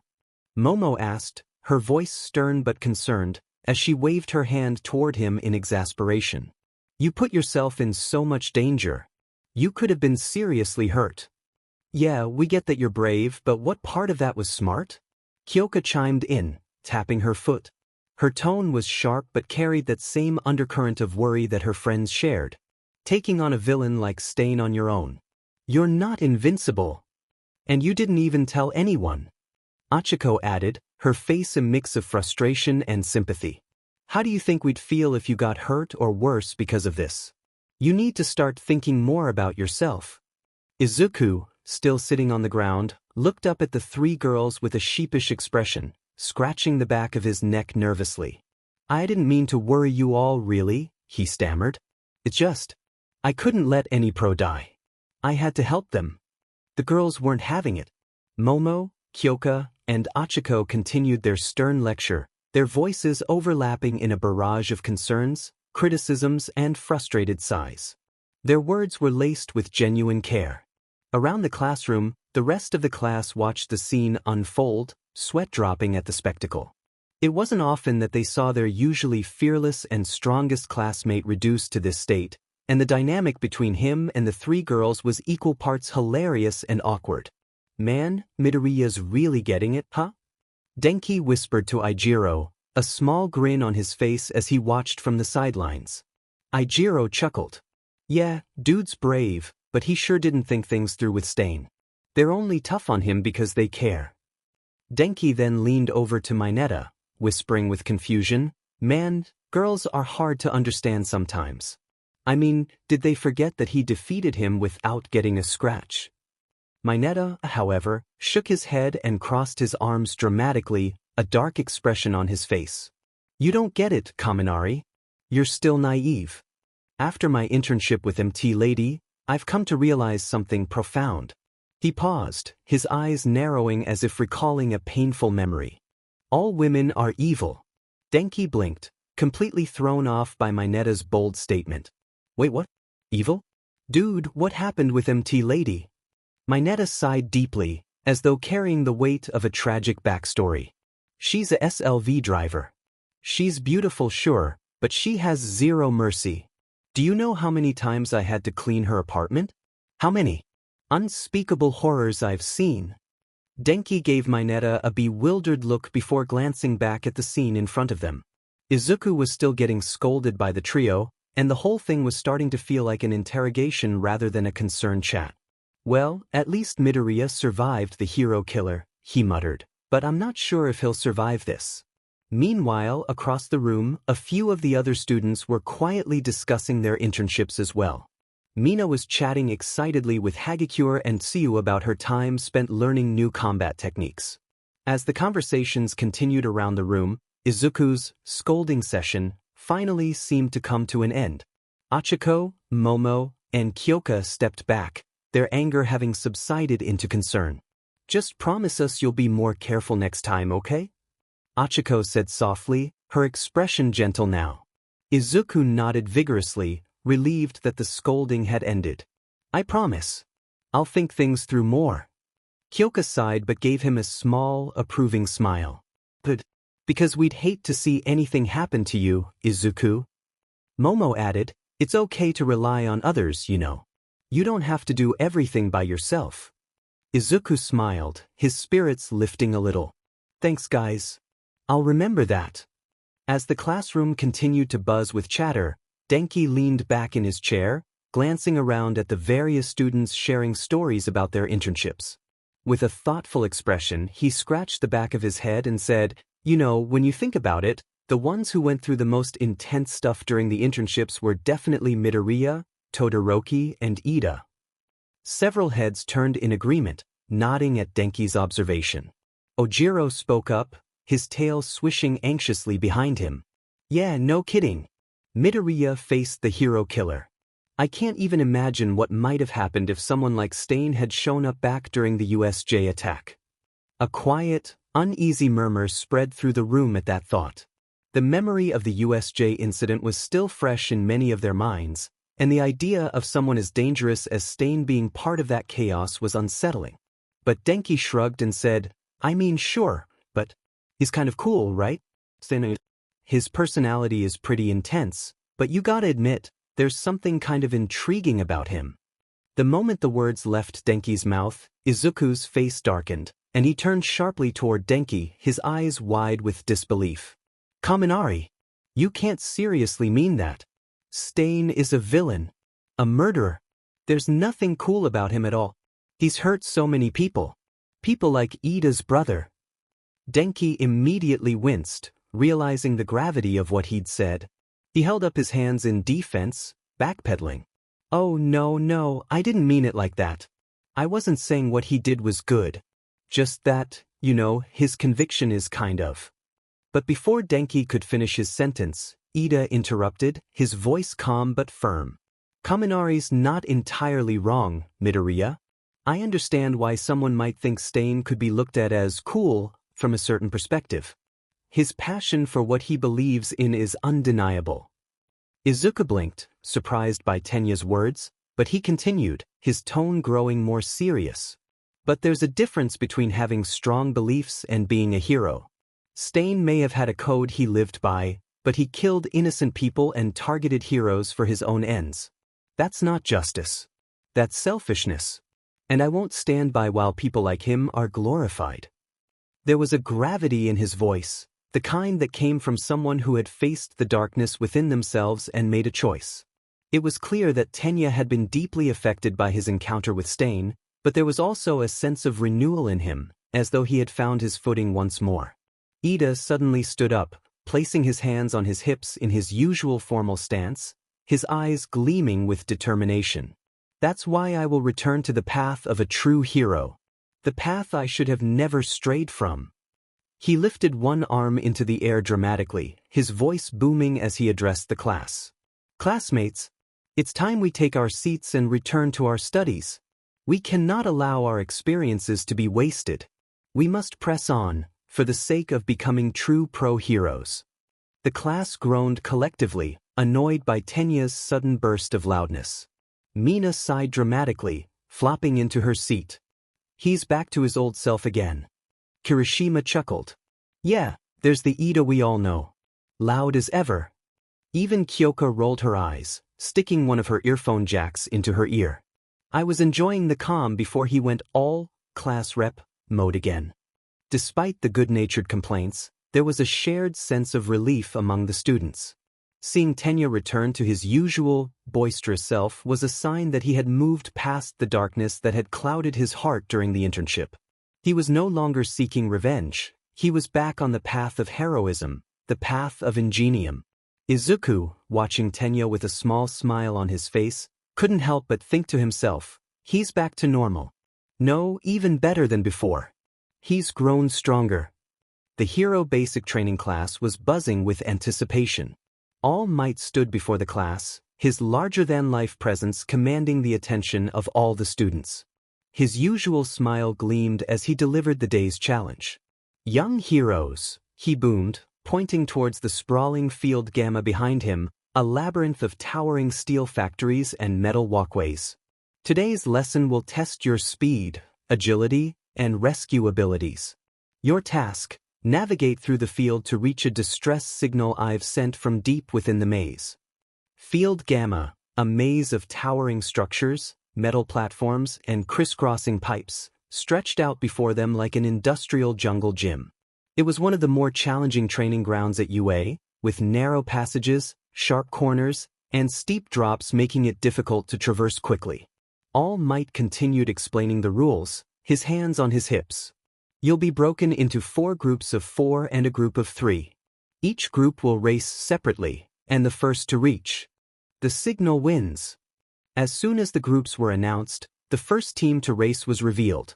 Izuku Midoriya, Tenya Ida, Mina Ishido, Hantashiro, and Masahiro Ojiro. The moment the group was called, their classmates immediately began talking, and almost everyone was counting on Izuku to have the upper hand. Kaminari leaned over to Kirishima and said, "Man, I bet Midoriya is gonna smoke them. His speed and agility are on another level." Kirishima grinned. "Yeah, and let's not forget his motorcycle. The dude's like a speeding bullet with that thing." Achiko sat nearby, listening as her classmates commented on Izuku. She smiled softly. "He's really improved. I bet he'll win this one for sure." As the students lined up, Siro was focused and determined to get an early lead. He glanced at Izuku and grinned. "Better keep up, Midoriya." Izuku gave him a polite but competitive smile in return, already feeling the familiar rush of adrenaline pumping through his veins. "Ready? Go!" All Might's voice echoed across the training ground as the students shot forward into the labyrinth. Siro, as expected, got off to a quick start. His quirk allowed him to zip between the metal structures, attaching his tape to beams and swinging like a human slingshot. But just as he thought he had the lead, he heard a rush of wind above him. In a blur, Izuku soared overhead, using the somersault cloud to fly effortlessly through the maze, leaving his classmates behind in the dust. The students who were watching on the sidelines were stunned. "Whoa!" Denki exclaimed, his jaw dropping. He's flying? Since when can Midoriya do that?" Momo, standing nearby, tried to analyze what she was seeing. That cloud isn't part of his usual arsenal. Did he acquire some kind of new ability during his internship? Achiko, who was watching closely, smiled softly. "That cloud, it reminds me of something. I heard a legend once about Sun Wukong, the Monkey King. He could summon clouds to fly through the sky. Izuku's cloud looks just like that. Her comment piqued the interest of the others. Sun Wukong? Tsuyu asked, pointing her chin thoughtfully. Isn't that the guy from the old legends? Yeah, Achiko replied, her eyes following Izuku as he flew. In the legend, Sun Wukong had a magical staff and could fly incredible distances by riding a cloud.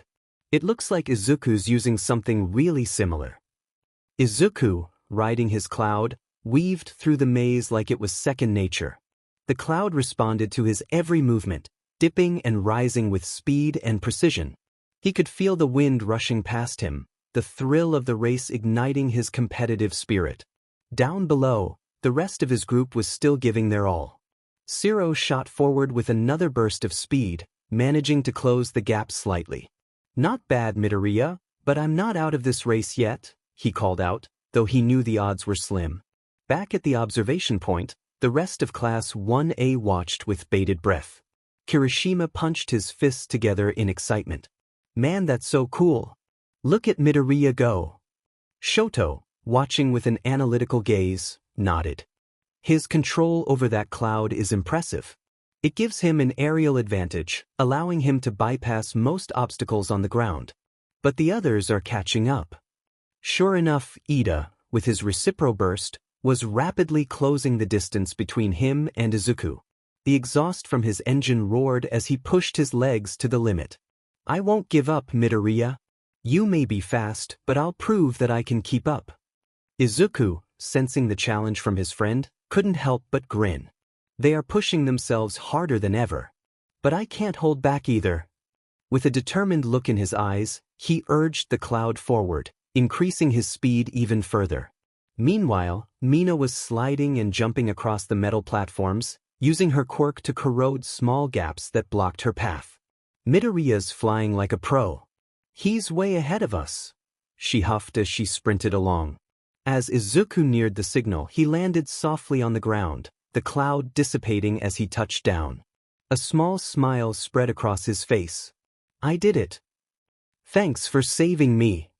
All Might's voice boomed, signaling the end of the race as he gave Izuku a thumbs up. As the rest of the group finally made it to the finish line, panting and exhausted, they couldn't help but give Izuku a nod of respect. You totally crushed us, man, Zero said with a grin, though his voice was filled with admiration. Tenya, still catching his breath, placed a hand on Izuku's shoulder. Midoriya, your progress. It's truly impressive. All Might clapped his hands together, clearly impressed. Well done, young Midoriya. That cloud technique of yours is truly something special.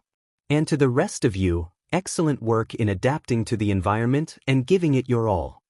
The rest of the students nodded in agreement while Izuku simply smiled and walked away. As hero basic training came to a close, the students of Class 1A trudged back toward the school, still buzzing from the day's exciting events. Izuku, fresh off his victory in the race, was the center of attention as they walked, but he remained modest, smiling and thanking his classmates for their praise. Once they arrived at the locker rooms to change back into their school uniforms, the boys and girls split into their respective areas. Inside the boys' locker room, the atmosphere was lighthearted. As Izuku opened his locker, Minoru Mineta sidled up to him, grinning mischievously. Hey, Midoriya, he whispered, clearly excited about something. Izuku looked at him, confused by Minoru's giddy expression. What's up, Mineta? Minoru's grin widened as he motioned Izuku closer. I found something amazing. He pointed toward a small, barely noticeable hole in the wall. The realization of what it led to hit Izuku like a ton of bricks. That hole goes straight into the girls' locker room. Can you believe it? This is our chance to... Before Minoru could finish his sentence, Ida rushed over, his arms flailing dramatically in protest. Mineta, that behavior is unacceptable. As aspiring heroes, we must uphold the highest standards of conduct. Peeping is immoral and a violation of our classmates' privacy. Despite Tenya's authoritative scolding, Minoru shrugged, still undeterred. Come on, man, lighten up. This is a once-in-a-lifetime opportunity. Minoru, fully intending to peek through the hole, crouched down to get closer. But before he could even get a glance, he was met with something far worse than Tenya's disapproval. Out of nowhere, Izuku stepped forward, his expression darkened by a fierce sense of anger. His eyes gleamed with determination. "Mineta," he growled, his voice low but filled with intensity. "What do you think you're doing?" The entire locker room fell silent. Everyone else in the room stared, wide-eyed, as they felt the oppressive force of Izuku's sudden outburst. Mineta froze in place, his eyes wide in terror as he slowly backed away from the hole. "Wait, Midoriya. I wasn't going to do anything serious," he stammered, trying to defend himself. "I just thought." But before he could say another word, Izuku's energy surged even more intensely, and Mineta could swear he saw dark shadows flickering around his classmate. "You don't get to just look," Izuku said sharply. "What you're doing isn't funny or harmless, it's disrespectful. You can't treat the girls like that." Mineta's legs gave out beneath him as he collapsed to the ground, overwhelmed by the force of Izuku's gaze. Beads of sweat formed on his forehead as he trembled under the weight of the reprimand. Meanwhile, the rest of the boys collectively sweat-dropped, not wanting to get involved in the unfolding scene. Even Tenya stood in shock, realizing that Izuku's response was far more effective than anything he could have said. Okay, I'm sorry." Mineta whimpered, raising his hands in surrender as Izuku's glowing eyes bore into him. "I won't do it again, I swear." Seeing Mineta's genuine fear, Izuku took a deep breath and released the pressure of his energy, letting the red glow fade from his eyes. His expression softened slightly, though the sternness remained. "But you're better than this, Mineta. Don't forget that." Mineta nodded vigorously, still on the floor, trying to catch his breath. As Izuku turned to walk away, the boys in the locker room collectively let out the breaths they hadn't realized they were holding. In the girls' locker room, things were much calmer. The girls were chatting as they changed when suddenly Hagakure popped out of nowhere. "Hey, did you hear that?" she asked, her voice filled with curiosity. "Hear what?" Achiko replied, glancing around. "It sounded like someone getting yelled at," she said, her invisible head tilting as if trying to listen for more. "I think it came from the boys' locker room." Kyoka perked up, using her earphone jacks to try and pick up the sound. She scowled after a few moments. "Yeah, it's Mineta," she said, clearly unimpressed. "Sounds like he was up to something again." Achiko sighed. "Of course, it's always him." Momo frowned slightly. "If he tried something inappropriate, I hope someone stopped him. We shouldn't have to worry about that." As if on cue, Tsuyu spoke up from across the room. "Don't worry, I bet Midoriya-chan stopped him. He wouldn't let something like that slide."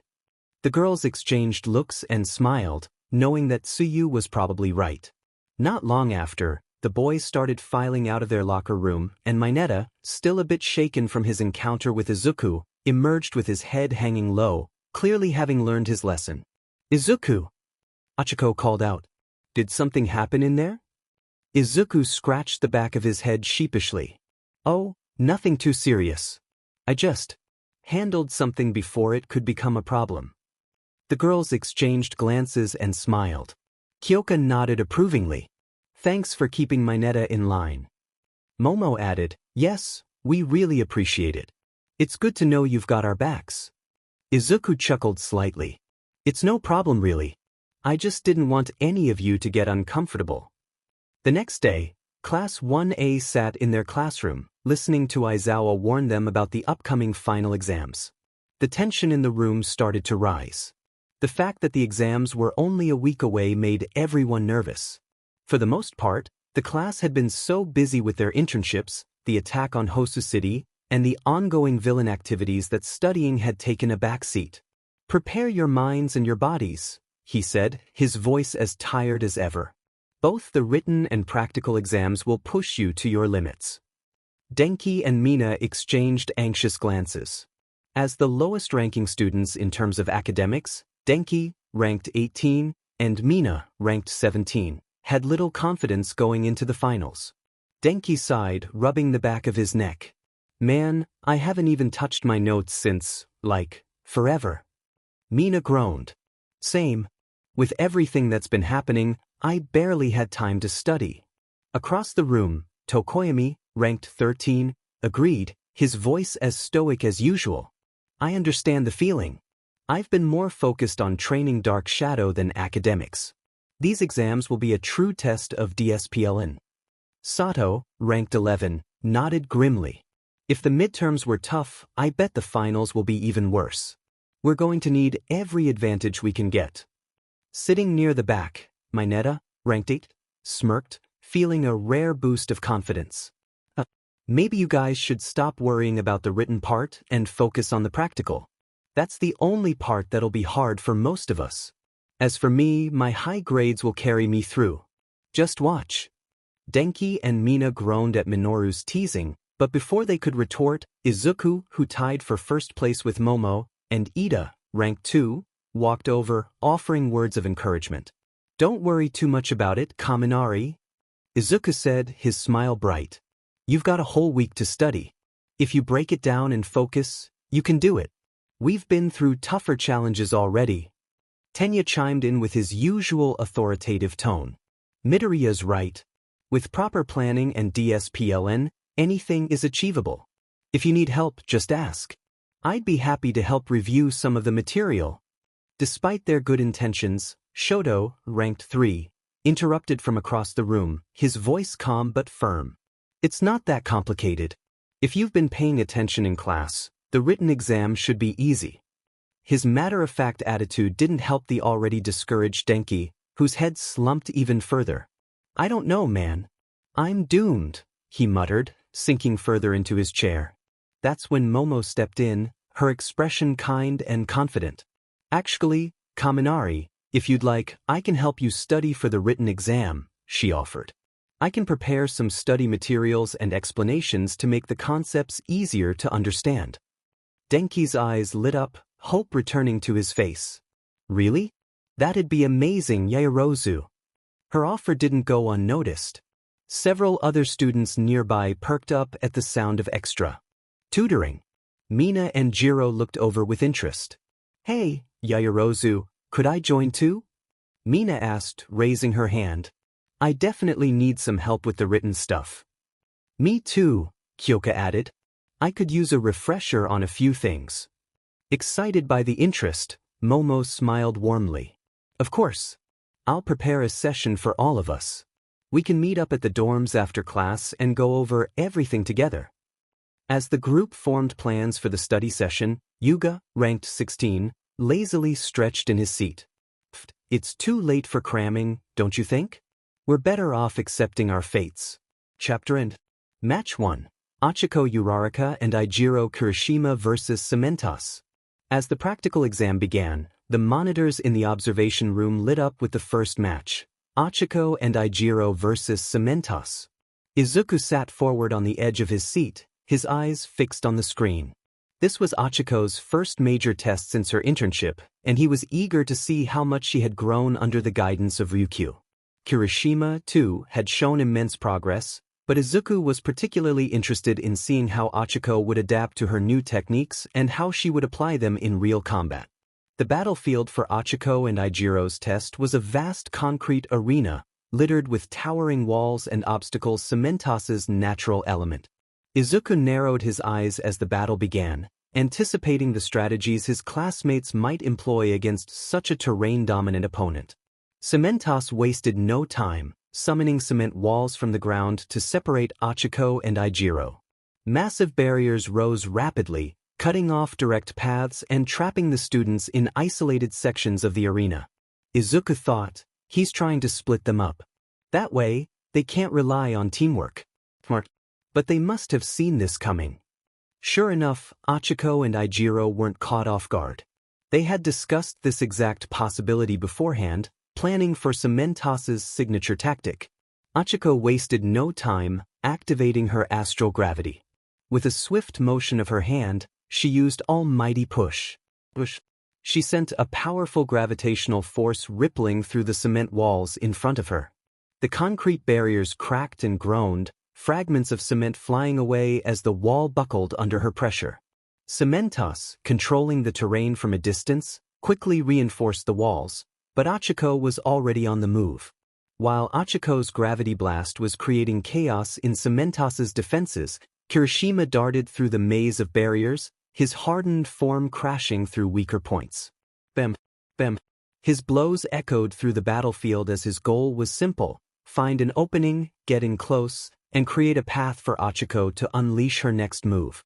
Cementos, realizing the pressure building on his defenses, tried to force them back with more cement pillars erupting from the ground. However, Achiko was already prepared. With a graceful flick of her wrist, she activated Universal Pull. The pillars Cementos had just raised were yanked toward her with immense force, crumbling in midair as they collided with each other. Bang! She redirected the debris, sending it back toward Cementos, forcing him to stay on the defensive. Ijiro spotted his chance. As Achiko created more pressure with her gravitational abilities, he barreled through a weak point in Cementos' barricade. His hardened fists smashed through the cement walls, leaving an opening just large enough for him and Achiko to slip through. Izuku thought, "They're pushing him back." But Cementos isn't the type to go down easily. Achiko and Ijiro regrouped on the other side of the barricade, now facing Cementos directly. His face remained calm as he summoned more walls around him, layering the defenses. Ijiro called out, "We need to break through his final line of defense. Think you can handle it?" Achiko nodded, her eyes glowing faintly with the astral energy she had learned to HRS during her internship. "I've got a new move for this." "Cover me," she said. With Ijiro guarding her, Achiko took a deep breath, her aura shifting as she tapped into her astral energy form. A faint glow enveloped her body, and she extended her hands forward. "This is what I learned from Hato-senpai and Ryukyu," she said, her voice calm but focused. "Astral Breaker." Zzz. From her palms, an immense surge of energy erupted, a concentrated beam of pure astral energy. It wasn't just a simple blast, but a high-intensity, focused stream that tore through the cement walls with terrifying efficiency. The energy blast was a brilliant pink, crackling with power as it cut through Cementos' defenses like a blade through paper. The walls crumbled before Achiko's might, leaving Cementos momentarily vulnerable. "Now!" she shouted. Without hesitation, Kirishima charged forward, his body fully hardened. He leaped through the opening she had created and delivered a powerful blow, shattering the last of Cementos' defenses. The pro-hero staggered back, caught off guard by their perfect synchronization and strategy. Achiko wasn't done yet. As soon as Ijiro had landed his hit, she activated telekinesis, lifting pieces of the broken cement debris and hurling them at Cementos. Each piece was guided by her precise control, forcing Cementos to continuously dodge and defend, unable to fully regain his footing. Then, with a final flourish, Achiko unleashed her new finishing move, taught to her by Nijire. She floated upward with her flight ability, her aura glowing with ethereal energy. She raised her hand high, summoning a massive sphere of telekinetically controlled debris and energy. "This ends now." Celestial gravity burst. The sphere exploded outward in a controlled shockwave of gravitational force, pinning Cementos down and leaving him unable to summon any more of his cement walls. The immense pressure kept him grounded, and in the final moment, Ijiro rushed in and cuffed him. The battle was over. Izuku leaned back in his seat, a smile tugging at his lips.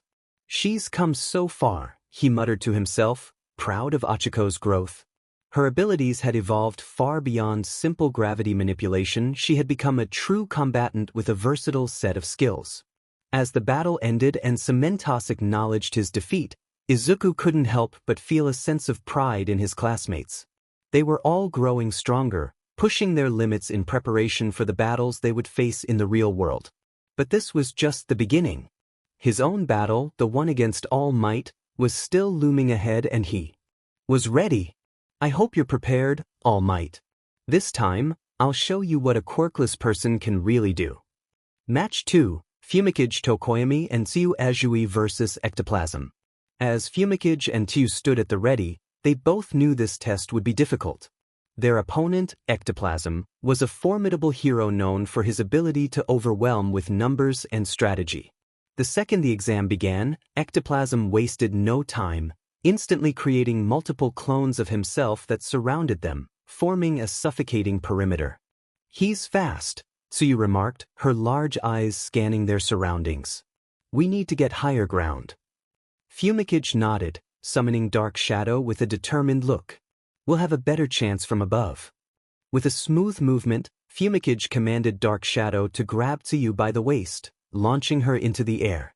As she soared, Tsuyu extended her tongue, grabbing hold of Fumikage and yanking him up with her, the two of them now rising to the upper levels of the arena. This maneuver showcased the impeccable synergy between them, as both understood their respective strengths and weaknesses. In the observation room, Izuku watched intently, his analytical mind already at work. Izuku noted aloud, "Ectoplasm's quirk lets him overwhelm his opponents with sheer numbers." His eyes narrowed. He'll use that to exploit Fumicage's lack of close-range defense. Recovery Girl, who stood next to Izuku, nodded in agreement. "It's a bad matchup for Tokoyami," she said.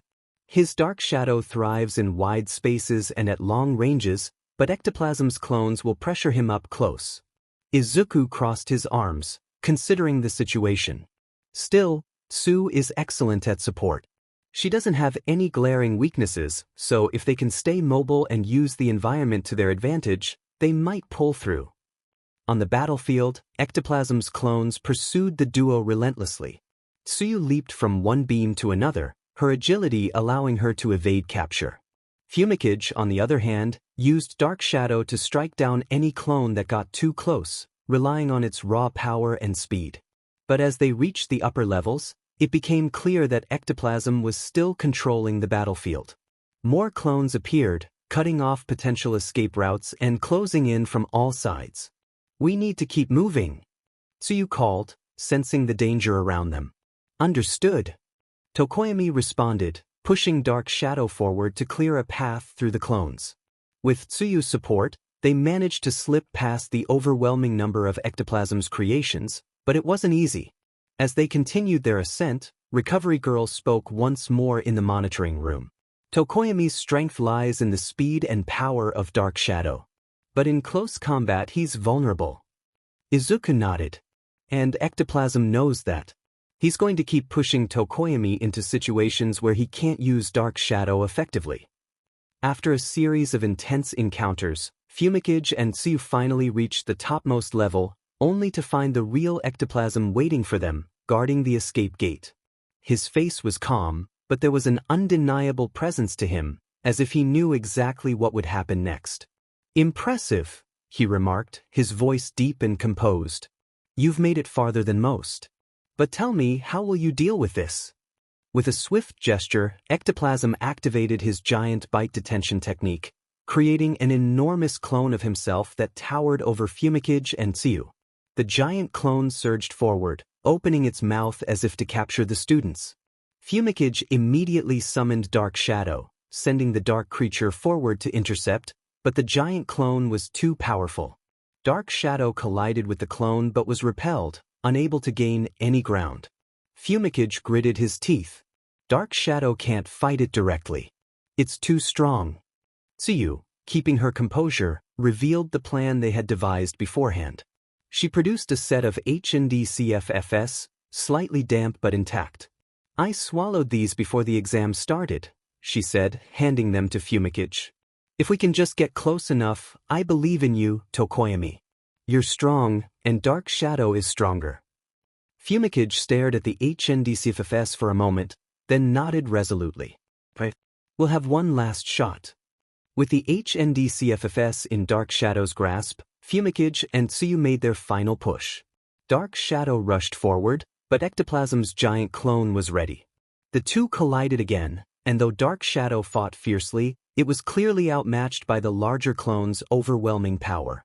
In a desperate bid to create an opening, Tsuyu leaped into action, using her agility to distract Ectoplasm.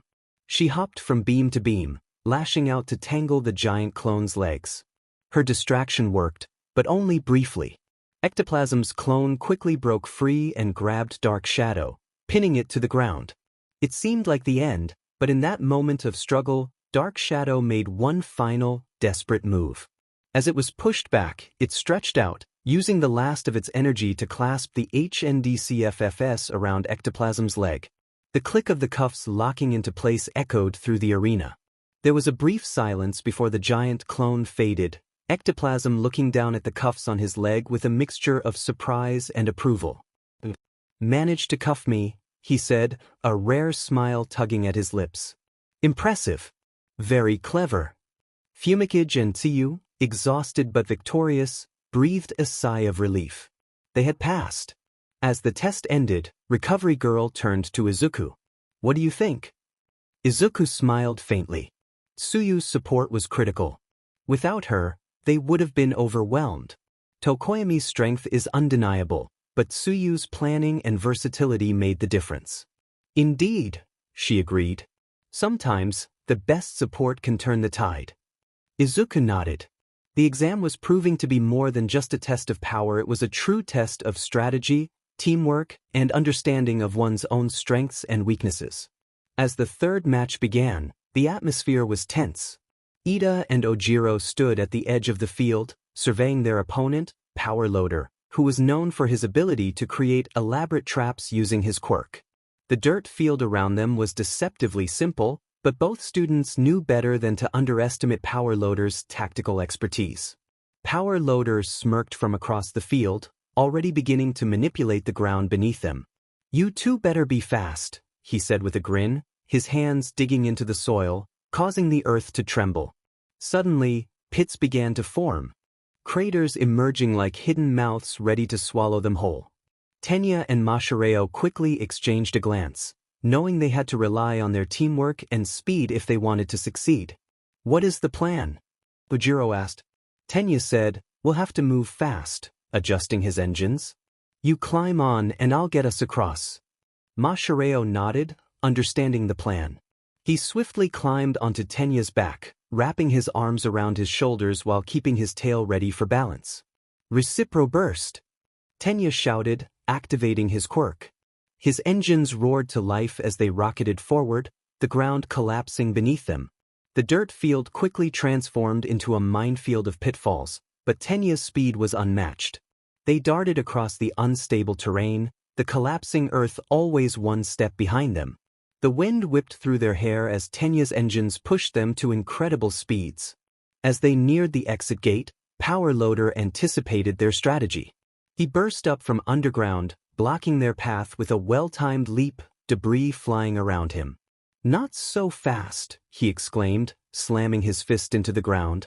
The earth beneath them rumbled once again, threatening to give way. Tenya reacted instantly. "Hang on," he shouted to Mashireo. Just before the ground collapsed beneath them, he used the engines in his legs to propel them upward. The sudden jump gave them a brief reprieve, but it wasn't enough. They were still trapped in midair, with Power Loader poised to stop them once they landed. "Wrap your tail around my leg," he instructed quickly.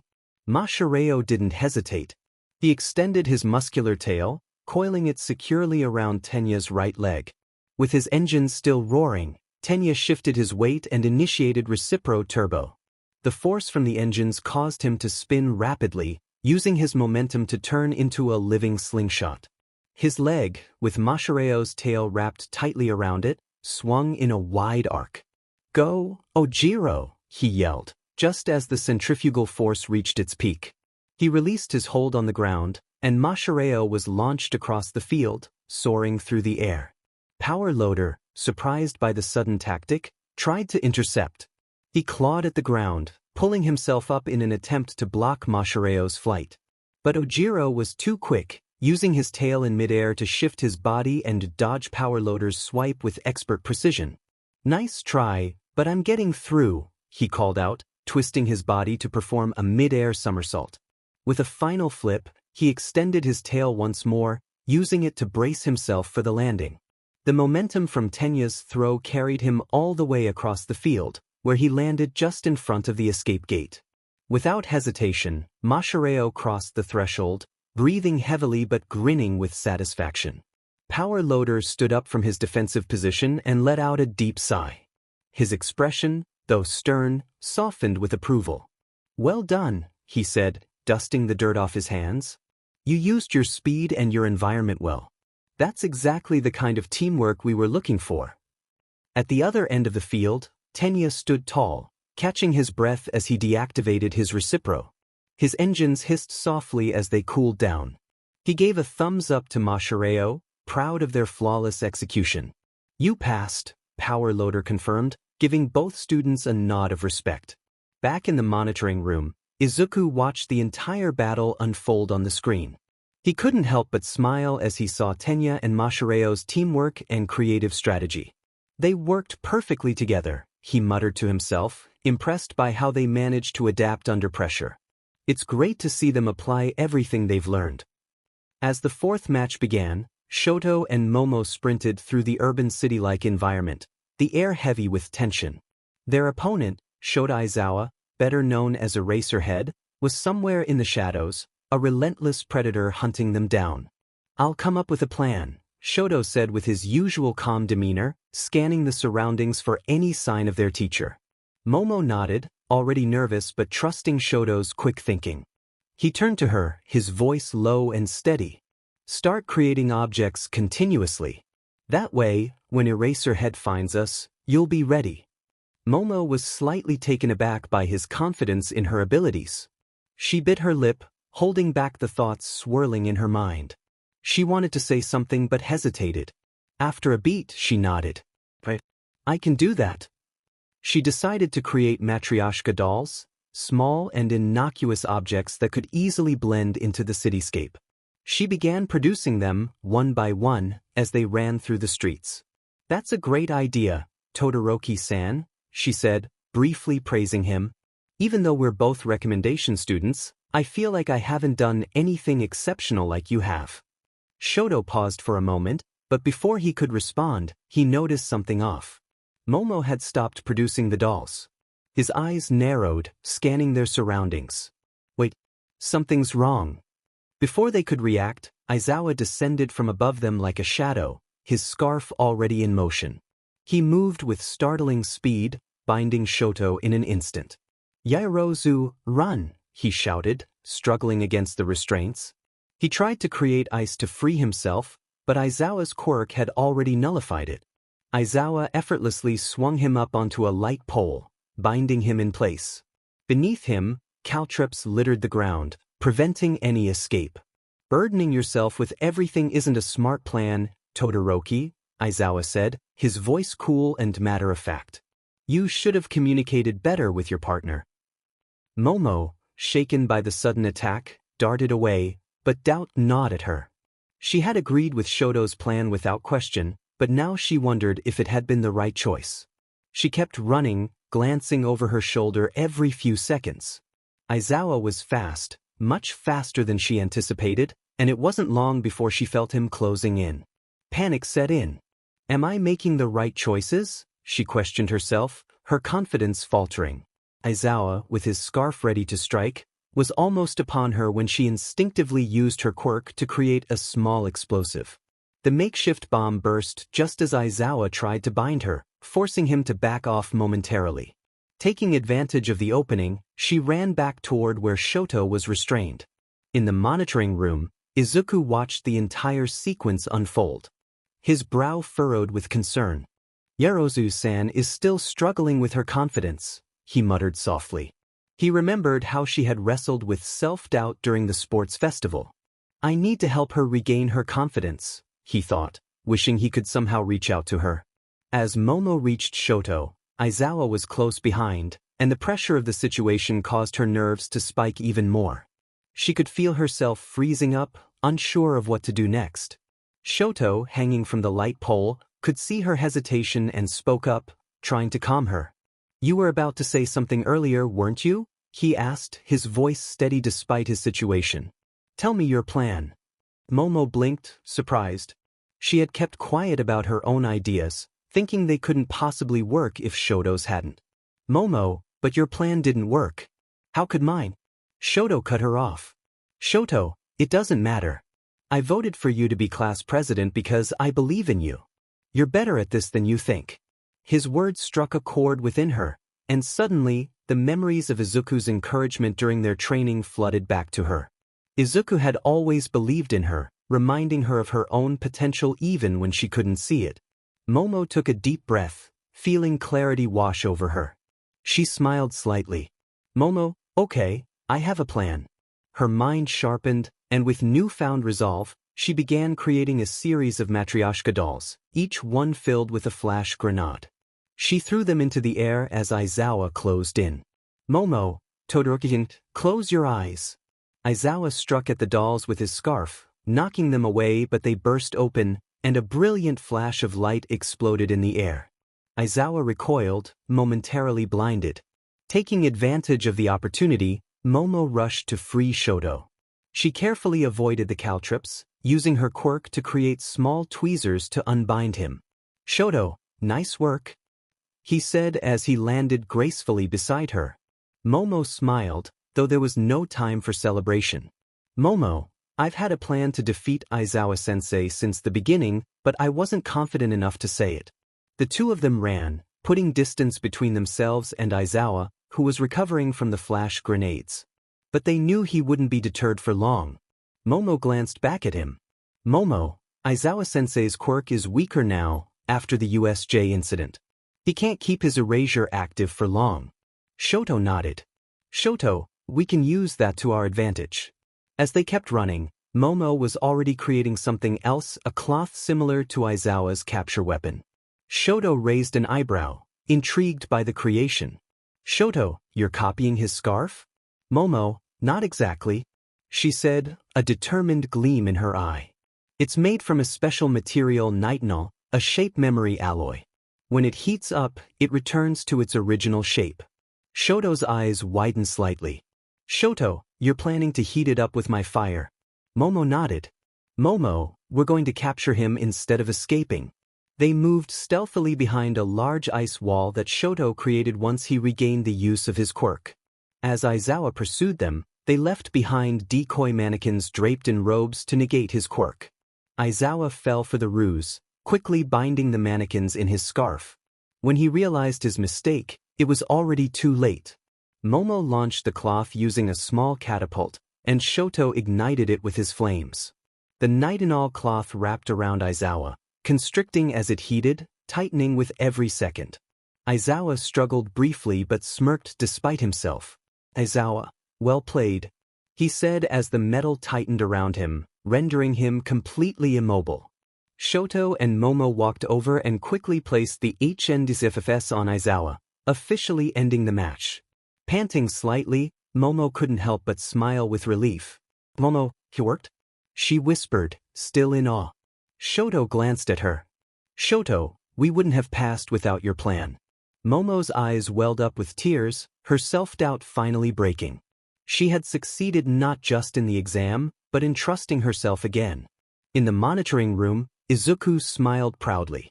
Izuku, you did it, Yaoyorozu-san. Recovery girl, looks like Aizawa has a soft spot for his students, she remarked, her voice filled with amusement. But then again, that's why they all look up to him. As the fifth match between Aoyama and Sato against 13 reached its climax, the air was thick with tension. The two students had been working hard to outmaneuver their opponent, but they now found themselves mere steps away from the escape gate with 13's terrifying black hole quirk closing in on them. The gravity of the situation literally and figuratively was impossible to ignore. 13, a pro hero specialized in rescue operations, was using her quirk with deadly precision, creating a vortex that seemed to pull everything into it with relentless force. The gravitational pull of her quirk was powerful enough to tear apart anything, reducing it to dust. Both Yuga and Rikido were clinging to a railing with all their strength, their bodies struggling against the immense force of the black hole. Sato, hold on, he shouted, his powerful muscles flexing as he tightened his grip on the metal bar. Yuga, hanging onto the same railing beside him, gritted his teeth. His usually flamboyant and carefree demeanor was replaced with fear and desperation. His naval laser was their primary weapon, but in this scenario, it had proven to be more of a liability than an asset. Every time he fired his laser at 13, the beam was absorbed into her black hole, disappearing as if it had never existed. Yuga, Mon Ami, I can't hold on much longer. He cried out, his voice strained. His arms trembled violently under the strain, and his grip was starting to weaken. 13's calm but firm voice echoed through the vortex. 13, you both have done well to come this far, but in a real-life scenario, this level of teamwork and strategy would not be enough. Sato clenched his jaw. He had used up most of his strength-enhancing Sugar Rush quirk earlier in the fight, and now his muscles were starting to fatigue. He could feel his strength waning as the powerful force of 13's black hole kept pulling them closer and closer. They had no more time. Sato, we have to try something else. He groaned, his eyes darting toward Yuga. Use your laser again, but this time, don't aim at her. Aim behind her. Yuga's eyes widened in confusion. Yuga, behind her? But what good will that? Sato, just do it. He snapped, gritting his teeth as he tried to reposition himself against the force pulling at them. But no other option and time running out, Yuga nodded and activated his quirk. His navel laser shot out from his knees, a brilliant beam of energy cutting through the air. Instead of firing at 13, as they had been doing all along, Yuga aimed the laser just past her, hoping to disrupt her concentration or make her move. But 13 didn't flinch. The black hole absorbed the laser as it had before, and she advanced steadily toward them, her quirk pulling them closer to her like a black hole pulling matter into the void. The closer they got, the more they could feel the sheer destructive force emanating from her, the very air around them vibrating with the intensity of the pull. Yuga, it's not working. He screamed in despair, his hands slipping on the railing. Sato, out of options. He muttered through clenched teeth. His vision blurred as his strength faltered. He could feel the gravitational pull threatening to tear him from his grip. As the two of them struggled against the inevitable, the realization that they were about to fail sank in. Sato's muscles began to weaken, and Yuga's fingers slipped further from the railing. Both of them, exhausted and out of ideas, were moments away from being pulled into 13's quirk. Suddenly, Sato's grip gave out. The force of the black hole yanked him into the vortex, and he cried out in frustration as he was lifted off the ground. Yuga, already at his limit, couldn't hold on any longer either, and with a final gasp of terror, his fingers slipped from the railing. Both students were drawn into the powerful pull of 13's black hole, their bodies helplessly caught in her quirk. However, 13 controlled her power with immense precision, ensuring they wouldn't be harmed. As soon as they came close enough to her, she deactivated her quirk, catching both of them before they could be pulled in too far. It's over, she said calmly, her voice laced with both pride and concern. You both fought well, but in a situation like this, it's important to stay calm and think through all possible strategies. Yuga and Sato, panting heavily and covered in sweat, lay on the ground, defeated. They had given it their all, but in the end, they had failed the exam. In the monitoring room, Izuku watched with a serious expression. He knew how difficult facing 13 would be. Her quirk wasn't designed for direct combat, but its destructive potential made it nearly impossible to counter. He admired Sato and Yuga's tenacity, but even he could see that they had run out of options long before the match ended. Recovery Girl sighed softly, her eyes sympathetic. 13's quirk is incredibly difficult to deal with. Even the best students would struggle against her, especially when there's a risk of being pulled in. Izuku nodded.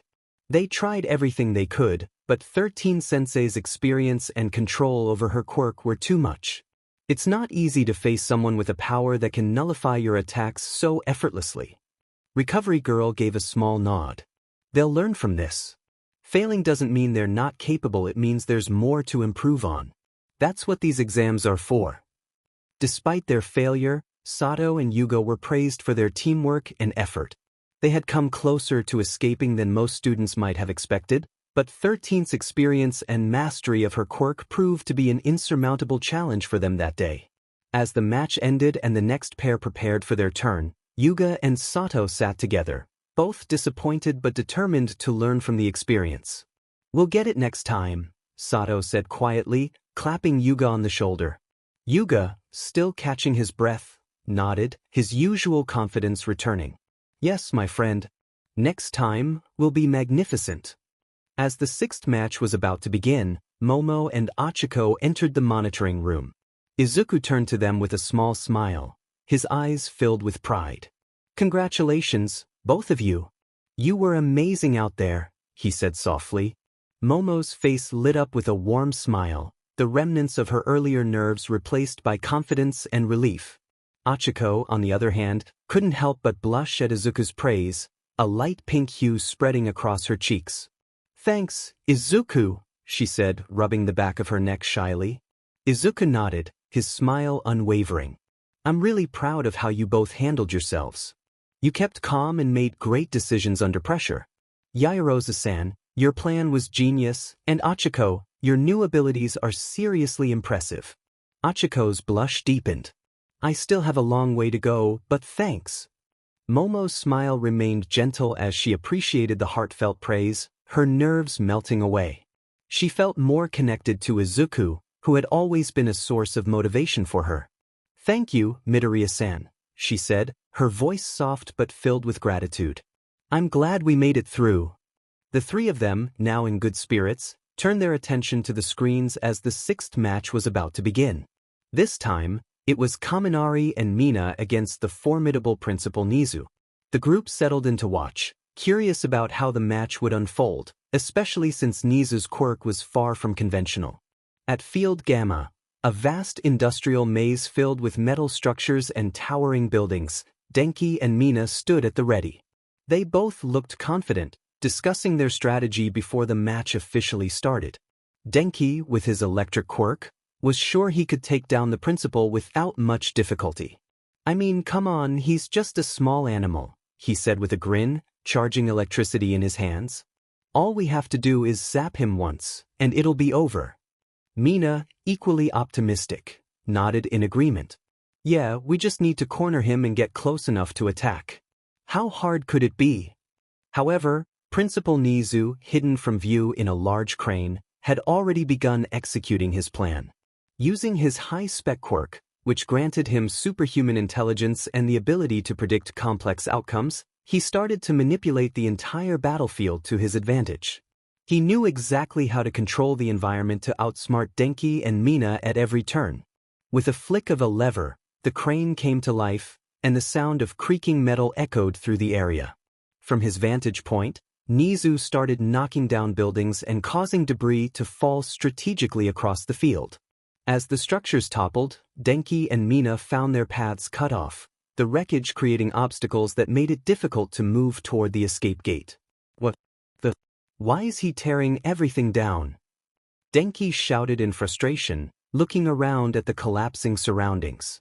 Mina, also confused, dodged a falling piece of metal and grimaced. He's not fighting us directly, but he's destroying everything around us. What do we do, Kaminari? Caught off guard by Nizu's tactic, Denki fired off an electric discharge, hoping to locate the principal and stop the crane. But it was no use, his electricity was absorbed by the rubble, and he had no clear target. Nizu remained well hidden, watching their every move with a calm, calculated demeanor. Nizu's strategy was simple. He didn't need to engage them directly. Instead, he would use his superior intellect to control the environment, predicting their every move. The more Denki and Mina ran, the more they found themselves trapped in dead ends or forced to dodge falling debris. Every path they took was meticulously cut off by Nizu's machinations. Back in the monitoring room, Izuku and the others watched with growing concern. This is bad, he muttered under his breath, his analytical mind racing as he tried to understand the principal's strategy. Principal Nizu's quirk gives him such high intelligence that he can predict how everything will react. Kaminari and Ishido are just playing into his hands. Momo, standing beside him, nodded. He's using their lack of foresight against them. They're too focused on attacking, and they haven't realized that Nizu is controlling the entire field.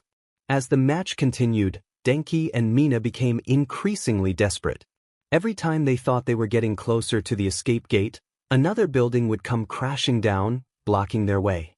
Nizu had manipulated the environment so precisely that only one path remained open to them, a path they didn't even realize they were being herded toward. Denki's energy was running low, and Mina's movements were becoming sluggish as they tried to figure out a way to outsmart their principal. But by the time they realized what was happening, it was too late. The timer ran out. The loud buzzer sounded, signaling the end of the match. Denki and Mina had failed. In the aftermath, Denki sat on the ground, his hands on his head in frustration. We didn't even get close to beating him. Mina, equally disappointed, slumped beside him. I can't believe we fell for his traps so easily. Back in the monitoring room, Achiko's shoulders slumped in disappointment as she watched her friend Mina's defeat. I thought they had a chance. Momo sighed sympathetically, her eyes filled with understanding. It's difficult to fight someone like Principal Nizu. He's not a physical opponent, he's a mental one. Izuku, though proud of his classmates' efforts, couldn't hide his own sense of disappointment. He knew that Denki and Mina had the strength to win, but facing someone with Nizu's level of intelligence had exposed a critical weakness, one they would need to overcome if they wanted to become true heroes. It's tough, he said quietly. Fighting an opponent who's always 2 steps ahead. It's not something they could have prepared for. The next match was Present Mic facing Jiro and Koda. Izuku, Momo, and Achiko shifted their focus to the screens, eager to see how Kyoka and Koji would fare against their loud, energetic teacher. The battle began in a dense forest, with Kyoka and Koji quickly realizing that they had to be strategic if they wanted to pass. Present Mic's quirk, voice, was a direct counter to Kyoka's abilities, and his booming voice reverberated through the trees, creating powerful sound waves that shook the environment. Kyoka's earphone jack quirk could control sound, but Present Mic's sheer volume overwhelmed her from the very start. Kyoka winced as the sound waves assaulted her eardrums. The intensity of the vibrations made it nearly impossible to move forward. Even though she tried to maintain her composure, the look of pain on her face was evident. She quickly turned to Koji, who stood beside her, wide-eyed and frozen in place. Koda, we have to move, she shouted over the roar of Present Mic's attacks. You've got to ask the birds to attack him. It's the only chance we've got. Koji, still struggling with fear, hesitated. I can't do it, Jiro. Birds won't be able to get close to him with all this noise. Kyoka bit her lip. She had anticipated that this would be a difficult match, but she hadn't expected to feel so powerless. Her own quirk felt like a weaker version of Present Mic's, and no matter how much she pushed herself, he was always 1 step ahead. The trees around them quivered from the constant bombardment of sound waves. Present Mic's voice echoed across the forest, shaking the leaves and ground alike. Come on, my students. Can't handle a little sound? You'll have to push harder if you want to pass. Kyoka clenched her fists, feeling the frustration build. Her ears were starting to bleed, and every pulse of sound felt like a hammer to her head. But even so, she refused to give up. She had learned new moves during her internship with Present Mic, and she wasn't going to back down. Suddenly, in the midst of the chaos, she noticed something. An ant scurried across the ground, unaffected by the deafening sound waves. Her mind raced as an idea began to form. Koda, she called out. Can you control bugs? Maybe they can help us. Koji, who had been cowering slightly behind a tree, peeked out. His face immediately turned pale at the mention of bugs. Bee bugs? I hate bugs, he stammered, his fear of creepy crawlies kicking in. Kyoka gritted her teeth, trying to stay calm. I know you're scared, but there's no other way. Mike Sensei's sound can't travel underground. If you can get the bugs to dig up from underneath him, we'll have a chance. For a moment, Koji was frozen in fear, but as he saw the blood dripping from Kyoka's ears and the determination in her eyes, something inside him shifted. He remembered his entrance exam, where he had barely made it through by running away. He had felt the same fear then, but this time was different. He couldn't let Kyoka down. His heart pounded in his chest as he thought about what it meant to be a UA student. The words, plus ultra, echoed in his mind, reminding him of the meaning of going beyond his limits. He took a deep breath, steeling his resolve. I can do this, he said, more to himself than anyone else. He knelt down, placing his hands on the ground as he began to focus on his Ani voice quirk. His voice trembled at first, but gradually it grew stronger. Bugs, please help us. Kyoka, still holding off the sound waves with her quirk, watched in surprise as Koji began to talk to the insects with newfound determination. She hadn't seen him use his voice like this before, and for a moment, she smiled despite the pain in her ears. "You're doing great, Koda," she muttered, though her voice was barely audible over the noise. In response to Koji's command, insects began to crawl out from beneath the ground, dozens of them emerging from the earth. The bugs moved swiftly and silently, burrowing their way through the dirt. The sound waves from Present Mike couldn't touch them underground. Present Mike was unaware of the approaching swarm. He continued to send out wave after wave of sound, his focus entirely on keeping the students at bay. But the bugs had a different plan. From underneath him, they emerged in a sudden burst, crawling up his legs.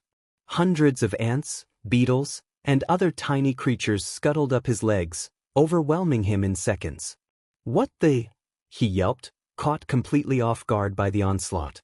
His quirk faltered as he tried to swat the insects away, but there were too many. Kyoka seized the opportunity. "Now Koji!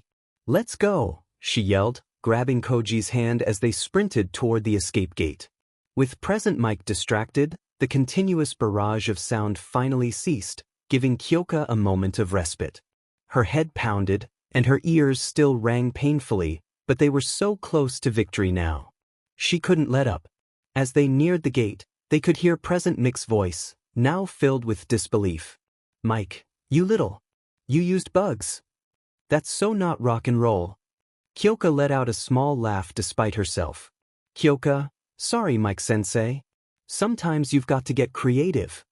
The two students crossed through the escape gate just as Present Mike managed to swat away the last of the bugs. The buzzers sounded, marking the end of the match. They had passed. Back in the monitoring room, the watching students let out a collective breath. There was a mix of amusement and relief in the air, with many impressed by how Kyoka and Koji had turned the tide. Recovery Girl shook her head with a disappointed sigh. Recovery Girl, Mike, defeated by a bunch of bugs. How embarrassing. Izuku couldn't help but chuckle, clearly amused by the turn of events. "Izuku, it worked though. Koda really stepped up." Momo nodded in agreement, her voice soft but warm. "Momo, he really embodied what it means to go plus ultra. I'm happy for both of them." Achiko smiled, leaning back in her chair. Achiko, "Yeah, that was such a tough match, but they pulled it off. Jiro's really gotten stronger since her internship with Present Mike." The group watched as Koji and Kyoka returned to the sidelines, both panting from the intense match. Koji was still trembling slightly, but there was a newfound sense of pride in his eyes. Kyoka, despite her exhaustion, managed a grin as she gave him a thumbs up. "Kyoka, you did great, Koda," she said, patting him on the shoulder. "Thanks for stepping up." Koji blushed, scratching the back of his head sheepishly. "Koji, I'm just glad we made it." Match 8, Mizo Shoji and Toru Hagakure vs. Snipe. The next match was set to begin, and the monitoring room became silent as the three students focused their attention on the screens. Shoji and Toru were up against the renowned sharpshooter, Snipe, in a tense battle of strategy and stealth. The battlefield was a large corridor filled with thick pillars that provided ample cover, making it an ideal space for their opponent to showcase his deadly accuracy. Izuku, Momo, Achiko, and the others watched as the match began. Snipe was known for his ability to hit targets from long distances with near-perfect precision, and his quirk, homing, allowed him to lock onto his target without ever needing to see them directly. This was going to be a tough challenge for Mizo and Toru. "Achiko, do you think they have a chance?" she asked, leaning forward slightly in her seat. Momo pursed her lips, contemplating. "Momo, Snipe's quirk is incredibly dangerous in an open area like this, but they might have a chance if they can outmaneuver him." Izuku nodded, watching the screen closely. "Izuku, they'll need to be careful. Snipe can lock onto them even if they're hiding." As the battle unfolded, Mizo and Toru ducked behind one of the large pillars, using it as cover. The sound of gunfire echoed through the corridor as Snipe, perched at the far end of the arena, took aim.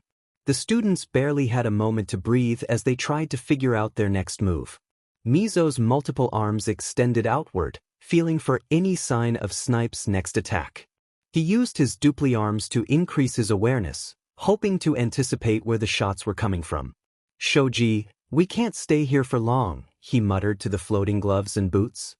He'll break through this cover eventually. Toru nodded in agreement. Toru, right? We need to get closer, but he's got every angle covered. What do we do? Before they could make their next move, a smoke grenade came flying into their hiding spot. Snipe's signature move filling the area with gas to disorient his opponents. The corridor was quickly engulfed in thick smoke, obscuring their vision. Mizo, stay low, he warned, crouching even lower behind the pillar as it began to crumble from Snipe's shots. Without warning, the pillar they were hiding behind was hit directly, shattering into pieces. The sudden blast forced the two students to scatter. Mizo moved quickly, using his arms to propel himself toward another pillar, while Toru vanished from sight once she stripped off her remaining costume.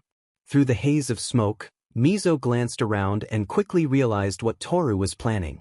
She had removed her clothing, making herself completely undetectable to the naked eye, even to someone as skilled as Snipe.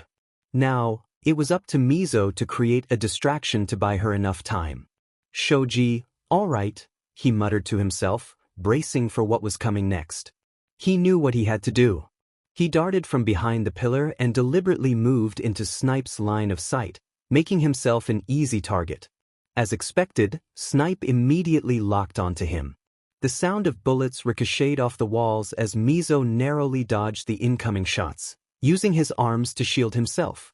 Snipe, gotcha, kid, he called out, his tone confident as he prepared to take the final shot. One of the bullets clipped Mizo's arm, causing him to stumble. Mizo grunted but kept moving, his mind focused on the plan.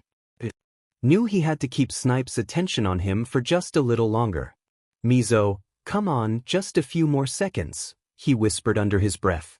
Meanwhile, Toru crept silently through the smoke, completely invisible to both Snipe and Mizo. Her heart pounded in her chest, but she stayed focused. This was her chance to shine, and she wasn't going to let it slip away. She maneuvered behind Snipe, careful not to make a single sound. As Mizo made a final dash toward another pillar, Snipe fired another shot, this time hitting Mizo's leg and causing him to fall to the ground. Snipe, sorry Shoji, he said, his voice calm as he aimed his gun once more. Looks like this is it for ya? But just as he pulled the trigger, Toru made her move. From out of nowhere, she appeared behind Snipe, completely invisible. She lunged forward, and with swift precision, clamped the HNDCFFS around Snipe's wrist. The metallic click echoed through the corridor, and Snipe's eyes widened in surprise as he realized what had just happened. Snipe, what the? He exclaimed, turning his head to see that he had been caught off guard. Toru, still invisible, let out a triumphant laugh. Toru, gotcha, sensei.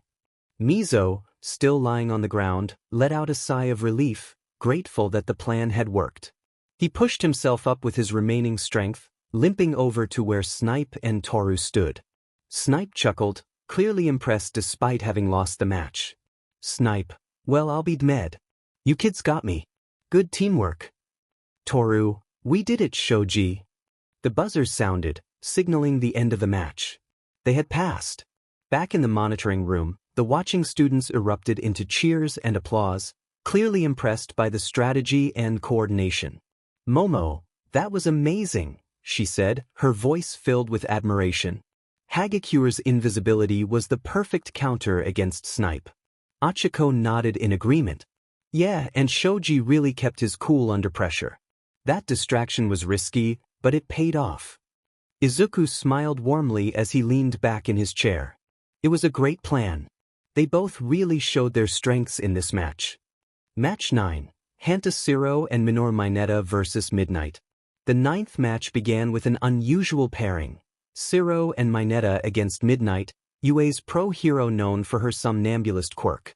Her ability to emit a sleep-inducing fragrance was a formidable tool in close-quarters combat, and both Minoru and Hanta knew they had to keep their distance to have any chance of winning. In the monitoring room, Achiko glanced over at Izuku as the match started, concern in her voice. You should really be getting ready for your own test with All Might. It's going to be the toughest fight yet. Izuku, however, seemed more interested in watching the remaining matches. His eyes were glued to the screen, momentarily distracted by the spectacle of his classmates facing Midnight. "I will," he promised with a nod. "But I want to see everyone fight until the end first. They've all worked so hard to get this far. Besides, I hardly doubt All Might can give me a challenge." Just as Izuku finished his thought, the sound of Mineta's panicked screams filled the room, causing everyone to turn their attention to the monitors. Mineta was shown bolting away from Midnight, his voice high-pitched with terror. "It should be me. This is totally unfair," he wailed, his short legs moving as fast as they could carry him. "Mineta!" Izuku murmured, his brow furrowing. What's he thinking? Hantashiro had already been subdued at the very start of the match after bravely trying to save Minoru from Midnight's initial attack. Shiro had used his tape quirk to fend her off briefly, but the sweet fragrance of her somnambulist quirk had overwhelmed him, putting him to sleep almost instantly, leaving him resting on her legs as she gently laid him down. Now, Minoru was alone, running for his life through the empty streets of the test area. Recovery Girl sighed from her seat beside the monitors, watching Minoru's frantic retreat. "That boy. He may not belong at UA," she said softly. "He doesn't have the long-term goals or the motivation that drives most students here. It seems like all he wants is to impress girls." Meanwhile, Minoru's panicked sprint came to an abrupt halt as he gasped for air, his small body shaking from the exertion. He glanced around desperately, trying to figure out what to do. Midnight's teasing voice echoed from behind him, taunting him as she closed the distance. "What's the matter, Mineta? Tired already? You know you can't outrun me." Minoru gulped, realizing the truth of her words. There was no escaping her. But at that moment, something clicked in his mind. An old memory resurfaced, one he hadn't thought about since the USJ attack. He remembered the sight of Izuku, Shoto, and others fighting for their lives against villains, not because it was easy, but because it was right. Heroes weren't defined by their quirks or their power. They were defined by their actions. "I wanted to be a hero. Because it would impress the girls," he muttered to himself. "But that's not enough, is it?" He clenched his fists, turning to face the approaching Midnight. His fear hadn't disappeared, but something inside him shifted. He had to prove, if only to himself, that he could be a hero too. Midnight, seeing that Minoru had stopped running, smiled coyly. "Finally giving up?" she asked, slowly advancing with a deliberate sway in her step. Minoru shook his head, a grin tugging at the corners of his mouth. "No, I'm not giving up. I was actually a fan of yours before I came to you," he confessed, his voice steadying. "And because of that, I know a way to beat you." Midnight's eyes narrowed slightly, intrigued. "Oh, and what might that be?" Minoru didn't answer immediately.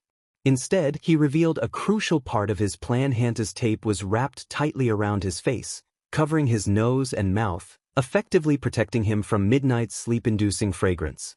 He had been faking his panic all along, luring Midnight away from the escape gate while keeping himself immune to her most dangerous weapon. Midnight's playful demeanor faded into one of genuine surprise. "Plan this?"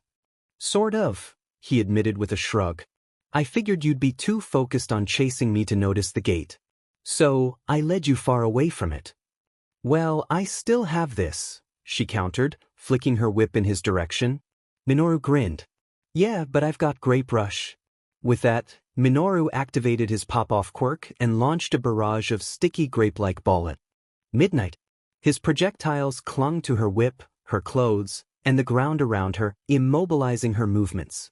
Midnight struggled against the adhesive force, but the more she pulled, the more stuck she became. She laughed, clearly impressed despite her predicament.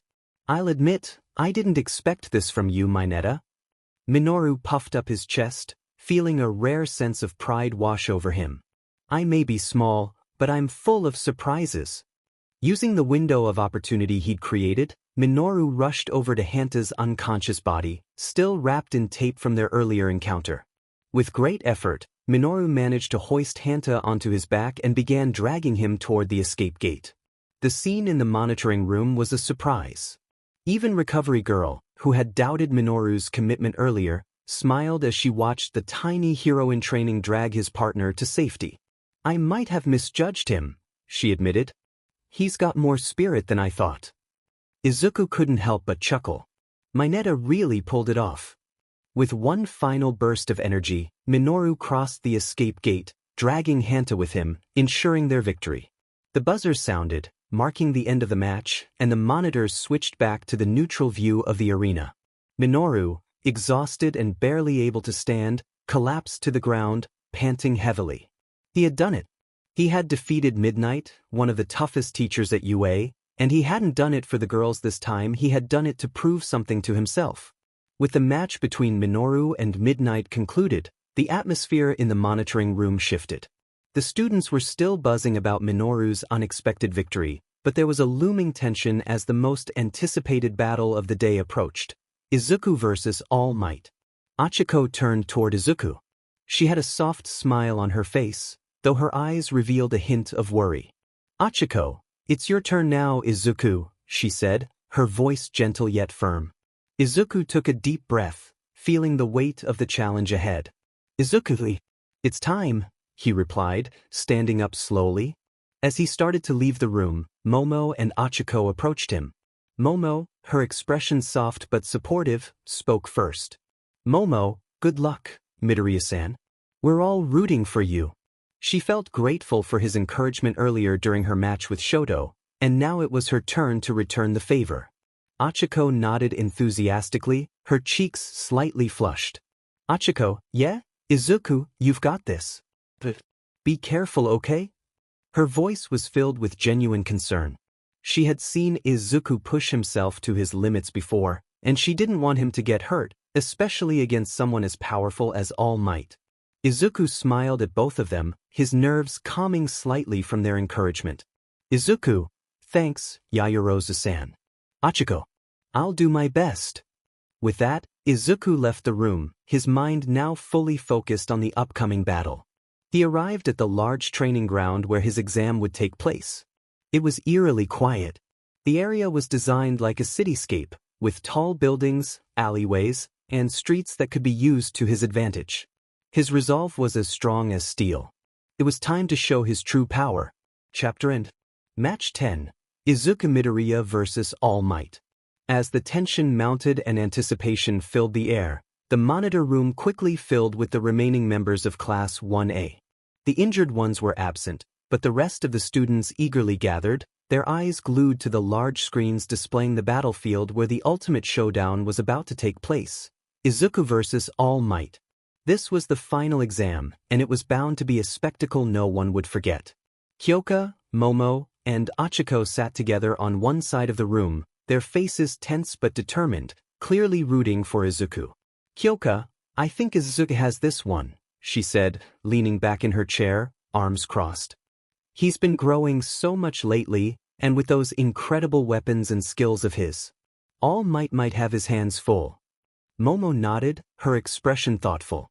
Momo, Midoriya-san's strategy and resourcefulness are definitely his strengths. If he can outthink All Might, he has a real chance. Achiko chimed in with a determined look. Achiko, I know Izuku will pull through. He's come so far, and he's not the type to give up. Her hands were clenched tightly in her lap, a mix of nerves and excitement clear in her expression. Meanwhile, across the room, some of the others weren't so sure. Denki, I don't know, guys, he remarked, shaking his head as he leaned against the wall. All Might's still All Might, even if Midoriya's got flashy skills. We're talking about the symbol of peace here. Zero, yeah, he agreed, nodding as he peered at the screen. All Might's experience and raw power are on a whole different level. Midoriya's good, but this is going to be tough. Even Aoyama, with his usual dramatic flair, added. Yuga, yes, All Might is unstoppable. He'll shine brighter than all the stars. In the back of the room, Todoroki remained silent, his arms crossed. His eyes were fixed on the screen, unreadable, though the tension in his posture betrayed his interest in the upcoming battle. He had seen firsthand just how far Izuku had come, but he also knew the overwhelming strength All Might possessed. He wasn't ready to make a prediction. As the students continued to discuss the match, The door to the room opened, and several UA staff members entered, taking their seats to watch. Aizawa, Recovery Girl, Cementos, Ectoplasm, and even the always elusive Principal Nizu had come to witness what promised to be an intense and high-stakes fight. This wasn't just an exam, this was a battle of legends in the making. Recovery Girl, looks like everyone's betting on either side, she commented, her eyes twinkling with amusement as she observed the students' animated debates. I just hope no one gets too carried away. Aizawa, seated beside her, nodded. Aizawa, this match will be telling. Midoriya's come a long way, but he's up against All Might. It'll be a true test of his growth. In the corner, Nizu stood on a chair so he could see over the heads of the students. His eyes sparkled with interest. Nizu, this match is a fascinating one. Midoriya must find a way to balance his intellect with his growing power. All Might is an insurmountable wall, but even walls can crack if you know where to look. The entire room fell silent as the screen flickered, showing both Izuku and All Might standing at opposite ends of the replica city arena. The tension was palpable, and even the students who were unsure about who would win felt the weight of what was about to happen. Ijiro, here we go, he muttered, his hands clenched into fists as he leaned forward in his seat. Izuku stood firm in the center of the street, his eyes cold and calculating. He radiated confidence, his calm demeanor surprising some of the students who were used to seeing him more nervous. All Might, on the other side of the city, cracked his knuckles, a grin tugging at the corners of his mouth despite the serious nature of the exam. Even from such a distance, his towering presence sent ripples of anticipation through the air. The match began with a thunderous roar as All Might launched a powerful Texas smash. The shockwave rippled through the streets, sending debris into the air. The sheer wind pressure rattled the nearby buildings, creating a chaotic scene. Dust filled the air, swirling around as the sound of destruction echoed across the cityscape. It was a declaration of power, an unmistakable warning to Izuku and the rest of the world.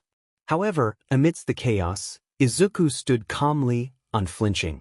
The moment All Might's attack reached the invisible radius around him, infinity took effect.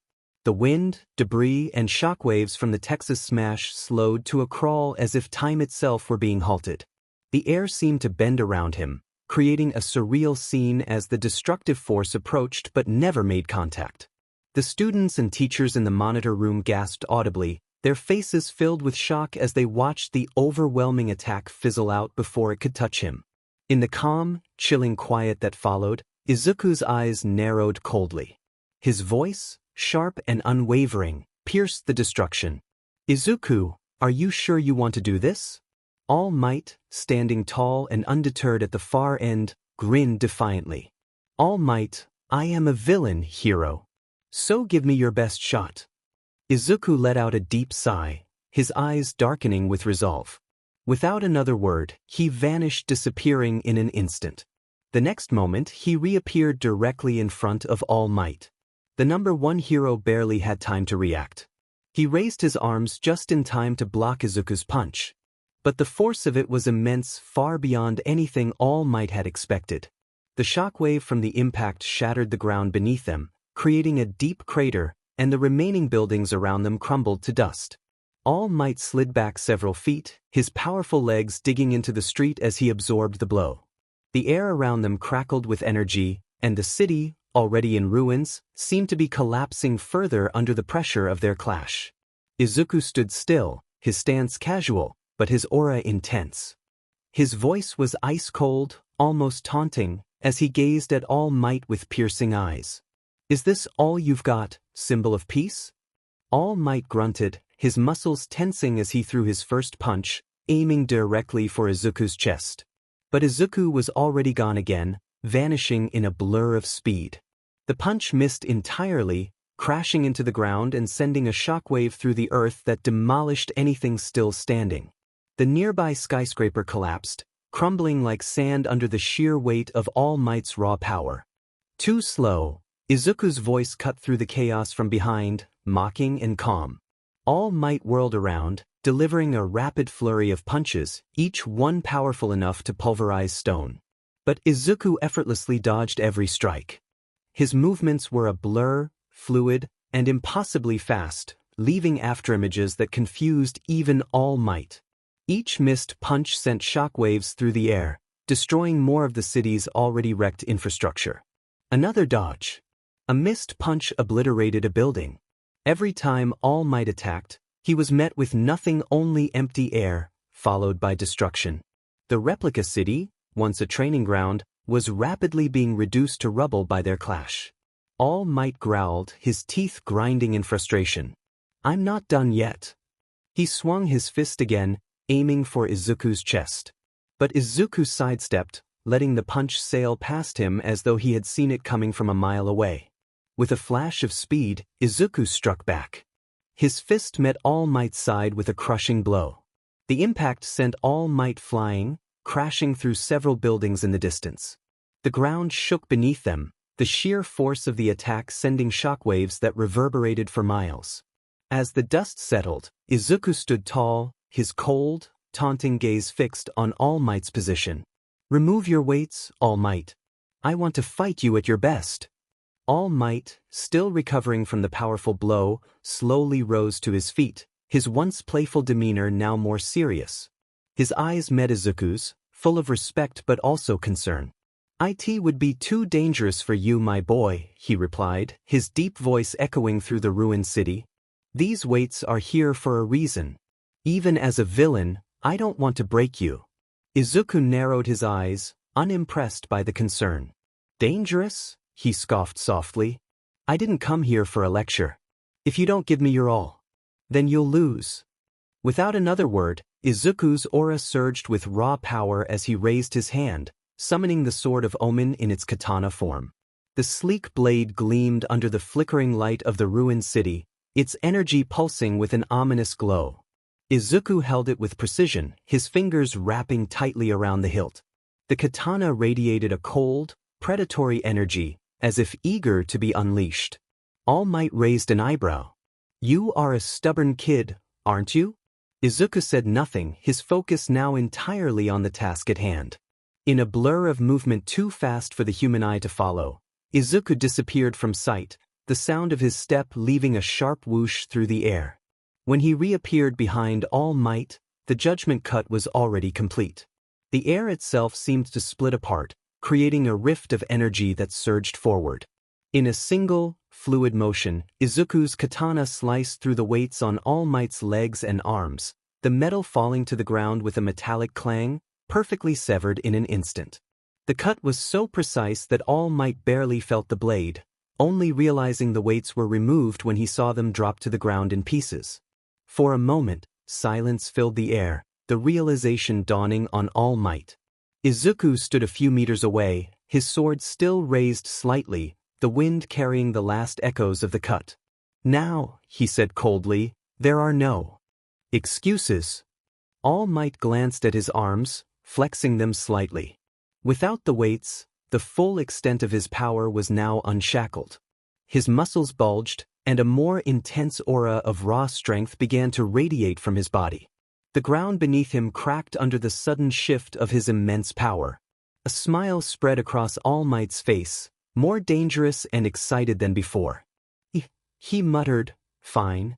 If that's what you want, I'll show you what real power is." With a low rumble, All Might's energy skyrocketed, the pressure in the air shifting as the symbol of peace unleashed his full potential. His body began to crackle with power, the city shaking under the sheer force of his presence. Dust swirled around the area, and the destroyed buildings groaned under the pressure of their clash, barely standing after the earlier exchange. Izuku stood still, unmoved by the shift in power. His expression remained cold and calculated, his eyes never leaving All Might's imposing figure. With a flick of his wrist, he effortlessly dismissed the Sword of Omen, allowing the katana to vanish into shimmering particles of light. All Might clenched his fists and grinned, his eyes gleaming with excitement. "Come, my boy. Show me what you're really made of." Without a word, Izuku vanished from sight in an instant, his speed far beyond anything All Might had ever encountered before. The air crackled with electricity as Izuku blurred out of existence, leaving nothing but a gust of wind in his wake. All Might's eyes widened in surprise, but his years of battle experience allowed him to react just in time. The ground shattered beneath All Might's feet as Izuku reappeared directly in front of him, aiming a powerful punch toward his abdomen. All Might barely managed to block it, crossing his arms in front of him as the impact sent a shockwave through the air. The force of the blow was so intense that the street below them cratered from the sheer pressure, and nearby windows shattered from the shockwave. Izuku's fist collided with All Might's block, and the impact sent a wave of energy rippling through the city. The sound of the impact echoed through the replica city, like thunder in a storm. All Might grunted as he slid back from the force, his boots leaving deep grooves in the street. Fast, he muttered to himself, his heart pounding with adrenaline. Izuku's cold eyes narrowed, not giving All Might a moment to recover. He vanished again, his body blurring out of sight, leaving nothing but the faintest whisper of movement. All Might turned his head slightly, sensing the sudden shift in the air. Boom! Another strike came from Izuku, this time aimed at All Might's side. All Might spun with incredible speed, just barely catching Izuku's fist midair with his own massive hand. The force of the impact created another shockwave, causing the surrounding debris to fly outward in every direction. Not bad. All Might roared, his grip tightening on Izuku's fist. He swung his other arm with all his might, aiming for a decisive blow to Izuku's torso. But just before All Might's fist could make contact, Izuku activated Infinity. The air around Izuku shimmered as the invisible barrier formed, slowing All Might's punch down to a crawl. All Might's fist hovered inches away from Izuku's body, never making contact. It was as if time itself had slowed around him, rendering All Might's immense strength useless. The pressure from the punch, however, created a gust of wind that ruffled Izuku's hair. All Might's eyes widened as he felt the invisible force field blocking his attack. What? Izuku glanced up at him coldly, his voice calm and distant. It's pointless. You won't touch me. With a flicker of speed, Izuku broke free from All Might's grip and darted backward, putting some distance between them. The invisible barrier of infinity flickered briefly around him before dissipating, leaving All Might to process what had just happened. I see, he said, straightening himself, a more serious expression on his face now. You've grown even stronger, young Midoriya. But let's see how long you can keep that up. Without warning, All Might lunged forward with incredible speed, faster than before. His fists became blurs of motion as he unleashed a rapid barrage of punches, each one powerful enough to level a building. Bam, bam, bam. The shockwaves from each punch ripped through the air, creating miniature sonic booms with every strike. Izuku, however, didn't flinch. His infinity skill was activated again, creating an invisible barrier around him that slowed every single punch All Might threw. Each blow was stopped just before it could land, hovering inches away from Izuku's body, trapped in the endless void between them. The street around them couldn't handle the strain. Boom! Crack! The concrete cracked and exploded beneath All Might's feet, and nearby buildings that had barely survived their earlier clash now crumbled under the pressure of his relentless attacks. Dust and debris filled the air, swirling around them like a storm, yet Izuku remained untouched, standing perfectly still amidst the chaos. Impressive, he shouted, sweat dripping down his forehead as he continued his onslaught. But how long will you hide behind that shield, young Midoriya? Izuku's eyes flashed. In an instant, he vanished again, using his speed to avoid All Might's latest barrage. This time, he appeared behind All Might, his arm raised for another decisive blow. But All Might was ready. With a quick spin, All Might countered, his elbow coming down toward Izuku's head. Bam! The force of the attack sent another shockwave through the air, but just before it could land, Izuku dodged with a lightning-quick sidestep, leaving All Might's elbow to slam into the ground, creating a massive crater. Izuku reappeared in the air above him, floating momentarily before launching a powerful kick down toward All Might's shoulder. The blow connected with a crackling sound, sending All Might skidding across the ground, plowing through the remains of a building before finally coming to a stop. Without hesitation, All Might surged forward again, his fist ped back, ready to deliver his next attack. His speed was monstrous, his body nearly invisible as he tore through the air. Izuku calmly held his ground, his cold demeanor unchanged. As All Might's fist neared, he activated Infinity once more. The punch slowed, just like the others, unable to breach the barrier. But All Might wasn't done. With his other hand he reached out, grabbing a nearby chunk of concrete and hurling it at Izuku with lightning speed. Izuku's Infinity caught the debris in its tracks, but it provided the perfect distraction. Boom! All Might's other fists finally made contact, grazing the edge of Izuku's shoulder with immense force. Izuku grunted as the blow sent him flying backward through the air, crashing through a series of walls before he finally stopped, landing on his feet with a graceful flip. The impact had caused a slight rip in his hero suit that quickly fixed itself, but otherwise, Izuku remained unscathed.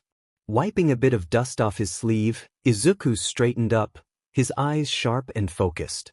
The battle was far from over, and Izuku wasn't going to let up. Without a word, he vanished again, the air crackling with his speed as the city continued to crumble around them.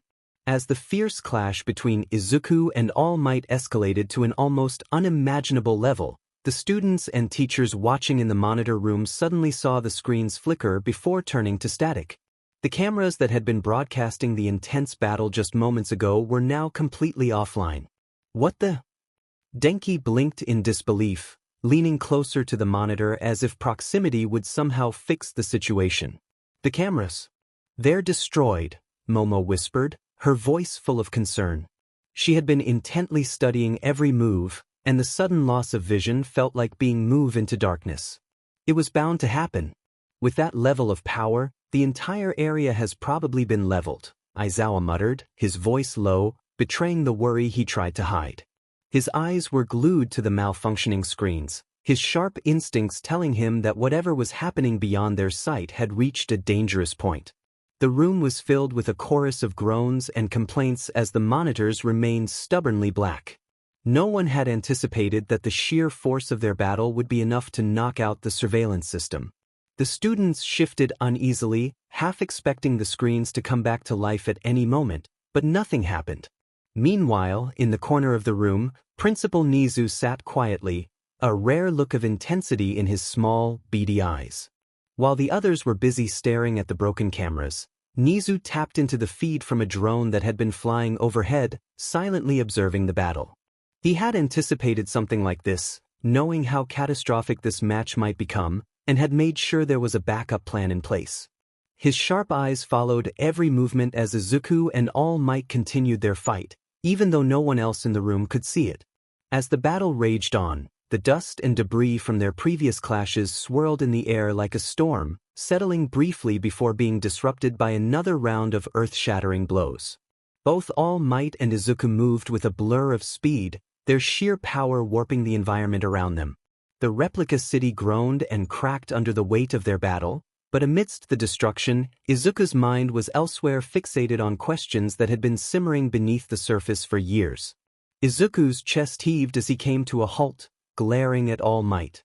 His eyes, normally filled with determination, were now burning with something much deeper. "Am I strong enough now, All Might?" he asked, his voice cutting through the sounds of their battle. "Have I proven to you, to everyone, that I belong here?" His feet pressed forward, crunching the shattered asphalt beneath him. The cracks that spiderwebbed across the ground seemed like a mirror to the fractures in his own heart. Or am I still that quirkless kid on the rooftop? All Might flinched at the memory, momentarily forgetting in the heat of battle. His shoulders relaxed slightly, but he held his ground, watching his young student with concern. He could see that Izuku's question wasn't just about strength, it was a cry for validation, something deeper than any physical power could offer. "Young Midoriya," he began, his voice quieter now, filled with regret, "I apologize for my words that day." Izuku's expression twisted, a flicker of anger rising in his chest. "Would you still say that if I was quirkless?" His voice was sharper now, more forceful. "I haven't used any of my skills except the invisible barrier. This," he motioned to the destruction around them, the torn streets, the broken buildings, "that is my strength. But this is all physical." In a flash, Izuku launched himself at All Might, his fist ped back, glowing with raw power. The impact of his punch smashed into the ground as All Might barely dodged to the left. The shockwave from the blow sent cracks rippling through the earth, chunks of the ground being sent skyward as if ripped apart by an earthquake. Heroes are physically strong, he muttered. But they're also mentally strong. With a powerful kick, he threw debris and dirt at All Might's face. All Might, anticipating the move, quickly clapped his hands together, sending a gust of wind outward. The force knocked the dirt away before it could blind him. He smiled slightly. Correct, young man, but even heroes slip up. What I said that day was a mistake. I was in a RU. Izuku's roundhouse kick slammed into All Might's right arm, cutting him off mid-sentence. All Might dug his feet into the ground to keep himself from being sent flying, but the force was undeniable. Izuku's raw power was pushing him to the limit. All Might grunted but kept his balance. A mistake? A mistake? Izuku's voice cracked, his anger bubbling to the surface. You couldn't even spare me a few minutes before you brushed me off like some groupie.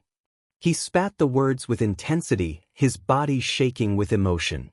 All Might's face twisted in a mixture of regret and pain, but before he could respond, Izuku asked, his voice colder now, "You fight head-on with most of the villains you face. So why are you talking now?" All Might took a deep breath, his body relaxing just slightly as he spoke. Talking is a valid way to get a villain to give up. Connecting with them. Getting them to stand down. Izuku's eyes narrowed, his voice becoming more biting. Connecting? What do you even know about being quirkless? You're All Might. You don't know what I've been put through. How much I had to bury and justify for other people so that I could look myself in the eye. Izuku grabbed his hair, frustration coursing through him. His thoughts, memories, and emotions were all colliding like a storm inside his head. All Might, sensing the intensity of Izuku's turmoil, took a cautious step forward, his hands open and non-threatening. He could see the young man before him was on the edge. But Izuku wasn't having it. He lashed out like a cornered animal, throwing a powerful punch aimed at All Might's upper right shoulder. The impact sent All Might flying backward, crashing into one of the nearby buildings. He grunted as the force of the blow reverberated through him, but as he stood, he quickly realized that every hit from Izuku had been carefully aimed away from his left side, away from his weak point. Do you think I asked my best friend to abandon me as soon as I was diagnosed quirkless? He shouted, his voice hoarse with emotion. Do you think I wanted adults to look at me with pity or disgust after my mother and father died? I was 7 years old the first time someone told me to end my life because I wasn't born with a quirk. All Might froze. His face paled as the full weight of Izuku's words sank in. When was the last time someone told you to end your life, All Might? He continued, his voice hard and unrelenting. I have received over 700 spider lilies, 200 fake love letters, and 10 death threats, and I've lost count of the times people have said, take a swan dive off the roof. So what do you want to connect with first, All Might? All Might's heart clenched as the numbers rang in his ears, disbelief and sorrow spreading across his face. How could someone so young, someone so full of potential, have suffered so much without him ever knowing? Should I go on? Izuku asked, his voice tight, strained with years of pain that had never been acknowledged. The teachers did nothing as the verbal abuse continued. They even joined in. Then students turned on me because someone caused them to. Izuku didn't mention Katsuki, refusing to tear down the boy's potential to be a hero, despite everything. That's just verbal, All Might. Ready for the physical? He unbuttoned his shirt slightly, revealing his collarbone. Burn scar. He pointed. Broken shoulder. His finger hovered over another area. A few broken ribs and a broken arm 3 times, I believe, before I learned to run for my life. All Might's eyes widened as he stared at the scarred skin. I kept getting back up, patching myself up. I forgave everyone. Every wrong the people closest to me did. Tears rolled down his cheeks, his voice trembling. You just buried the last nail in the coffin with your words. And then, I was almost harmed by the one I called brother. The words were filled with bitter sorrow, echoing in the vastness of the destroyed training grounds, lingering in the air. All Might's eyes widened. His face crumpled with guilt and regret as the weight of Izuku's words fully registered.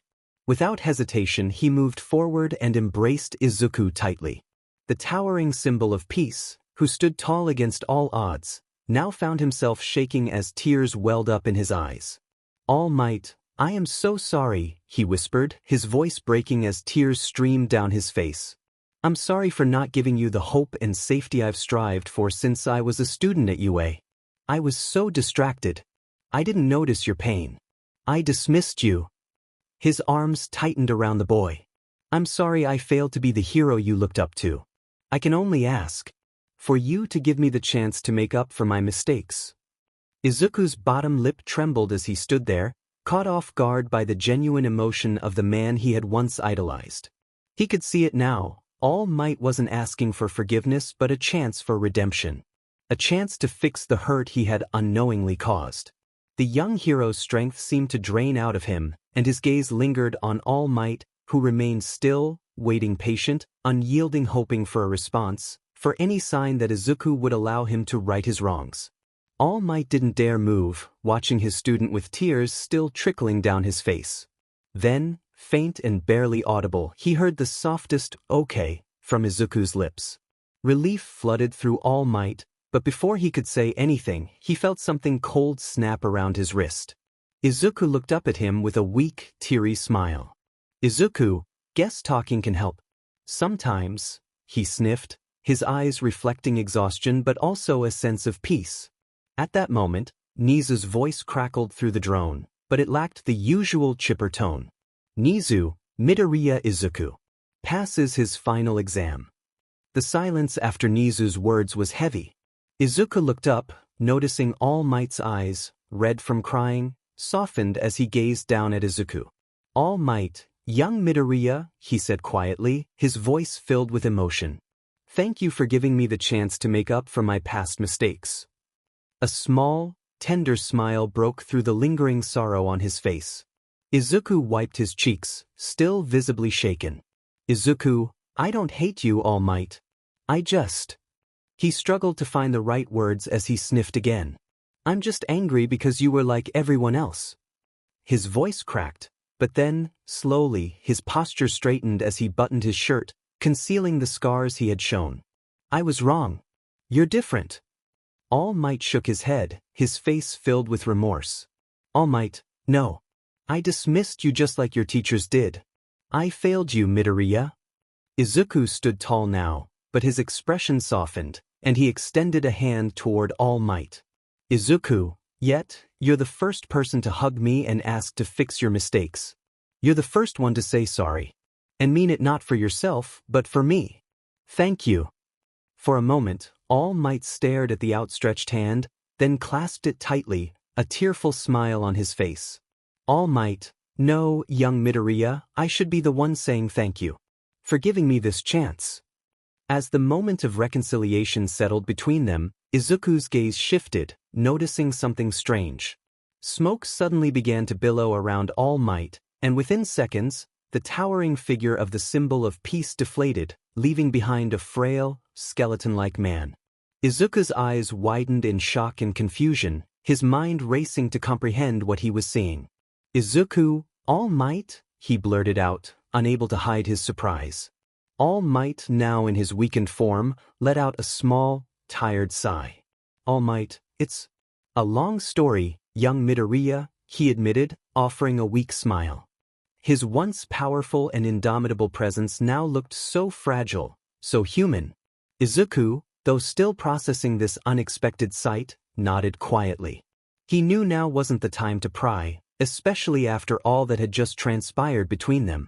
Whatever the reason, All Might was clearly more complex than the symbol he portrayed.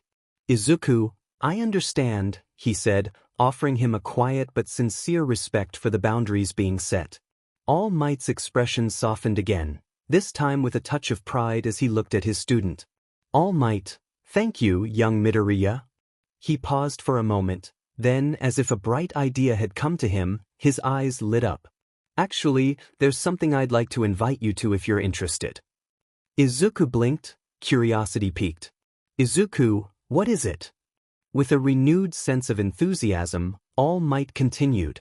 All Might, the Expo. It's a grand event held on Island, where some of the most advanced hero support items and technology are showcased. A lot of powerful heroes and great minds attend, and I think you'd find it quite interesting. Would you care to join me? Izuku's face brightened almost instantly, his exhaustion from the intense exam momentarily forgotten. Izuku, Island? Expo? Of course. I'd love to go. The excitement in his voice was unmistakable. All Might chuckled softly, his usual warmth and charm returning even in his smaller form. All Might, good, I thought you'd like that. We'll make the arrangements soon. As Izuku stepped out of the replica city, his shoulders heavy from the emotional and physical toll of the exam, he was immediately greeted by a sudden, warm embrace. Achiko, Momo, and Jiro all rushed toward him, wrapping their arms around him tightly. Achiko, Izuku, she exclaimed, her voice filled with relief. We were so worried. Kyoka, you really had us scared there for a second, she added, her usual calm demeanor now replaced by genuine concern. Momo, still holding on to him, spoke softly. Momo, you looked like you were carrying a heavy burden in there. Are you all right? Izuku felt a warmth in his chest. He had always tried to handle things on his own, but seeing his classmates genuinely care about him reminded him that he wasn't alone. He smiled sheepishly, rubbing the back of his neck. Izuku, I'm fine really. Before he could finish his sentence, the rest of Class 1A quickly gathered around him, bombarding him with a flurry of questions. Jiro, what happened in there, man? He asked, his voice full of excitement. Mina, yeah, the cameras cut out and we couldn't see anything, she chimed in, practically bouncing on her heels. What did you do? Denki leaned in with a wide grin. Denki, did you beat All Might? Even Ida couldn't contain his curiosity. Tenya, Midoriya, please explain what transpired in the battle. We were all on edge after the feed went down. Izuku chuckled nervously, glancing back toward the replica city. As he did, the sight of the ruined landscape greeted them all. The once elaborate urban setting now lay in shambles, buildings toppled, streets torn apart, and debris scattered everywhere. The entire class stared in disbelief at the level of destruction left in the wake of Izuku and All Might's battle. Izuku scratched the back of his neck again, his sheepish smile widening. I may have gone a little overboard, he admitted. For a moment, there was silence as everyone took in the sight of the ruined city, and then, all at once, a collective sigh rose from the group. You think? Zero exclaimed, eyes wide as he gestured toward the chaos behind them. Izuku could only laugh awkwardly, trying to deflect the attention, while his classmates continued to question him, a mixture of awe, disbelief, and admiration in their voices. After the intensity of the UA final exams, Izuku found himself retired to his bed. His body demanded rest, and before long he drifted off into a deep, dreamless sleep. But it didn't stay dreamless for long. The world around him shifted. Izuku blinked, trying to make sense of his surroundings. The space was vast and dark, yet eerily clear, like a night sky without stars. It wasn't the endless void that unnerved him, but the presence he felt within it. No, not just a presence, several presences, each more powerful than anything he had encountered before. Izuku found himself standing in a vast, cold expanse that seemed to stretch infinitely in every direction. The ground beneath his feet was polished obsidian, reflecting a distorted version of himself as he took in his surroundings. The air was thick with an overwhelming sense of power, pressing down on him like an invisible weight. This wasn't a place that existed in the real world.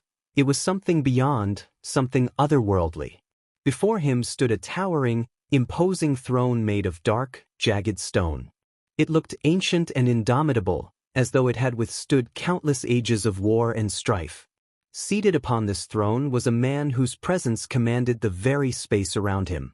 His sharp, chiseled features were framed by black hair that fell in strands down to his intense gray eyes, which seemed to pierce through Izuku with a gaze that held both wisdom and untold power. The man's muscular frame was relaxed, yet there was an undeniable sense of readiness about him, as if he could spring into action at any moment. Izuku's eyes were drawn to the three figures kneeling in front of the throne. Each one was a being of immense power, and the aura they emitted made Izuku's instincts scream in alarm. The first was a knight, a giant clad in jet-black armor that absorbed the surrounding light, giving him an ominous glow. The armor was etched with intricate patterns that seemed to pulse with inner energy, and a tattered black cape hung from his shoulders, swaying slightly in the non-existent wind. A long, red hair-like ornament extended from the back of his helmet, adding to his fearsome appearance. His left eye bore a deep scar, a mark of countless battles fought and survived. This was no ordinary knight, this was a being born from the very essence of war and conflict. Next to the knight stood a creature that sent chills down Izuku's spine, a massive humanoid ant. Its body was covered in a dark exoskeleton that shimmered with a light purple glow. Its eyes were filled with an intelligent, predatory gleam, and its sharp claws looked capable of tearing through anything in their path. The creature's smoky wings fluttered lightly, creating a barely perceptible hum in the air. This being exuded a regal yet terrifying presence, as if it were both a king and a warrior, ready to crush any who dared oppose it. The final figure was perhaps the most intimidating of them all, a giant warrior with two pairs of black, jagged wings that spread menacingly behind him. His armor was jagged and dark, covered in spikes that seemed designed to rend and tear. His skin glowed with a faint purple light, and his blank, white eyes contrasted starkly against his armored face. Atop his head was a single-horned helmet, and in his hand he held a massive blade that resembled a monstrous centipede. The weapon seemed almost alive, its segments moving with a sinister fluidity. The sheer malevolence radiating from this being was enough to make Izuku's heart race.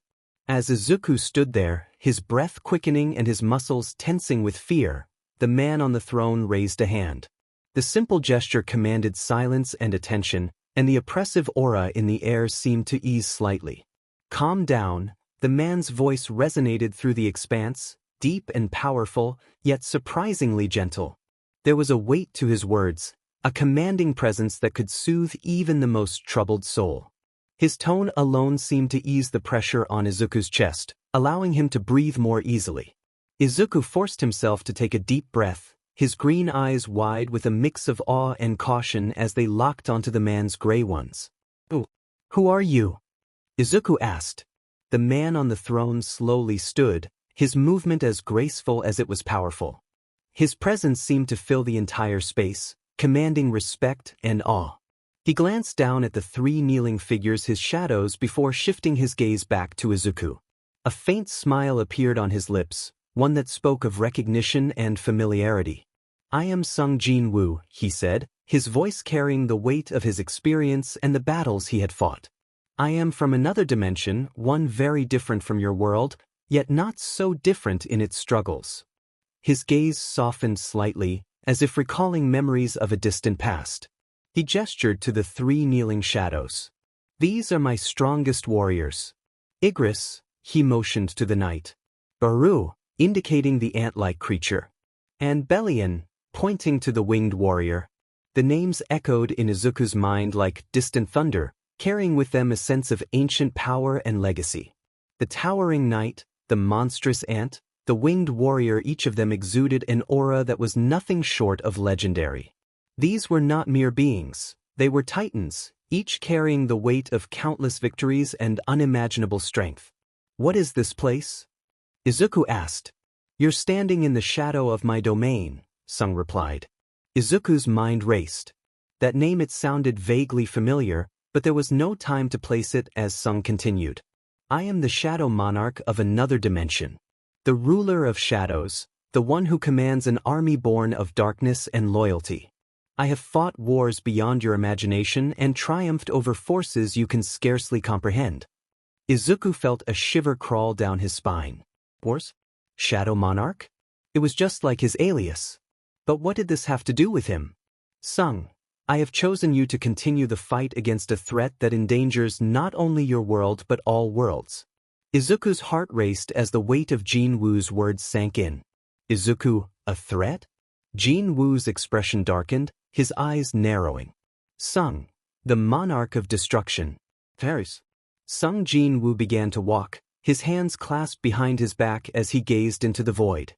His voice was calm and measured, but beneath it, Izuku could feel the weight of history, of battles fought across time and space. Sung, in your world, you have villains, people who use their powers for selfish gain. But beyond your world, there are beings of unimaginable power. They are known as monarchs and rulers. The monarchs seek to conquer, destroy, and subjugate the multiverse under their control. The rulers, on the other hand, seek to maintain balance and protect the natural order. Izuku listened intently, trying to piece together this new information. He had always thought of his world in terms of quirks and heroes, but now, the scale had expanded far beyond what he had ever imagined. Sung, the rulers and monarchs waged war against each other, a war that devastated countless worlds. But among the rulers, there was one who was different, Ashborn, who became the first Shadow Monarch. Unlike the others, Ashborn desired peace and was weary of the endless war between the monarchs and the rulers.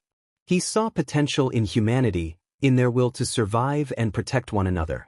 Jin-woo's expression grew somber as he continued.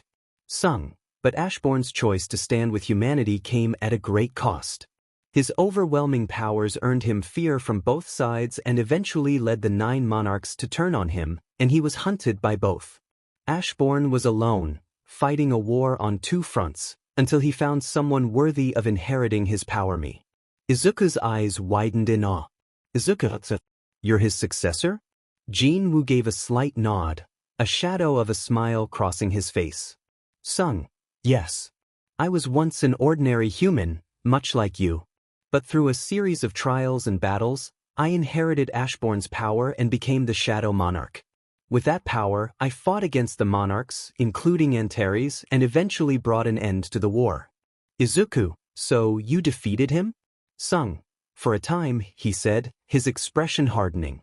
But Antares is a being of unimaginable power, and he's found a way to cross dimensions. He's escaped and will soon come into your world. Izuku's fists clenched at his sides. Izuku, what can I do? Jin-woo turned to face Izuku, his gray eyes locking onto the young hero. Sung, you've already begun your journey, Midoriya. The power you think of as your quirk is not a quirk at all. It is a gift, a piece of my power that I bestowed upon you. Izuku's breath caught in his throat. Izuku, what? You gave me my quirk? Jin-woo's expression softened slightly. Sung, yes. When I saw the danger your world was in, I knew I couldn't stay in your dimension long enough to fight Antares myself. So I designed a way for you to grow stronger, a system that would allow you to level up, to fight, and to survive the threats that would come. Suddenly, everything made sense. The dungeons, the S-rank weapons, the legendary armor he wore as a hero suit, it was all part of a larger plan. A plan that Jin-woo had set in motion. Izuku's mind raced, memories of every trial and triumph flashing through his mind. The endless dungeons, the monsters, the impossible rewards, it all came from Jin-woo. Izuku, but why me? He asked, his voice trembling. Why did you choose me? Jin-woo smiled, but there was a deep sadness behind it. Sung, because you have the heart of a hero. Ashborn chose me for the same reason. He saw my potential to protect, to fight for others. And I see that in you. You have the strength to carry the weight of this war on your shoulders, even if you don't realize it yet. Izuku's eyes widened as the truth settled in. His power, his strength, it wasn't just random. It was a carefully designed system meant to prepare him for the fight of his life. Sung, but you still don't have full access to my power, he continued. Because your class has changed, you can't command an army of shadows like I did. But that's not a weakness. You can control up to 10 shadows, which will be more than enough to fight the battles ahead. Izuku swallowed hard, the enormity of his task crashing down on him. But at the same time, there was a spark of hope. He could still protect his world and fight for the people he loved. Sung, when the time comes, I'll send my own shadow army to assist you, he added.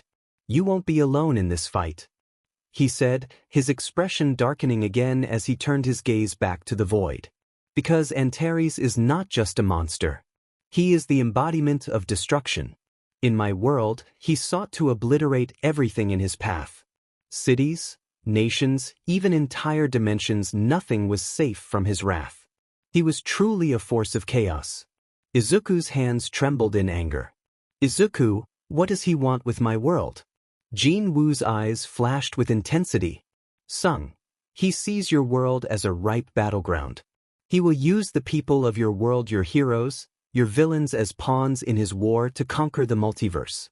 He will twist their powers, corrupt them, and turn them into an army that will sweep across dimensions like a plague. But you're not defenseless, he said, his voice cutting through the fear.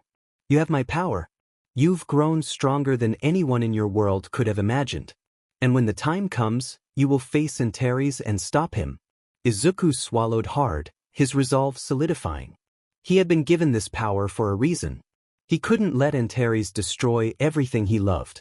Jin Woo stepped closer to Izuku, his eyes locking onto the young hero as he placed his hand on his shoulder. Sung, I believe in you, Midoriya. You are my successor. You have the power to protect your world, to stand against the monarch of destruction. Izuku swallowed hard, his resolve hardening.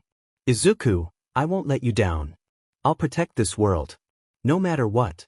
Jin Woo's smile returned, a rare warmth shining through his stoic facade. Sung, good. Now, it's time for you to wake up. We'll meet again, but for now, you have much to prepare for. The dream world began to fade as Izuku's vision blurred. The last thing he saw was Jin Woo, standing tall, his shadows looming behind him. Sung, remember, Midoriya. You are not alone. When the time comes, I will be there. We will fight together. With those words, everything went dark. Izuku awoke with a start, his heart pounding in his chest. His room was quiet, the familiar surroundings of his dorm settling into his vision. He sat up, wiping the sweat from his brow as the remnants of the dream the memory lingered in his mind. He wasn't just preparing to be a hero anymore. He was preparing to save his entire world and maybe even more. With a deep breath, Izuku swung his legs over the side of the bed and stood up, his resolve stronger than ever. He had to get stronger. He had to train harder and prepare for the battle that was coming. And when the time came, he would be ready. Sung Jin Woo had passed the torch to him, and Izuku Midoriya would not fail. For now, though, he had a little time left to grow, to hone his skills. He would continue to level up, to gather strength. Because the monarch of destruction was coming. Chapter 1. The Island. The sun was setting over California, casting the city of Los Angeles in a golden hue as the streets buzzed with activity. Among the sea of people enjoying the evening, a tense situation was about to unfold. In the midst of this serenity, the largest casino in the area was suddenly rocked by chaos. Two villains, each exuding power and malice, stormed through the building, sending customers and staff alike running for their lives. One of them was a beastly figure with blue skin, towering over everyone with bulging muscles and jagged claws. The other was clad in sleek red armor, his eyes glowing with an eerie intensity. Both were determined to leave the casino with more than just a large sum of money. They wanted to spread fear. The villains ripped through the vault, sending metal shards flying and alarms blaring. Bags of cash and priceless chips were scooped into their arms as the casino staff helplessly watched. The blue villain sneered, his sharp teeth flashing in the dim light. This was too easy, he said with a laugh. As they made their escape, a chorus of screams echoed in the streets. Cars screeched to a halt as civilians scattered to avoid the two monstrous figures. The red villain, clearly enjoying the panic, fired off a barrage of missiles from his armored suit, creating explosions that rocked the block. Flames licked the sky, smoke billowed into the air, and the already busy streets of Los Angeles descended into absolute chaos. Within moments, police sirens wailed, and a squad of American heroes arrived to contain the situation. Leading the charge was Elecplant, a hero who could manipulate and grow plants with electrical energy, and Cow Lady, a muscular woman with the strength of an ox and the ability to harden her body like steel. The two heroes wasted no time in engaging the villains, trying to stop the destruction before it got worse. "Stop right there!" Elecplant shouted, sending tendrils of electrified vines toward the villains. Cow Lady transformed into her bull form and charged the blue villain, ready to land a powerful blow, but he sidestepped her with surprising agility. A cruel grin crossed his face as he swiped at her, his claws grazing her reinforced skin and sending her skidding backward. Elecplant's vines latched onto the red-armored villain, crackling with electricity. But before he could deliver a knockout shock, the villain unleashed another barrage of missiles, severing the vines and throwing Elecplant off balance. The heroes were clearly outmatched. Just as things seemed to be at their worst, the blue villain picked up a nearby car. Inside the vehicle was a terrified family, including a little girl no older than 6. Her tear-streaked face looked up at the towering figure with horror. The villain let out a low growl, raising the car higher, ready to crush it like it. The crowd screamed, frozen in terror. "And no fear," a voice boomed. "Why? Because I am here." Before anyone could process what had happened, the blue villain was sent flying through the air, crashing into a nearby building with enough force to shatter windows. The crowd looked up, stunned by the sudden intervention. Standing in the middle of the street, fists clenched and eyes burning with resolve, was a young man who no one recognized a foreigner, by the look of him, tall, lean, and exuding a quiet confidence. The red-armored villain, still processing what had just happened to his partner, turned toward the newcomer. "Who the hell are you?" The young man smiled, his hair slightly disheveled and his clothes singed in a few places from the explosions. "I'm just a hero. From Japan." Without waiting for a response, he charged at the red villain, who unleashed another volley of missiles. But the hero moved too fast, weaving between the explosions with ease. In the blink of an eye, he was in front of the villains, delivering a powerful uppercut that sent them crashing into the side of a building, creating a crater in the concrete. For a moment, everything was still. The blue villain staggered to his feet, shaking off the rubble. "You think one punch is going to stop us?" he growled, launching himself at the young hero. Before the beast could land a hit, the young hero dodged, his movements fluid and precise. The battle was intense, but the young man was clearly faster and stronger than either villain had anticipated. As the blue villain snarled in frustration, the red-armored villain got back to his feet, his suit sparking from the damage. He raised his arm and fired a barrage of rockets, filling the sky with smoke and fire. The hero glanced back at the carnage and then up at the villains.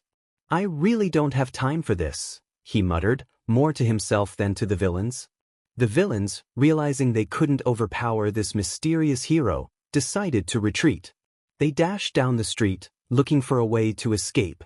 The young man cursed himself for taking too long to boast after his initial victory, allowing the villains to slip through his fingers. But help was on the way. A sleek, futuristic vehicle suddenly skidded to a stop next to him. The all-mobile, driven by none other than David Shield, pulled up at the perfect moment.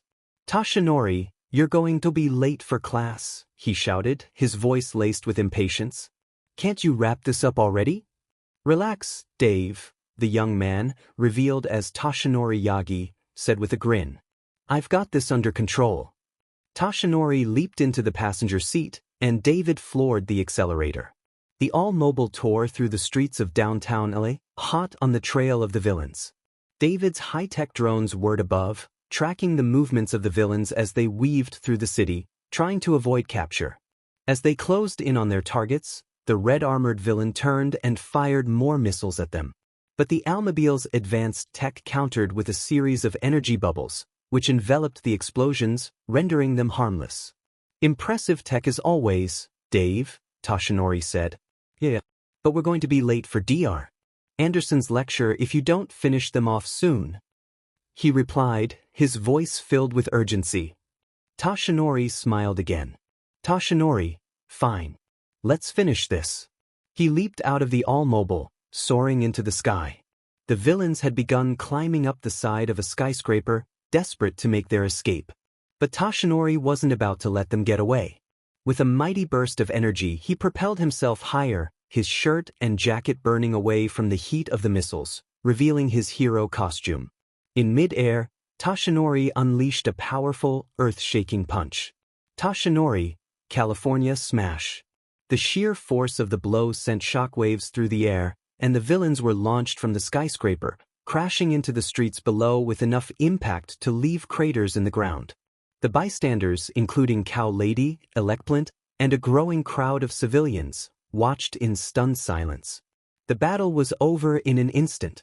The crowd gathered in awe, watching as the dust settled. Heroes Elecplant, Cow Lady, and the many bystanders stared in shock at the hero they didn't recognize. He was unlike any they had seen before, strong, confident, and utterly unstoppable. David approached the crowd, smiling proudly as he stood beside his friend. "David, that," he said, his voice filled with admiration, "is All Might.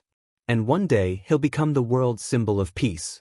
The onlookers exchanged glances, whispering amongst themselves about the hero who had single-handedly defeated two powerful villains and saved countless lives.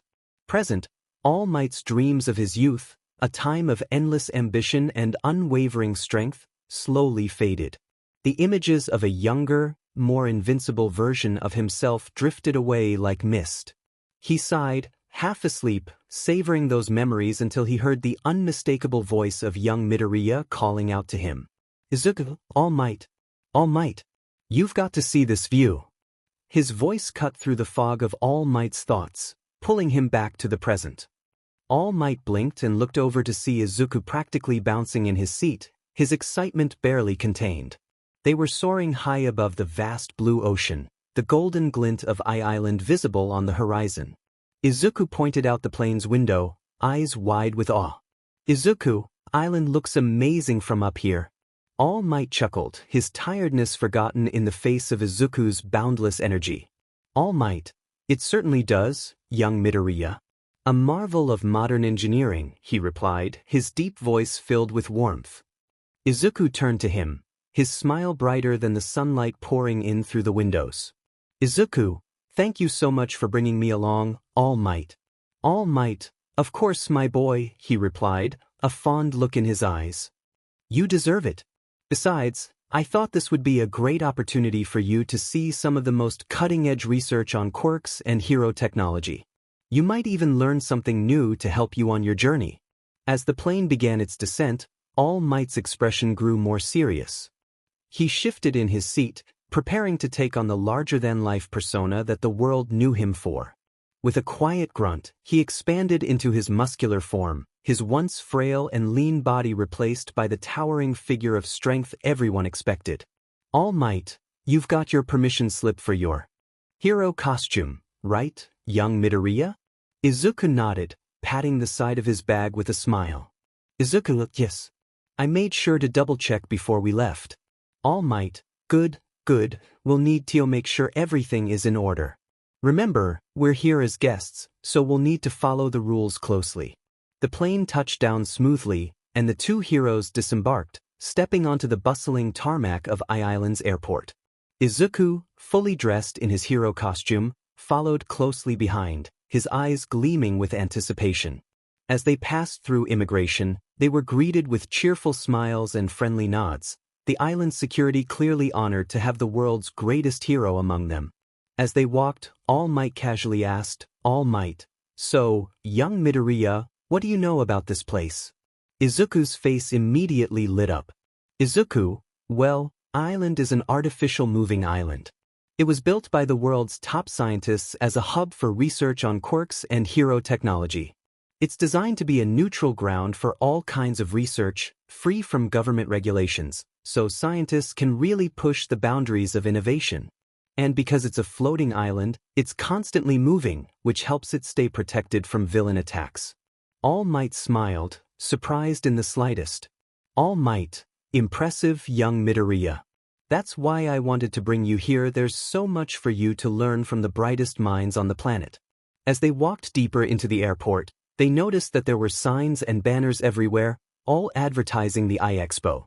The event hadn't officially opened to the public yet, but it was in an early access stage, meaning those with special invitations like All Might and Izuku could attend ahead of time. There were large TV screens all around, broadcasting news about the various showcases of hero technology and quirk research.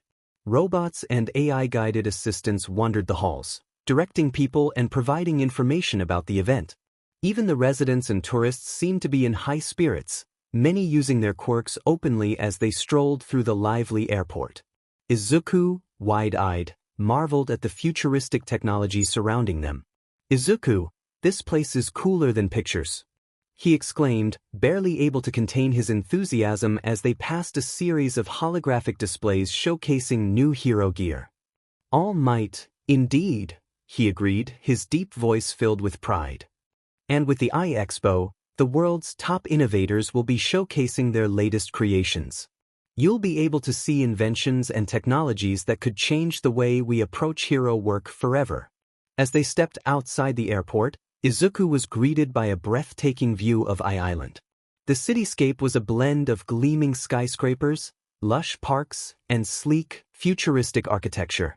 The island's unique design allowed it to seamlessly blend urban and natural elements, making it feel both advanced and inviting.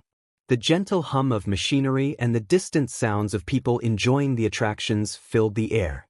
Izuku stood at the edge of the walkway, taking it all in. Izuku, wow. It's even more amazing than I imagined, he whispered.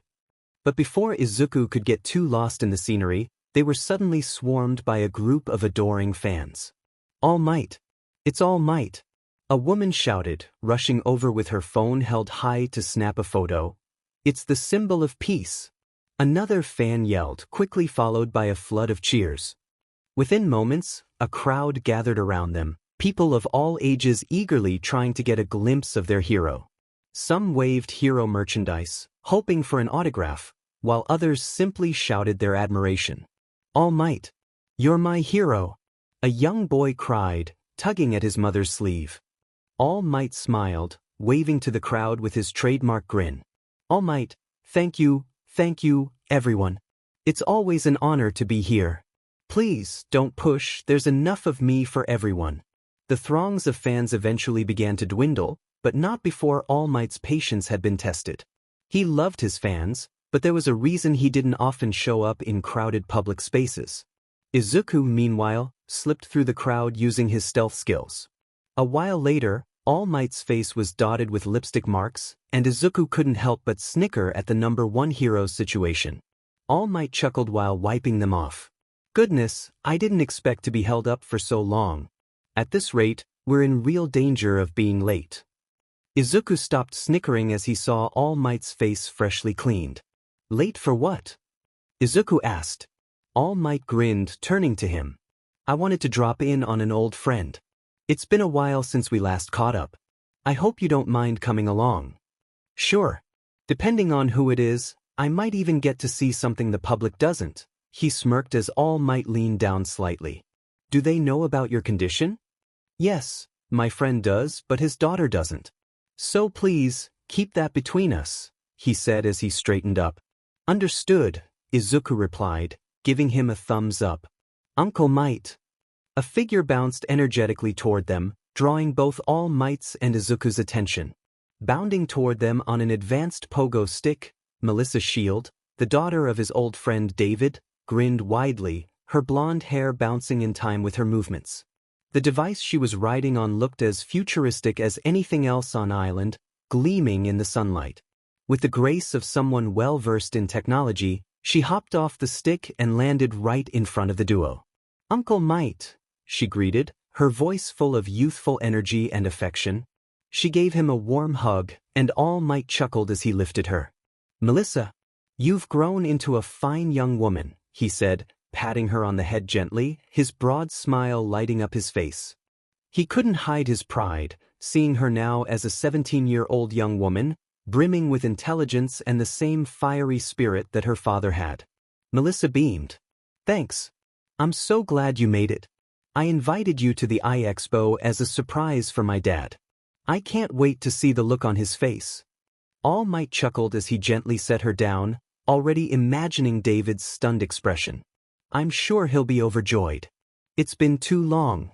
Just as All Might was about to introduce Izuku, Melissa's eyes lit up with recognition. Wait a second, she said, her eyes widening. Aren't you Midoriya Izuku? Her voice carried excitement. Izuku suddenly stiffened slightly as Melissa looked directly at him. Nodded. Yes, that's me, he said calmly, trying to keep his composure. I saw you at the sports festival, she exclaimed, her words tumbling out in her excitement. Your fight against Todoroki and Bakugo was incredible, and the way you stood up to the hero killer was amazing. Izuku felt his cheeks warm. Ah, thank you. I didn't think people outside of Japan were following all that. Melissa giggled, her cheeks a little pink as well. Oh, trust me, people around the world are paying attention. You're becoming a real hero. All Might watched the interaction with an amused grin, but before he could chime in, Melissa's nervous energy bubbled over. She shyly stepped forward, holding out a small notebook she had pulled from her bag. Could I have your autograph? Izuku's eyes widened in surprise. My autograph? He said, clearly not expecting the request. Are you sure? I'm still just a student. Melissa nodded eagerly. Yes. It would mean a lot to me. Izuku hesitated for a moment, still a bit flustered, but then nodded quickly. Okay. Sure, he said, pulling out a pen and signing his name in her notebook. As he handed it back to her, his fingers brushed against hers, and he felt the heat rising in his face again. Melissa blushed too but smiled brightly at the autograph in her hand. Thank you so much, she said, her voice bubbling with excitement. All Might gently interrupted, a playful yet fatherly tone in his voice. Melissa, I hate to break up the fun, but don't you have something else planned for us? Melissa straightened up, a sheepish grin on her face. Oh right, we should go surprise my dad before it's too late. She gave Izuku a quick wink, making him blush even more before she stowed her notepad away. As they started walking, the airport behind them buzzing with activity, they were unaware of a group of mysterious figures. A man in a long coat held a phone to his ear, his expression unreadable behind dark sunglasses. We've infiltrated the expo, he said quietly into the phone. Everything is in place. The goods will arrive later today. The man's contact on the other end of the line replied with a low hum of approval, the plan set in motion. With a quick glance at his companions, the man gave a curt nod, and the group dispersed into the busy crowd, blending in seamlessly. Inside David Shield's laboratory, David was in deep conversation with his assistant, Sam. The large, sleek lab was filled with state-of-the-art technology, 3D holographic displays, robotic arms, and high-tech gadgets lining the walls.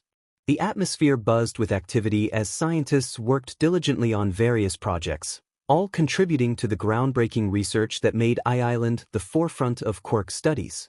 Sam approached David with a smile. Melissa's been doing some incredible work lately. Her research is making waves in the scientific community. You should be proud.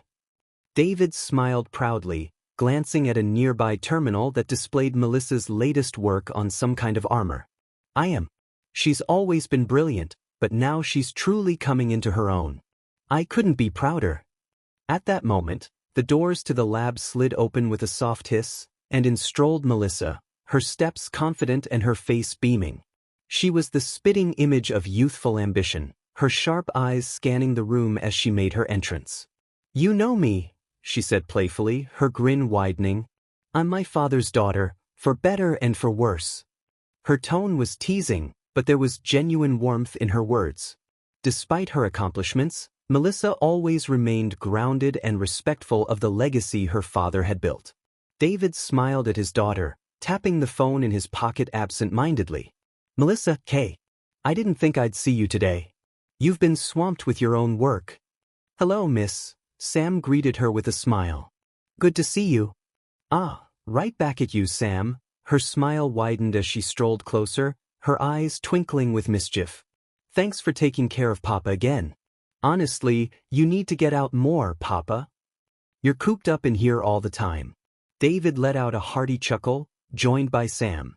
David, come on, I'm not that bad.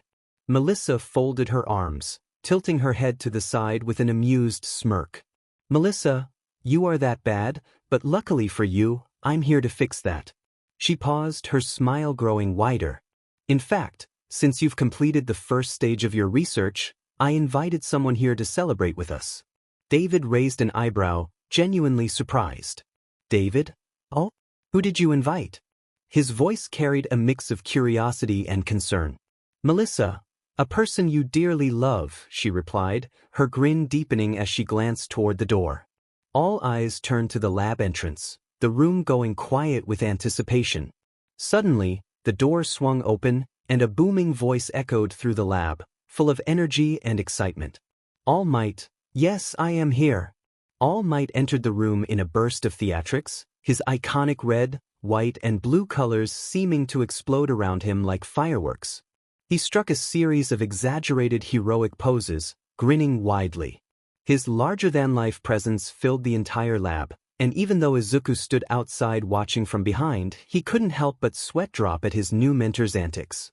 All Might, shaking with emotion for our heartfelt reunion, he declared, striking another pose, his voice echoing dramatically. David stood there, stunned, his eyes wide with shock. David, Toshie All Might? Sam, is it really you? He muttered, equally surprised, his jaw practically hitting the floor. All Might's laughter echoed through the lab as he charged forward, his massive form filling the space. All Might, I came all this way just to see you. Before David could respond, All Might grabbed him in a massive bear hug, lifting him clean off the ground and spinning him around with ease. David's glasses nearly flew off his face, but he was laughing, caught up in the joyful chaos of the moment. As All Might put him back down, David wobbled slightly, a bit dazed but grinning from ear to ear. Melissa stood off to the side, arms crossed, looking proud of herself for orchestrating the reunion. She shared a knowing look with her father, her smile practically mirroring All Might's. All Might, Dave, old buddy, he said, clapping David on the back with a force that nearly knocked the air out of him. Melissa, well, Papa, are you totally surprised? She leaned over slightly, her grin still firmly in place as she teased her father. David took a moment to steady himself before finally nodding, his smile now softer but no less genuine. David, completely astounded. He chuckled, brushing himself off before pointing an accusing finger toward All Might. You'll fool. You didn't tell me you were coming. All Might laughed heartily, slapping David on the back again. All Might, well, Melissa wanted to surprise you, he replied, standing tall. And I brought along someone I think you'd be interested in meeting.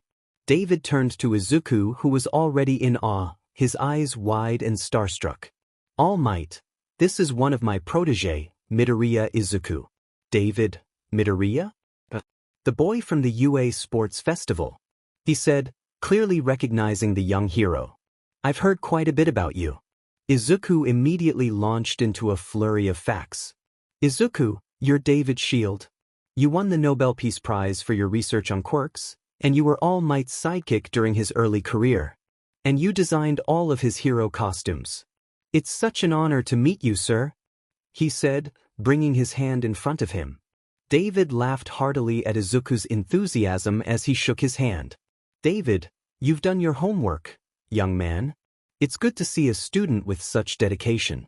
But as the conversation continued, David's smile slowly faded. He noticed something odd. A slight wisp of steam began to rise from All Might's body, the telltale sign that his time in his muscular form was running out. David, Melissa, could you show Midoriya around the expo while All Might and I catch up? He asked, his tone casual, though his eyes conveyed something more serious. Melissa smiled, though she couldn't catch the seriousness in her father's eyes. Melissa, of course. Come on, Izuku, I'll show you all the coolest exhibits. Izuku followed her. As they exited through a side door, the corridor opened into a brightly lit hallway leading to the heart of the expo. David dismissed Sam too, and the door closed behind him. All Might sighed deeply, the facade of strength he had maintained slipping away. His body shrank, and with a soft grunt, he reverted to his emaciated form. His once towering figure was now a frail shadow of what it had been, his eyes tired, and his face gaunt. David stood still, stunned by the sight. David, Toshi. I knew you were injured, but I didn't realize it was this bad. All Might sat down, covering his mouth to prevent blood from escaping. All Might, it's worse than I let on. The injury I sustained. It's not something I can recover from. I'm running out of time, Dave. David sighed, running a hand through his hair. David, you always were stubborn. All Might chuckled weakly. All Might, And you always were the smart one. With duo. Melissa and Izuku exited the sleek corridor leading away from David Shield's lab, surrounded by the vibrant atmosphere of the iExpo. The halls were bustling with inventors, heroes, and spectators, all marveling at the cutting-edge technology on display. The artificial island seemed to hum with energy, as every corner revealed some new innovation or fascinating quirk-enhancing invention. Melissa glanced at Izuku, her curiosity piqued.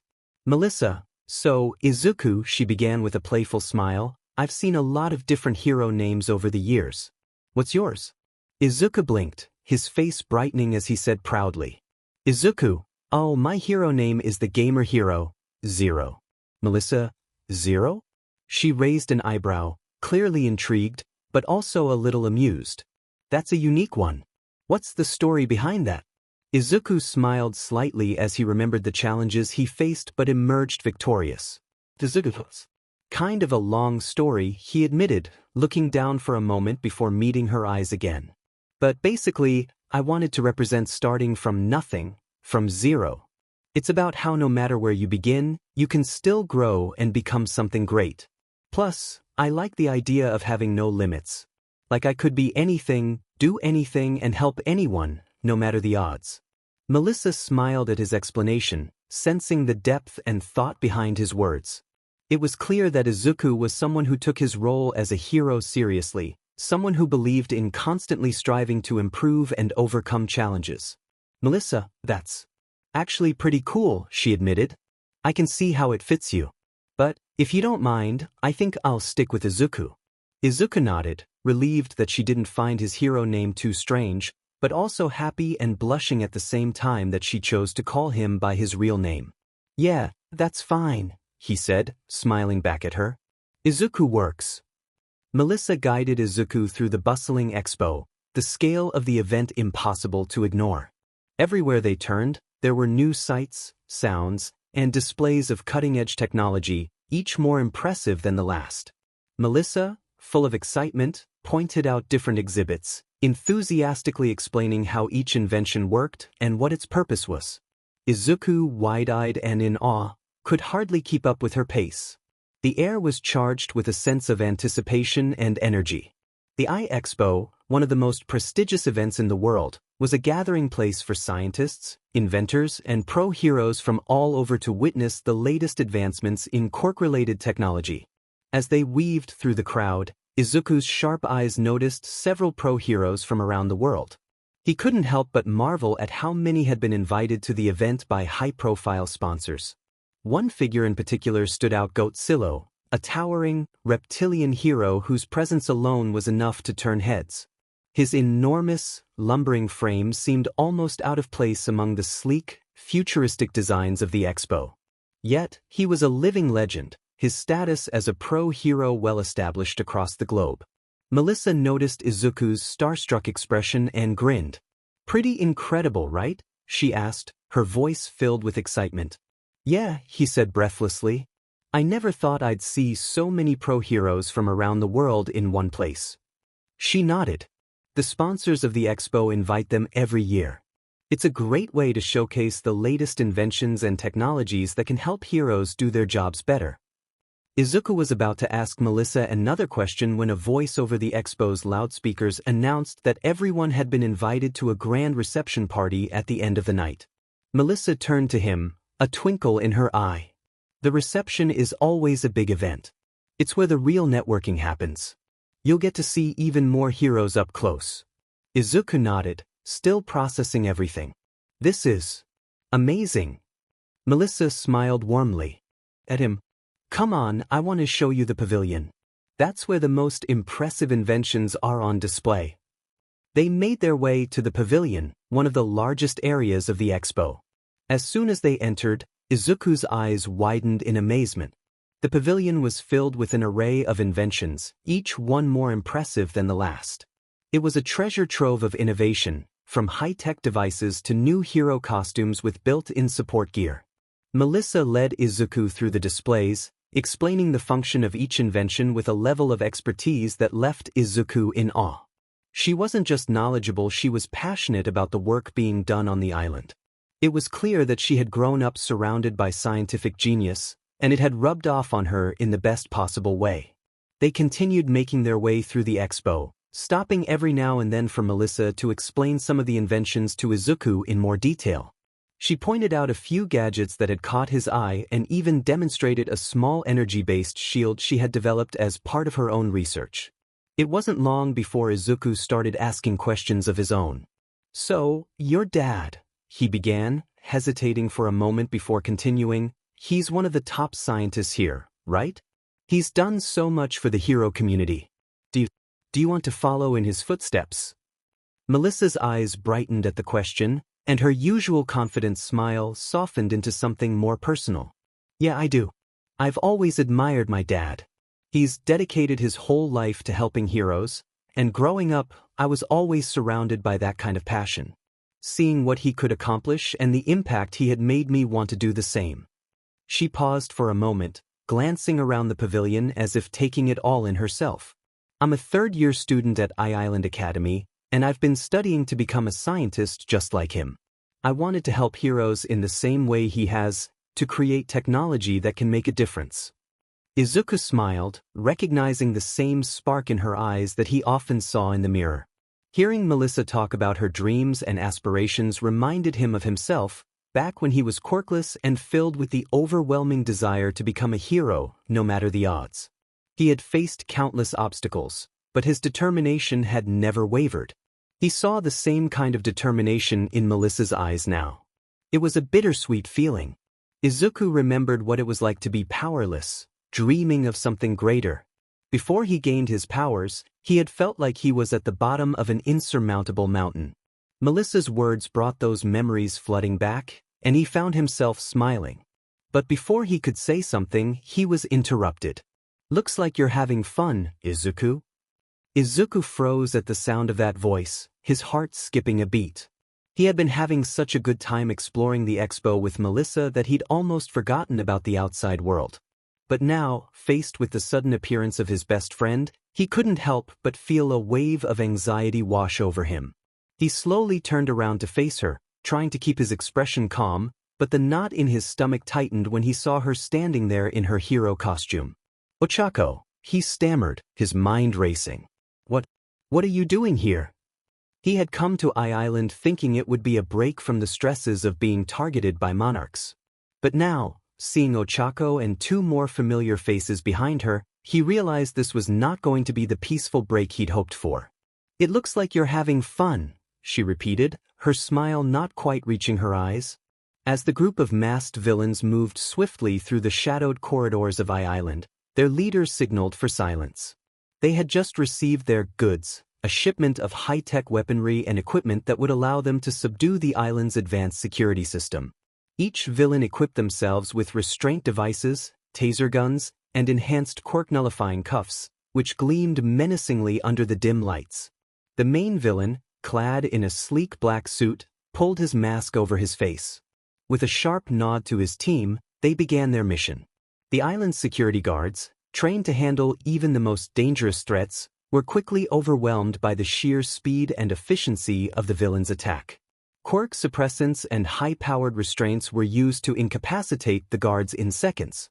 With the entire security force neutralized, the villains advanced deeper into the island, confident that no one could stand in their way. At Island Academy. On the other side of the island, completely unaware of the looming threat, Melissa continued to show Izuku around Island Academy. They had just arrived at her personal lab, a sleek, high-tech room filled with various tools, gadgets, and blueprints.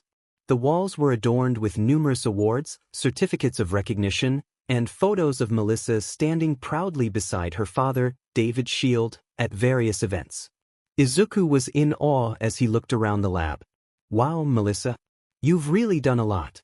These awards are incredible. You must be one of the top students here." Melissa chuckled, though there was a hint of modesty in her smile. "Not really. My grades have been slipping a bit recently. But I study hard because, like you, I have a dream to become a heroine, well, in my own way." Izuku nodded, his admiration for her dedication growing. "That's incredible. Do you want to become a pro-heroine too?" Melissa paused at that question, her smile fading just slightly as she turned toward her workbench. For a moment, she seemed lost in thought, and when she finally spoke, her voice was quieter, more introspective. I used to. But I can't. I'm quirkless, Izuku. Izuku froze, his eyes widening in shock. Quirkless. Melissa chuckled softly at his reaction. Yeah, I was born without a quirk, just like you were. At first, I thought it was fine. I figured I could still be a hero in my own way, like my dad. I wanted to design support equipment, help pro heroes out in the field, and make sure they had everything they needed to keep people safe. Izuku listened intently, his own experiences as a quirkless child rushing back to him. He understood the pain and struggles of being born without a quirk, especially in a world where so much depended on it. But then, she continued, her voice growing softer, that all changed when I saw you at the UA Sports Festival. I heard your speech, how you said you used to be quirkless too. How you didn't give up, and how a quirkless person can still be a hero. She looked up at him, her blue eyes shining with emotion. I couldn't believe it. For the first time I felt like, maybe there was hope for me too. Maybe I could still be a hero, even without a quirk. Izuku's breath hitched in his throat. The speech he had given at the sports festival, he hadn't realized how far-reaching its impact had been. To know that Melissa, someone so intelligent and hardworking, had been inspired by his words left him feeling deeply moved. Melissa walked over to her workbench and picked up a set of blueprints. She unfolded them and held them out to Izuku. That's why I've been working on something. I don't have a quirk, but that doesn't mean I can't still fight alongside heroes. I've designed these pieces of armor. They're still prototypes, but they're meant to enhance mobility and strength for quirkless people like me. She showed him a detailed blueprint of a sleek, futuristic suit of armor, filled with various mechanisms and enhancements. Izuku's eyes scanned the designs, and he felt his throat tighten with emotion. Tears welled up in his eyes, but he didn't try to hide them. Melissa, he whispered, overcome with pride and joy. Melissa's expression softened, seeing Izuku's reaction. I didn't give up because of you, Izuku. You showed me that being quirkless doesn't mean I'm powerless. And now, I have a new dream. I want to be a heroine, even if I don't have a quirk. I want to fight alongside people like you. Hearing those words, Izuku could no longer hold back his emotions. He wiped at his tears with the back of his hand, a broad smile forming on his face. You're going to be an incredible heroine, Melissa. I just know it. The two shared a moment of silent understanding, both of them standing as living proof that even without a quirk, anyone could still fight for what was right. They continued to share their thoughts and dreams when Izuku suddenly noticed something strange. A faint, glowing blue aura surrounded Melissa, something he'd never noticed before. His Evo Eye skill had automatically activated, scanning Melissa as if detecting something unusual. Name, Melissa Shield. Quirk abilities, formerly quirkless. Hidden power detected. Level? Stats. Strength? Speed? Agility? Intelligence? Health, normal. Mana levels, currently 0. Affiliations alliances, Island Academy, Shield Family, All Might. Izuku blinked in surprise, his breath catching in his throat. Hidden power? That couldn't be right. Melissa had just told him she was quirkless. And yet, the data in front of him clearly indicated something was stirring within her, some sort of dormant potential. Before he could process this information or even ask her about it, his phone suddenly buzzed. He fumbled with the device, glancing down to see Ida's name flash on the screen. Class Rep. Tenya's voice boomed the moment Izuku answered the call. Where are you? You were supposed to meet us 20 minutes ago. We have a schedule to keep. Izuku winced, knowing how seriously Tenya took their arrangements. I'm sorry, Ida. I lost track of time. I'll head back right now. He glanced apologetically at Melissa, who gave him a sympathetic smile. Don't worry about it, Izuku, she said, waving him off. Go get changed and I'll see you at the party. Izuku smiled back, though his mind was still spinning from what he'd seen with his Evo Eye. Yeah, see you at the party, he said, turning to leave the lab. As he hurried back to his hotel room to change clothes, his thoughts raced. What was that blue aura? Could Melissa have something hidden she wasn't aware of herself? Whatever it was, Izuku knew he had to investigate further. But first, he had a party to attend. At Central Tower, Izuku walked through the doors, pulling them closed behind him with a calmness that didn't match his late arrival. His white shirt under a black suit jacket was neatly buttoned up, and his bow tie was perfectly knotted, giving him a polished, formal appearance. Adjusting his collar, he glanced around, expecting to see more of his classmates. "Sorry about being late," he began, but stopped abruptly when he noticed only 4 of his friends standing around. "Well, guess I'm not the only one running late." Ida, already standing rigidly near the window, sighed in exasperation. "Does a proper meeting time mean nothing to you people?" he exclaimed, chopping the air in his usual dramatic manner. He looked the part of a high-class gentleman, dressed in a sharp 2-button blue suit with a matching navy vest underneath and a yellow tie that perfectly matched his serious demeanor.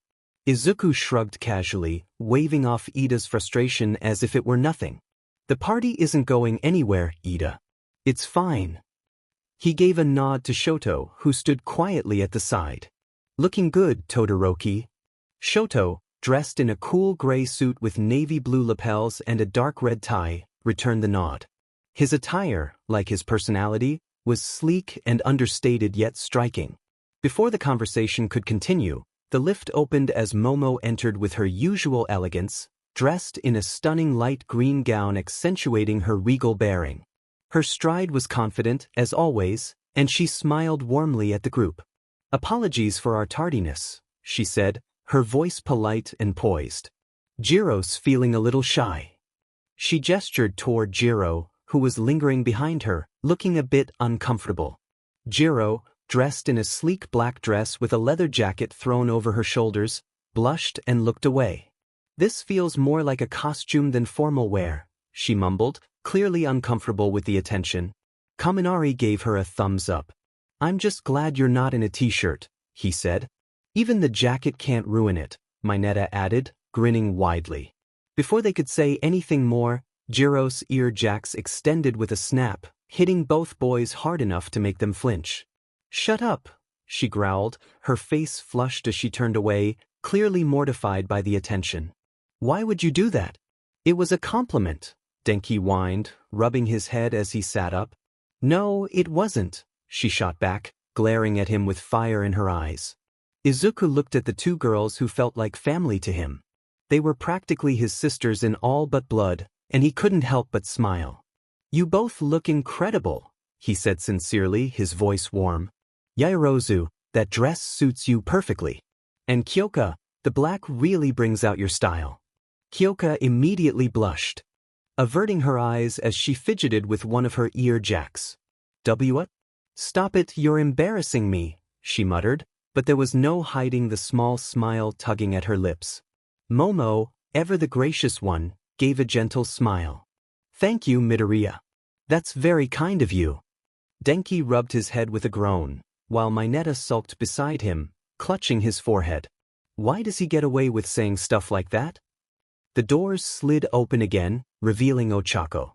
She stepped into the room nervously, her blush deepening with every step. She wore a beautiful pink dress that accentuated her natural charm without being overwhelming, paired with black leggings and red shoes. Her usual carefree look was replaced with something more refined, but her shy demeanor remained. "Sorry I'm late," she said, smiling awkwardly as she approached the group. "It took me a while to get ready." Izuku turned to her, about to respond, but the words caught in his throat. The sight of Ochako in her formal attire, looking so different yet so familiar, caused his brain to momentarily freeze. Izuku finally snapped out of his daze, his face turning bright red as he stammered, "Ochako, you look." His brain tried to recover from the overload, but as he struggled to finish the sentence, Melissa entered the room. Melissa, dressed elegantly in a simple yet classy blue and white gown, waved cheerfully at the group. "Oh good.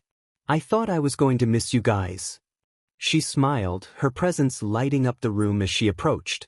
Her natural beauty, combined with her friendly, upbeat personality, made her stand out immediately. Izuku's brain short-circuited again.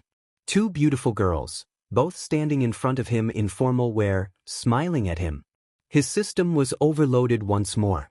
"Why you look perfect, Ochako," he finally managed to blurt out, though his gaze kept shifting between her and Melissa, his face burning with embarrassment. "And Melissa, you look amazing too." Ochako blushed at the compliment and giggled at his flustered state. "Oh, Izuku, you don't have to flatter me so much," she teased, spinning around playfully, clearly enjoying his reaction. Melissa gave him a friendly smile. "Thanks, Izuku. You clean up pretty well yourself," she said with a wink, causing his blush to intensify. Naturally, Kaminari and Mineta were captivated again, their excitement reaching new heights. "The headliner has arrived," Mineta muttered, his mouth full of drool. "I can't take this much beauty," Denki added dramatically, clutching his heart as if he might actually faint. "I think I might die." Meanwhile, in the tower's reception hall on the second floor, the grand event was already in full swing. Pro-heroes, tech moguls, and scientists from around the world mingled under the high chandeliers, while the representatives of the iExpo prepared to ask the #1 hero to give a speech for the crowd. Tenya was still anxiously checking his phone, trying to contact Kirishima. "Where could he be?" he muttered, growing increasingly worried. "He said he would be here by now."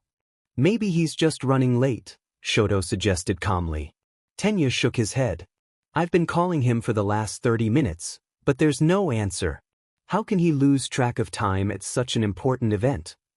Unbeknownst to Tenya, Ijiro had left his phone in his hotel room and was currently wandering the vast Island Tower, completely lost as he tried to find his way to the party.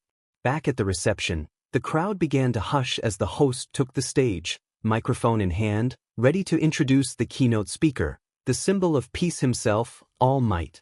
As All Might stepped up to the stage, the room filled with an anticipatory silence.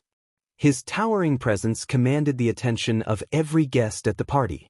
He adjusted the microphone, his usual smile brimming with confidence, ready to deliver words of hope and peace. "Ladies and gentlemen, it's an honor to be here tonight at Island." Suddenly, the lights flickered, and the entire room was bathed in a sinister red glow. A shrill alarm pierced the air, making everyone tense. The sound wasn't just in the reception hall, it echoed across the island. "What's going on?" Izuku muttered as his senses immediately went on alert. Before All Might could continue, the massive screens in the room flickered, replaced by the flashing red of Island's security system. A robotic voice rang out over the intercom. "This is an announcement from the Island security system. We have received a report that an explosive device was discovered somewhere on the iExpo grounds. Island will now be in high alert mode.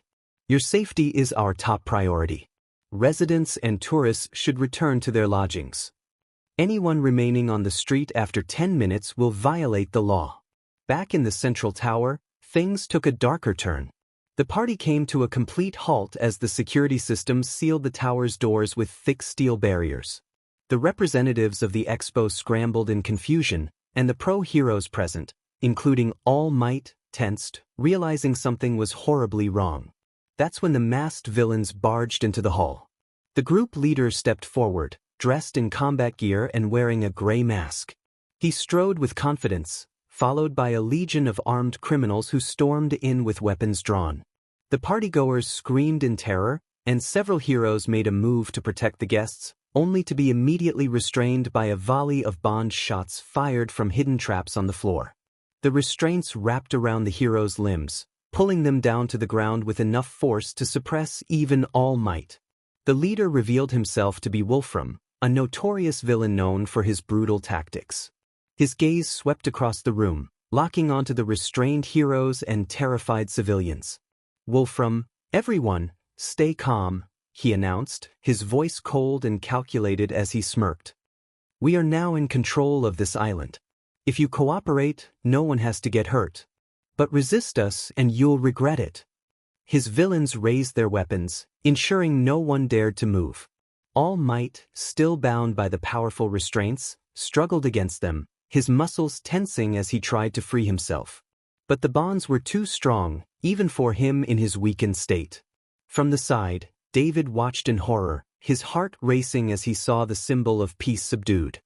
He turned to All Might, his voice shaking with desperation.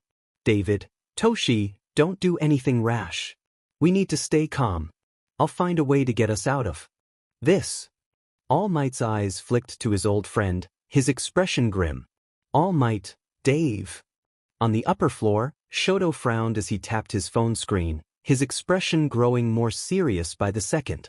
Shoto, I'm not getting any signal, he muttered, looking up at the others. One by one, they all checked their phones, the realization slowly dawning on them. It looks like our service is completely blocked, he said, his voice calm but edged with concern. Denki, are you serious? He exclaimed, pacing slightly as his eyes darted around the room. Jiro, meanwhile, headed toward the elevator and pressed the button a few times before turning back to the group. Kyoka, the elevator's not working either, she announced, her brows furrowing as she stared at the unresponsive panel. Minetta's anxiety spiked. Minetta, what the heck is going on here? He cried softly, trying not to draw too much attention to their small group. Izuku's mind was racing. His instinct told him something was off. This wasn't just a random technical failure. There was something more sinister at play. He remembered the people he saw earlier in the day. They were giving him bad vibes. He glanced at Melissa, who had lived on Island for years and would know the protocols better than anyone. Melissa, it's strange that the system would go on high alert like this, she said, her tone steady but uneasy. That's not the protocol whenever explosives are discovered. There's a specific lockdown procedure, but this, she hesitated, her eyes narrowing. This feels wrong. Izuku's eyes widened slightly, and his suspicions were confirmed. He clenched his fists, whispering under his breath, Izuku, I swear, I knew something was wrong. He turned sharply to Tenya, taking charge. Ida, let's go to the party. Tenya, for what reason? He asked, crossing his arms, his posture still stiff despite the growing tension. Izuku, All Might's in there, he explained, urgency in his voice. If something is going wrong, we need to be where he is. Ochako's eyes widened in surprise. Achiko, wait, All Might's in there? Kaminari, however, was more excited than anything. Denki, thank goodness, he said, his expression brightening. We don't have anything to worry about then. Minetta sighed in relief, leaning against the wall. Minetta, yeah, if All Might's there we're safe. Izuku wasn't as optimistic.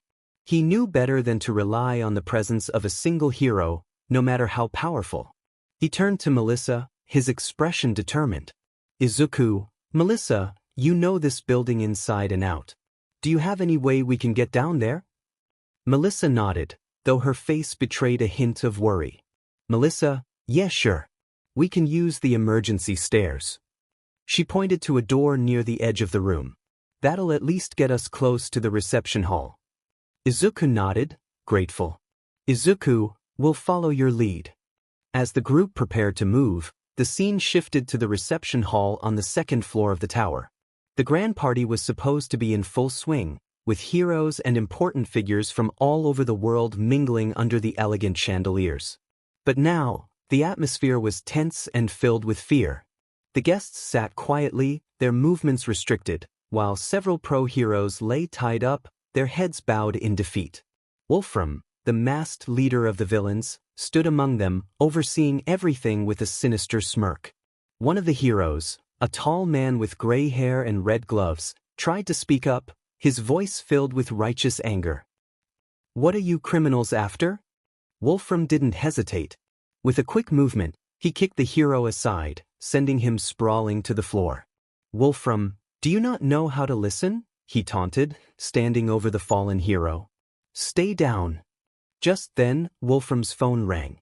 He touched the earpiece in his ear, listening intently for a few seconds before nodding. Wolfram, yeah. I got it. His eyes scanned the room, landing on a name tag worn by a man trembling near the back.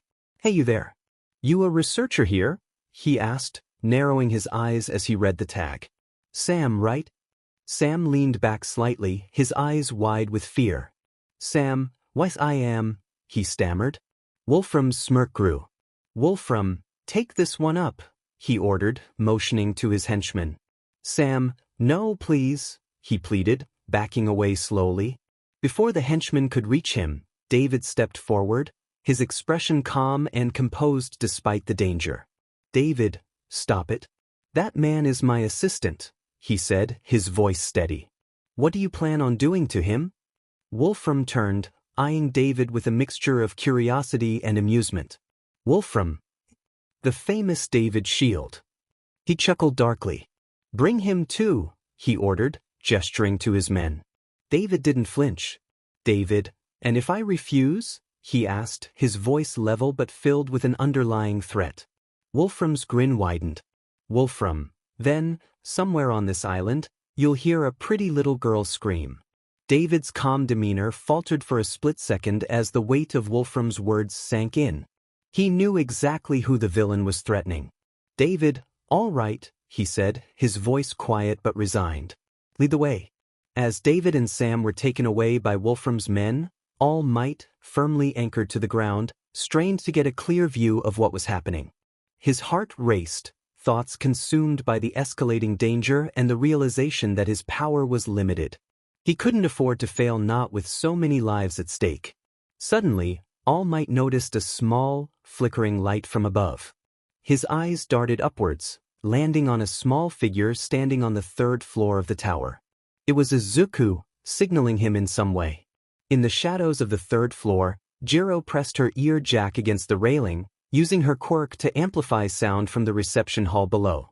She could hear the faint struggle in All Might's voice, but he remained composed as he explained the situation.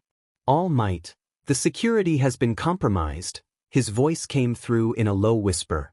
The villains control the island's defenses. They've captured David's shield, and the security system has locked us in. Kyoka pulled her ear jacks back and turned to the others, her expression serious. Kyoka, it's just like we thought. The villains have full control of the security.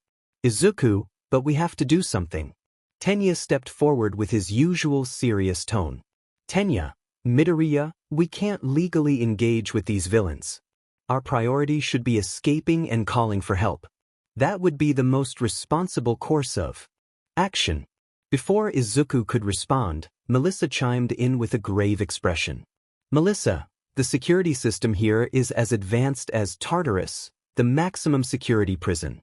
Once the villains took control, all communications and external assistance were cut off.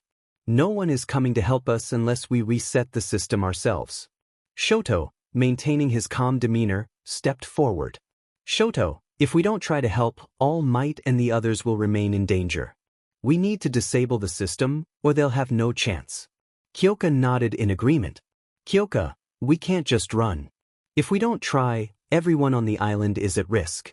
Meanwhile, Mineta was practically shaking with fear. Mineta, are you all crazy? This is way beyond us. We're talking about full-blown villains here, not just training exercises. We'll get hurt. Momo, while hesitant, added softly. Momo, Mineta's not wrong. We're students. This is a dangerous situation, and the consequences are real. The group fell into an awkward silence, the tension hanging thick in the air. For a moment, it seemed like indecision would take hold of them until Izuku stepped forward, his eyes glowing with determination. Izuku, we don't have to fight the villains head-on. If we can disable the security system, All Might and the other pro-heroes can handle the rest. We just need to make sure they have that chance. Minoru groaned, rubbing his temples in frustration. Mineta, Midoriya. You really haven't learned anything from what happened at USJ, have you? You can't just jump into danger. Izuku, I'm not jumping into anything. We can save people without fighting. We don't need to take on the villains directly. Melissa said there's a way to reset the security system from the top floor, right? He glanced at Melissa, who nodded in confirmation. Melissa smiled, a sense of hope returning to her eyes. Melissa, yes. If we can reach the top floor, we can disable the entire system, and that would give All Might and the other heroes the chance they need to take control back. Izuku tried to open his inventory, hoping to pull out some equipment to help with the mission, but he frowned when the interface remained locked. His quirk, Ready Player One, had been acting strangely ever since their last dungeon crawl. It felt unstable, as though some of his abilities were glitching out. But now wasn't the time to worry about it. He would have to figure that out later. For now, he would rely on the skills he had access to. Melissa's words stirred the group.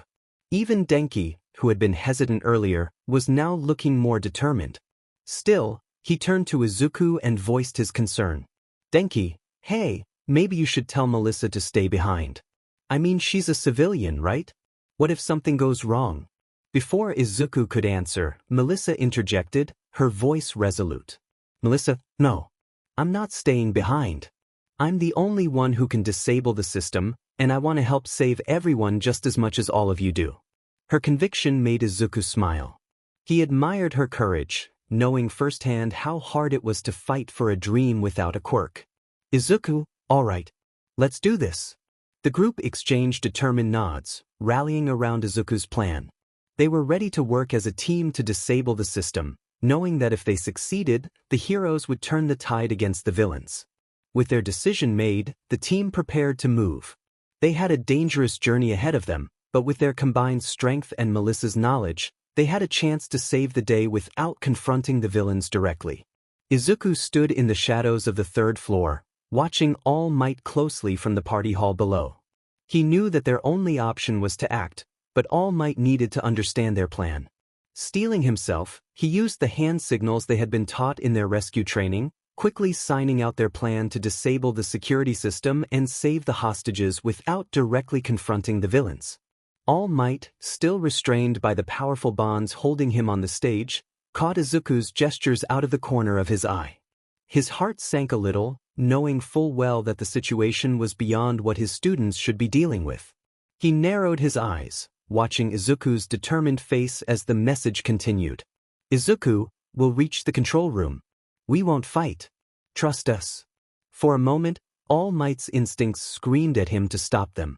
The idea of his students taking such risks without full protection against actual villains armed with weapons and the island's own security system was something he couldn't accept easily. His fingers twitched, wanting to signal no, to tell them to stand down and wait for the pros. But then he saw the unshakable resolve in Izuku's expression.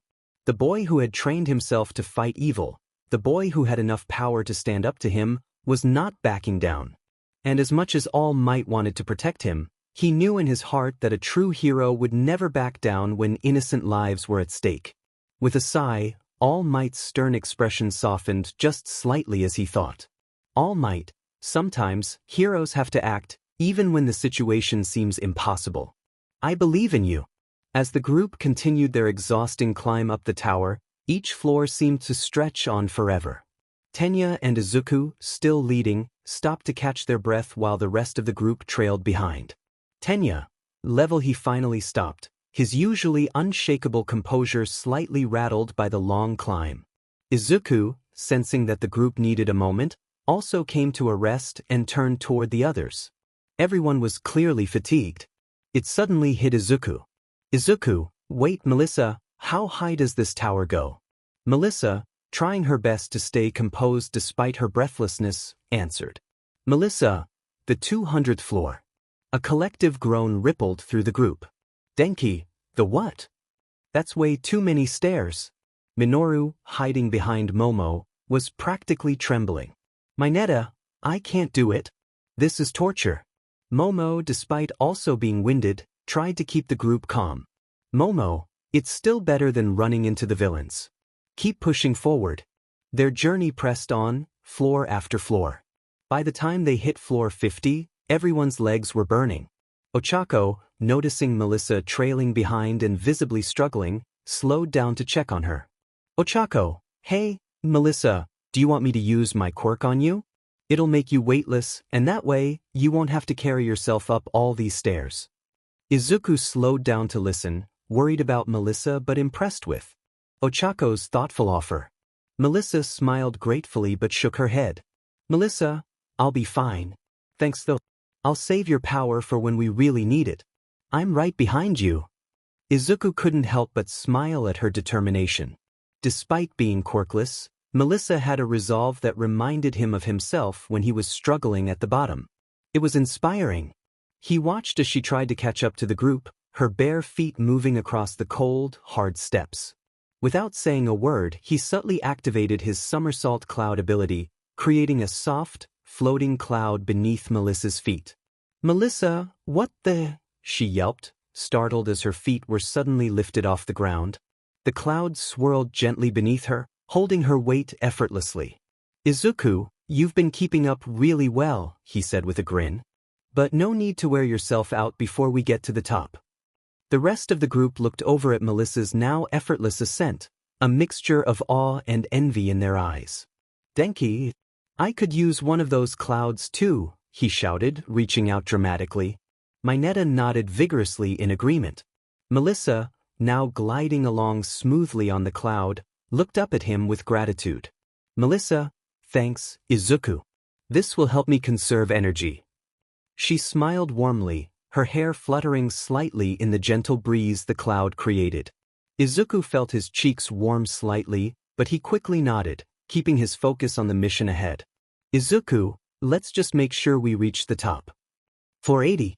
The group's rapid climb came to a screeching halt as they reached floor 10. Izuku and Melissa, the first to arrive, were met with a large metal barrier blocking the way to the next set of stairs. "Tenya, this route's blocked," he called out, his voice echoing in the stairwell. Shoto caught up with the two leaders, panting lightly. "Shoto, should we break through it?" he asked, his breath catching up with him. Izuku considered the option, but Melissa quickly intervened as the rest of the group arrived. "Melissa, if we do that," she explained as everyone except Izuku caught their breath, "the security system will alert the villains that someone is tampering with the tower. We can't risk it." Everyone nodded in agreement, except for Mineta, who was already fidgeting with the door leading to the main section of the floor. Before anyone could stop him, he pulled it open. "Melissa, no, don't," she said in panic, but it was too late.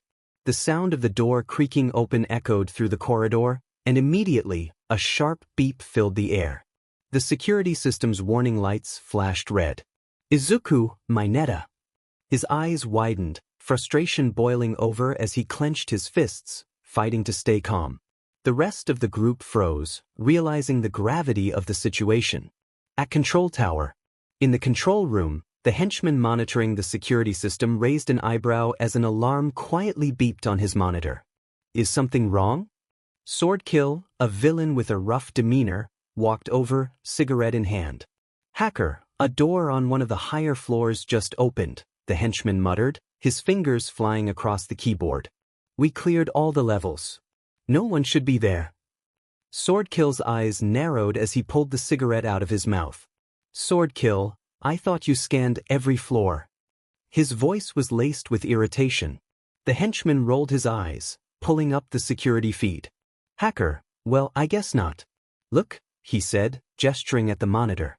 The screen revealed the group of 9 UA students and Melissa running through the hallways of floor. Swordkill growled in annoyance. "Swordkill, so we've got rats in the walls, huh?" Suddenly, Wolfram gave a command from the reception hall, where he was keeping All Might hostage. "Wolfram, use the barriers to trap them on the 80th floor. Don't let them escape."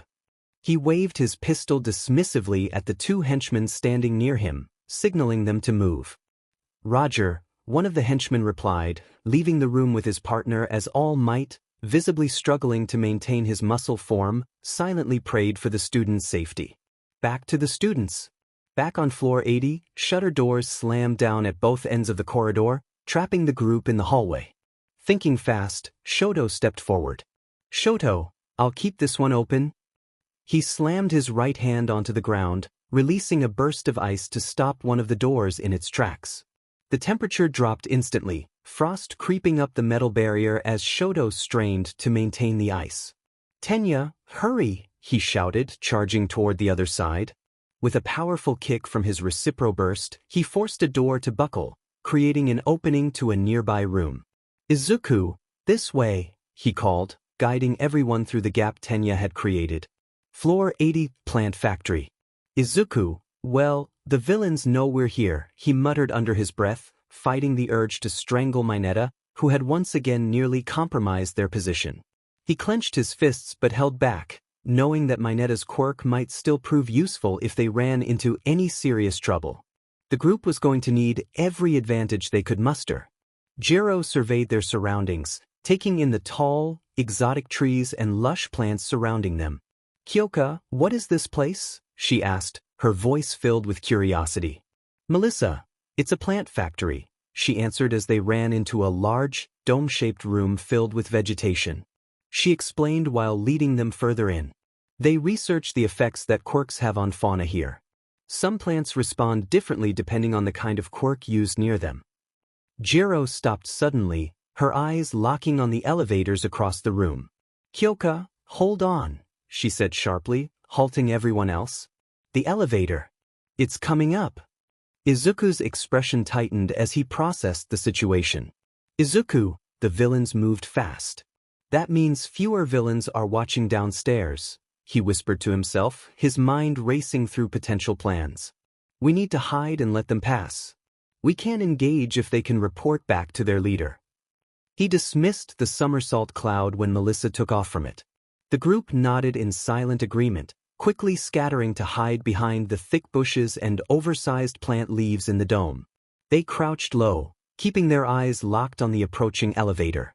Kaminari leaned in closer to the group, his voice a hushed whisper. "Denki, I wonder if we can use that elevator to get to the top floor once they're gone." Melissa crouched beside him and shook her head. "Melissa, no, only authorized people can use the controls. And it's built like a bomb shelter, so we can't even force our way in." She glanced at Izuku, whose face was tense with concentration. "Breaking in wouldn't be an option." Mineta whimpered, trembling as the elevator dinged and the doors slid open. His face was pale with fear, sweat beading on his forehead. Two henchmen stepped out of the elevator. One was a tall, thin man towering over his smaller companion, both dressed in the same villainous attire they'd seen at the reception hall. Izuku thought, so I was right. They sent two from the reception, quietly snapping pictures of the two men. Their clothes and faces matched the villains he'd spotted earlier. He marked them as potential threats in his mind, thinking quickly about how to avoid a confrontation. "Look at their clothes," he whispered to the others. "They match the villains from downstairs." He kept his voice low, making sure not to attract attention.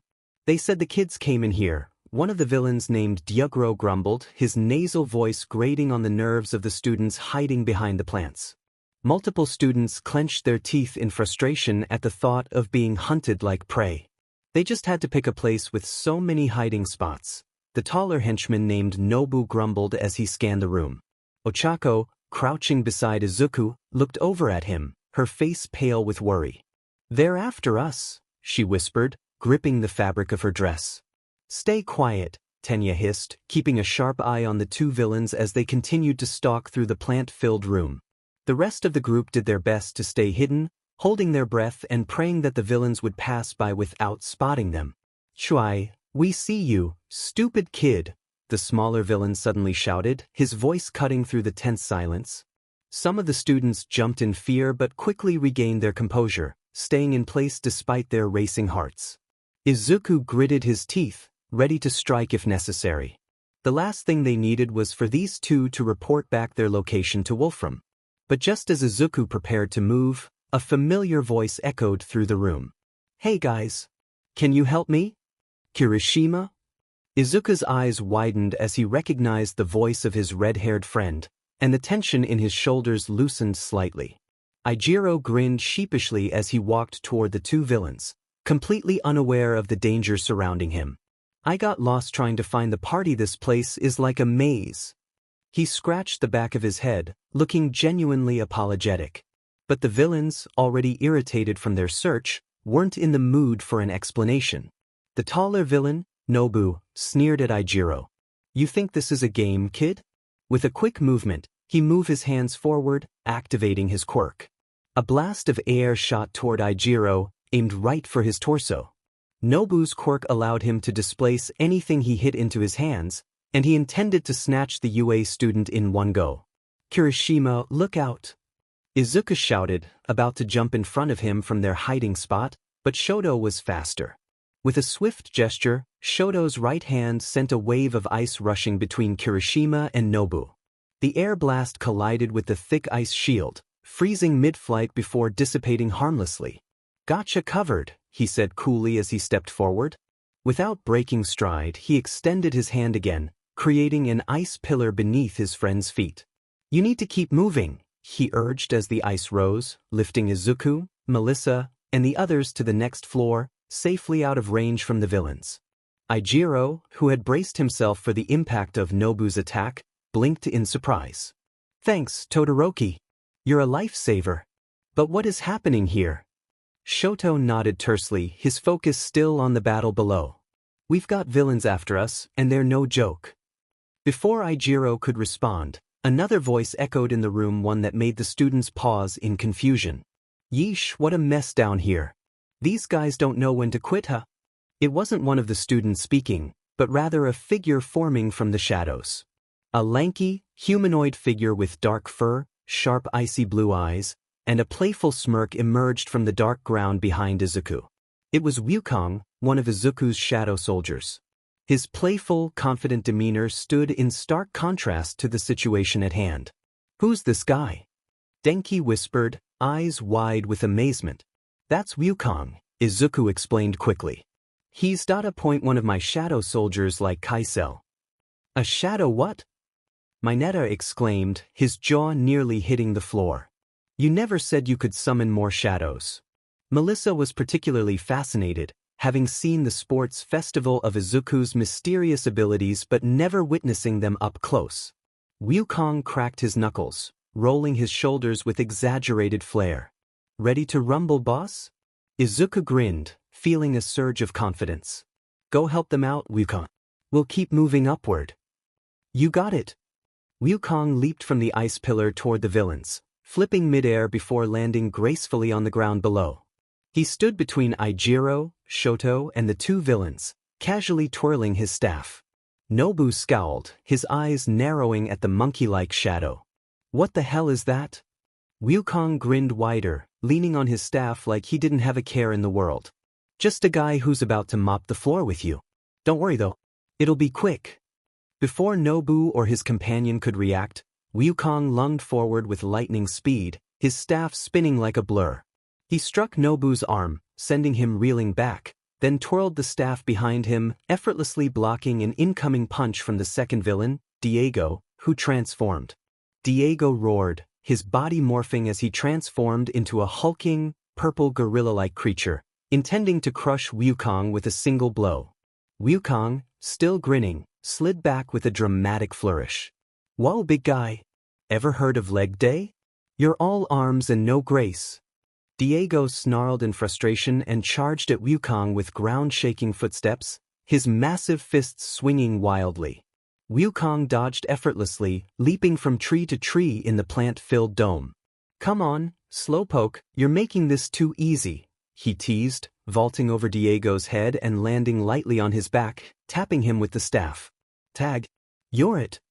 Meanwhile, on the ice pillar, Izuku and the others continued their ascent, keeping their focus on the mission. "Wukong can handle them," Izuku assured his friends. "We have to keep moving." Momo, still trying to wrap her head around what she was witnessing, glanced at Izuku. "You've really come a long way with your quirk, haven't you?" Izuku smiled, a little sheepishly. "I've had a lot of practice." But there was no time to dwell on that now. He tightened his grip on the railing of the ice pillar as they passed another floor. Back on the ground, Wukong continued to toy with the villains, jumping around with acrobatic skill while taunting them. "You know, I was expecting more from you guys. Didn't anyone tell you that size isn't everything?" He somersaulted over Diego's latest swing, landing gracefully behind him before jabbing his staff into the villain's side. Diego let out a roar of frustration, his movements becoming more erratic and wild as he grew angrier. Nobu, still nursing the blow to his arm, tried to fire another blast of air at Wukong, but the nimble shadow easily sidestepped it. "Sorry, bud. You missed." He laughed, giving him a mocking salute. Ijiro, watching from the sidelines, couldn't help but grin despite the tension. "Man, that guy's awesome. I had no idea Midoriya had someone like that up his sleeve. Focus! Shoto called as they prepared for battle. We're not out of danger yet. Midoriya bought us some time, but we still have to fight. Ijiro hardened his fists and nodded, determination etched on his face. Right. Let's wrap this up. With Izuku's group. The group reached the 81st floor, their steps slowing as they looked around, trying to find a way forward. The room was large, cluttered with industrial machinery and crates stacked high against the walls, but there were no stairs or doors leading upward. Where's the exit? Denki muttered, scanning the area as if a hidden door would magically appear. The rest of the group looked equally stumped. I don't see anything either, Momo added, walking up to one of the large machines and inspecting it for any clues. Izuku, standing beside Melissa, was deep in thought.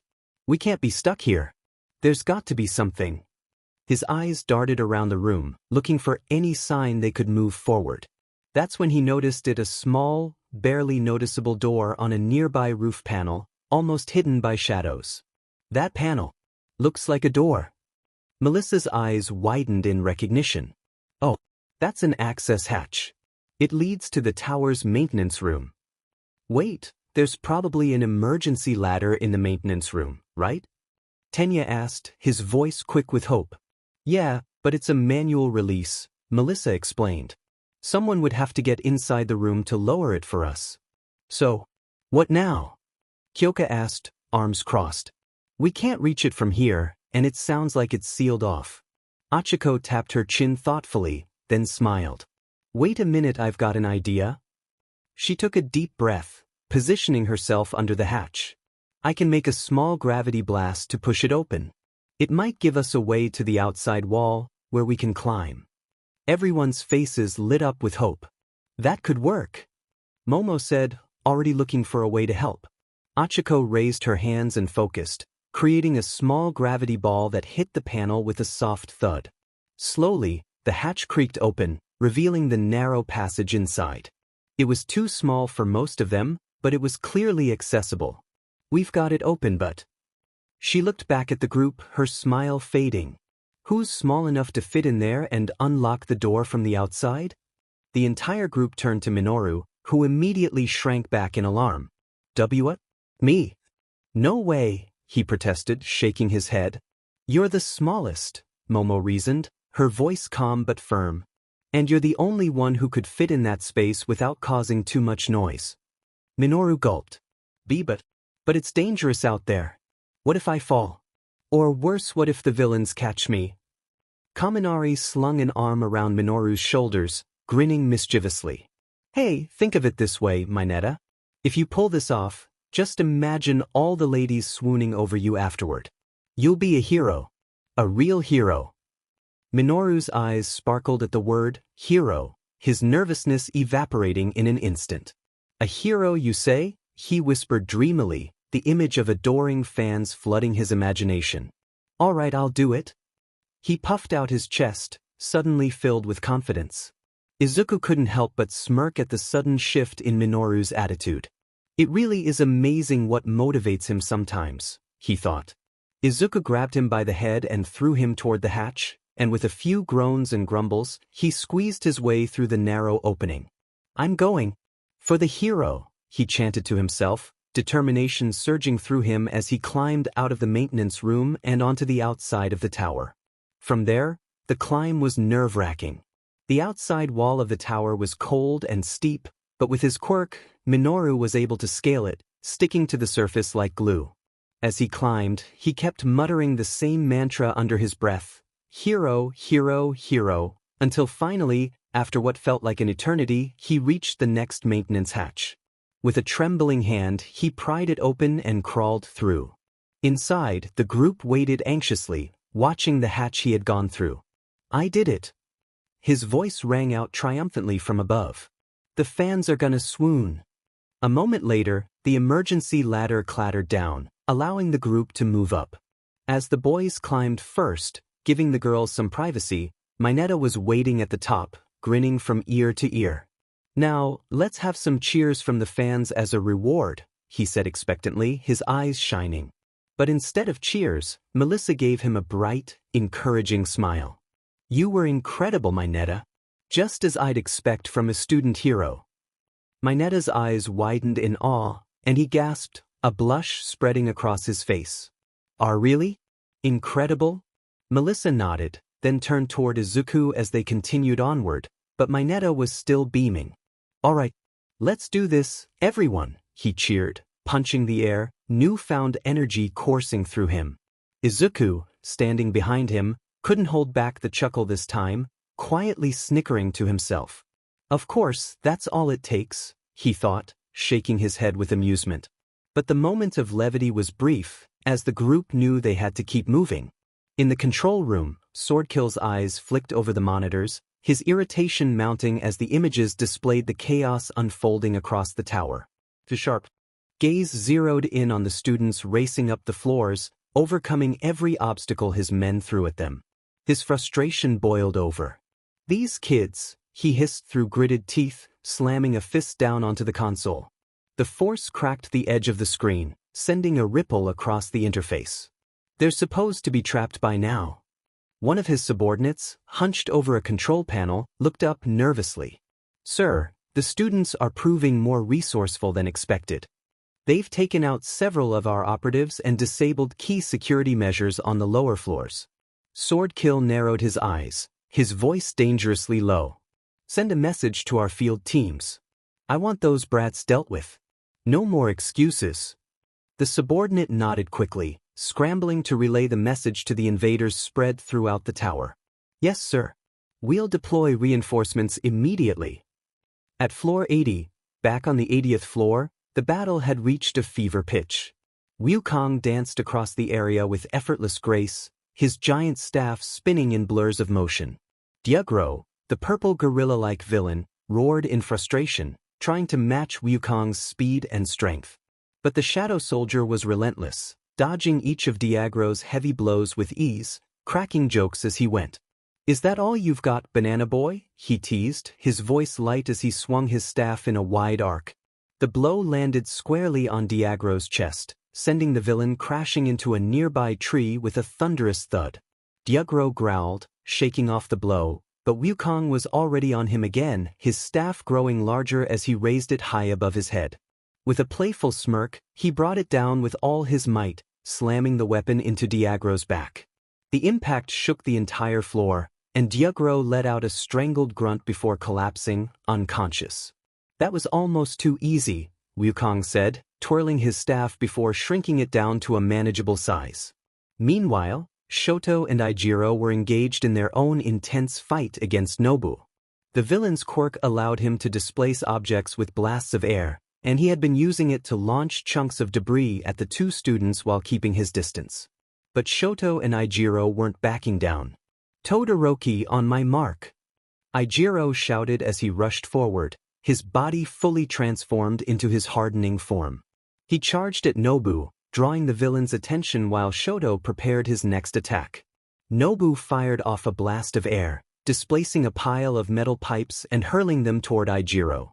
But Ijiro barreled through the debris without slowing, his hardened body deflecting the projectiles like they were made of paper. At that moment, Shoto unleashed a wave of fire and ice, alternating between the two elements with precision. He created a massive ice wall in front of Nobu, cutting off his line of sight, and then sent a searing fire blast over the top, forcing Nobu to dodge backward. As the villain stumbled, Ijiro seized the opportunity, lunging forward and slamming a hardened fist into Nobu's gut. The blow landed with a sickening crunch, and Nobu doubled over, gasping for air. Shoto stepped forward, raising his hand once more to encase Nobu in a thick layer of ice, ensuring the villain wouldn't be getting up anytime soon. "Good work, Kirishima," he said, giving his classmate an approving nod. Ijiro grinned, shaking out his hands. "We make a pretty good team, huh?" Wukong landed gracefully beside them, his staff shrinking back to its normal size. "And don't forget about me. That was some pretty sweet teamwork if I do say so myself," he quipped, flashing a cheeky grin at the two students.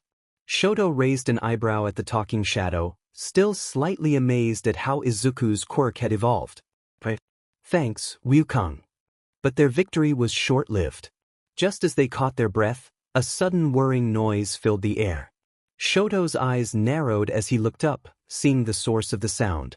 A mass of security bots, dozens of them flooded into the plant factory from every direction, their glowing red eyes locked onto the group. In the control room, "Boss, these aren't just any random kids." The hacker spoke up, his voice tinged with nervousness. He scrolled through the data on the uninvited guests. They're students from UA University's hero course. Top-notch training.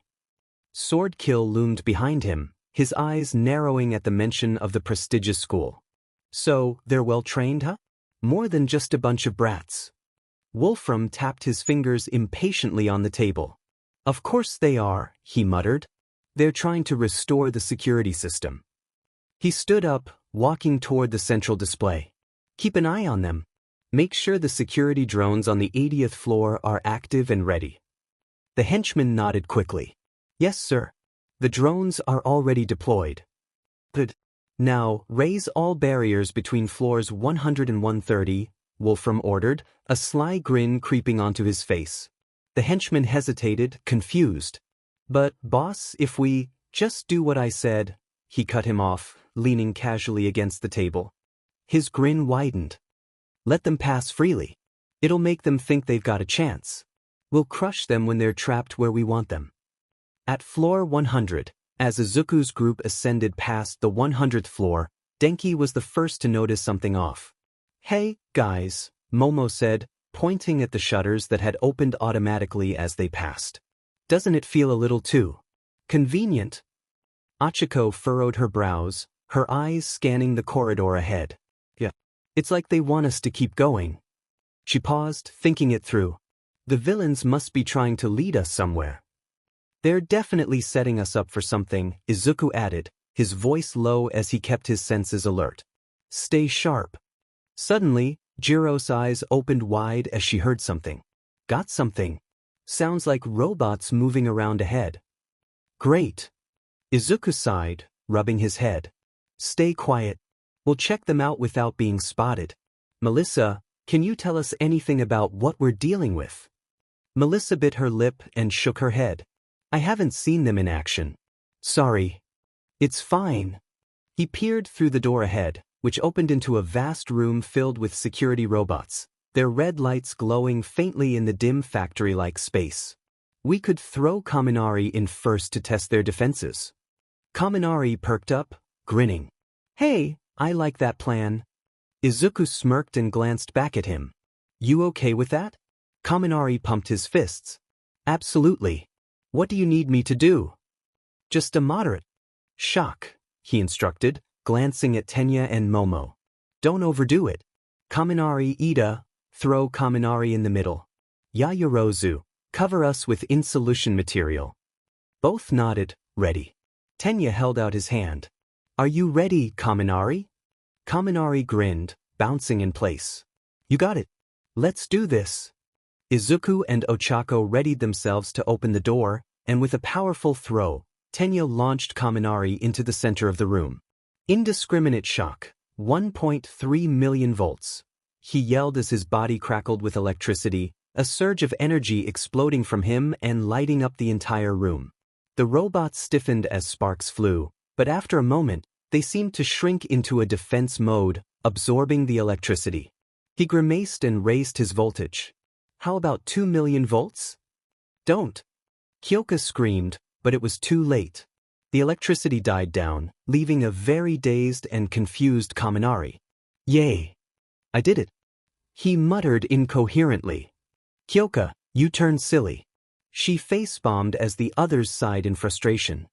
Despite the sparks and burns visible on their bodies, the drones quickly rebooted, extending metal cables that wrapped around Kaminari tightly, dragging him toward them. Izuku, great, he growled, seeing the blonde hero tied up like a rag doll. Kyoka, Kaminari, she called out, her voice laced with concern, though the blonde wasn't exactly in a position to respond. Mineta, they're too strong. He whined, visibly shaking behind Momo. Tenya, plan B. He gave a curt nod to the girls. Momo, right? She quickly uncapped a small stick before tossing it toward the robots. A thick cloud of smoke exploded from it, engulfing the area in a fog. She tossed out more smoke bombs to block off their view. Jam their communications, she added as she passed out jammers to the others. It'll buy us some time. The other girls followed her lead, throwing the devices and cutting off the robots' connections. Izuku, Mineta, now.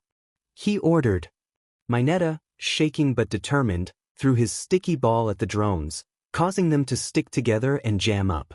Mineta, it's working. He cheered, seeing the drones collide with each other helplessly. But the celebration was short-lived as some of the drones leaped over the tangled mass, charging directly for the group. Amen. He yelped. From behind, Tenya immediately activated Recipro Turbo. His engines roared as he blasted forward with incredible speed, breaking through the blockade of stuck and disoriented robots. The force of his speed, combined with Minoru's traps, cleared a path for the group. But the bots kept coming, rebooting faster and faster. Izuku's eyes narrowed as he watched the bots regroup. He knew this wasn't over yet. Izuku, Achiko, let's use the new combo move. He flashed her a confident grin. Achiko's face lit up, understanding immediately. Achiko, right? Without wasting a second, Achiko began gathering gravitational and astral energy into her palms.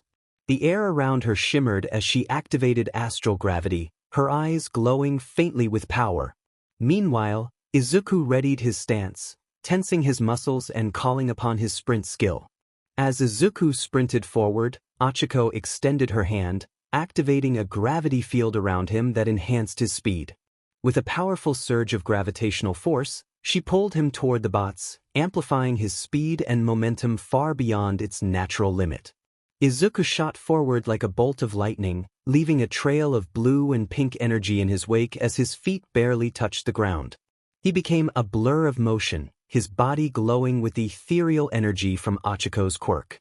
Just as he reached the first wave of bots, Achiko clenched her fists and activated Almighty Push, sending a massive gravitational shockwave from behind him, creating a powerful repulsive force that crushed the bots from both sides. The combined push propelled Izuku even faster, turning him into a human missile. Izuku Achiko, synchronized combo move, Cosmic Blitz. They yelled, synchronized in both their timing and attacks. Izuku's fist glowed as he channeled all his momentum into a devastating punch. He smashed through the first row of robots, sending their metal bodies flying through the air in a cascade of sparks and debris. The impact reverberated across the room, but Izuku didn't stop. Achiko followed closely behind, flying effortlessly using her telekinetic abilities. She gracefully maneuvered through the room, using her powers to hurl debris at the bots or deflect their incoming laser blasts with ethereal shields.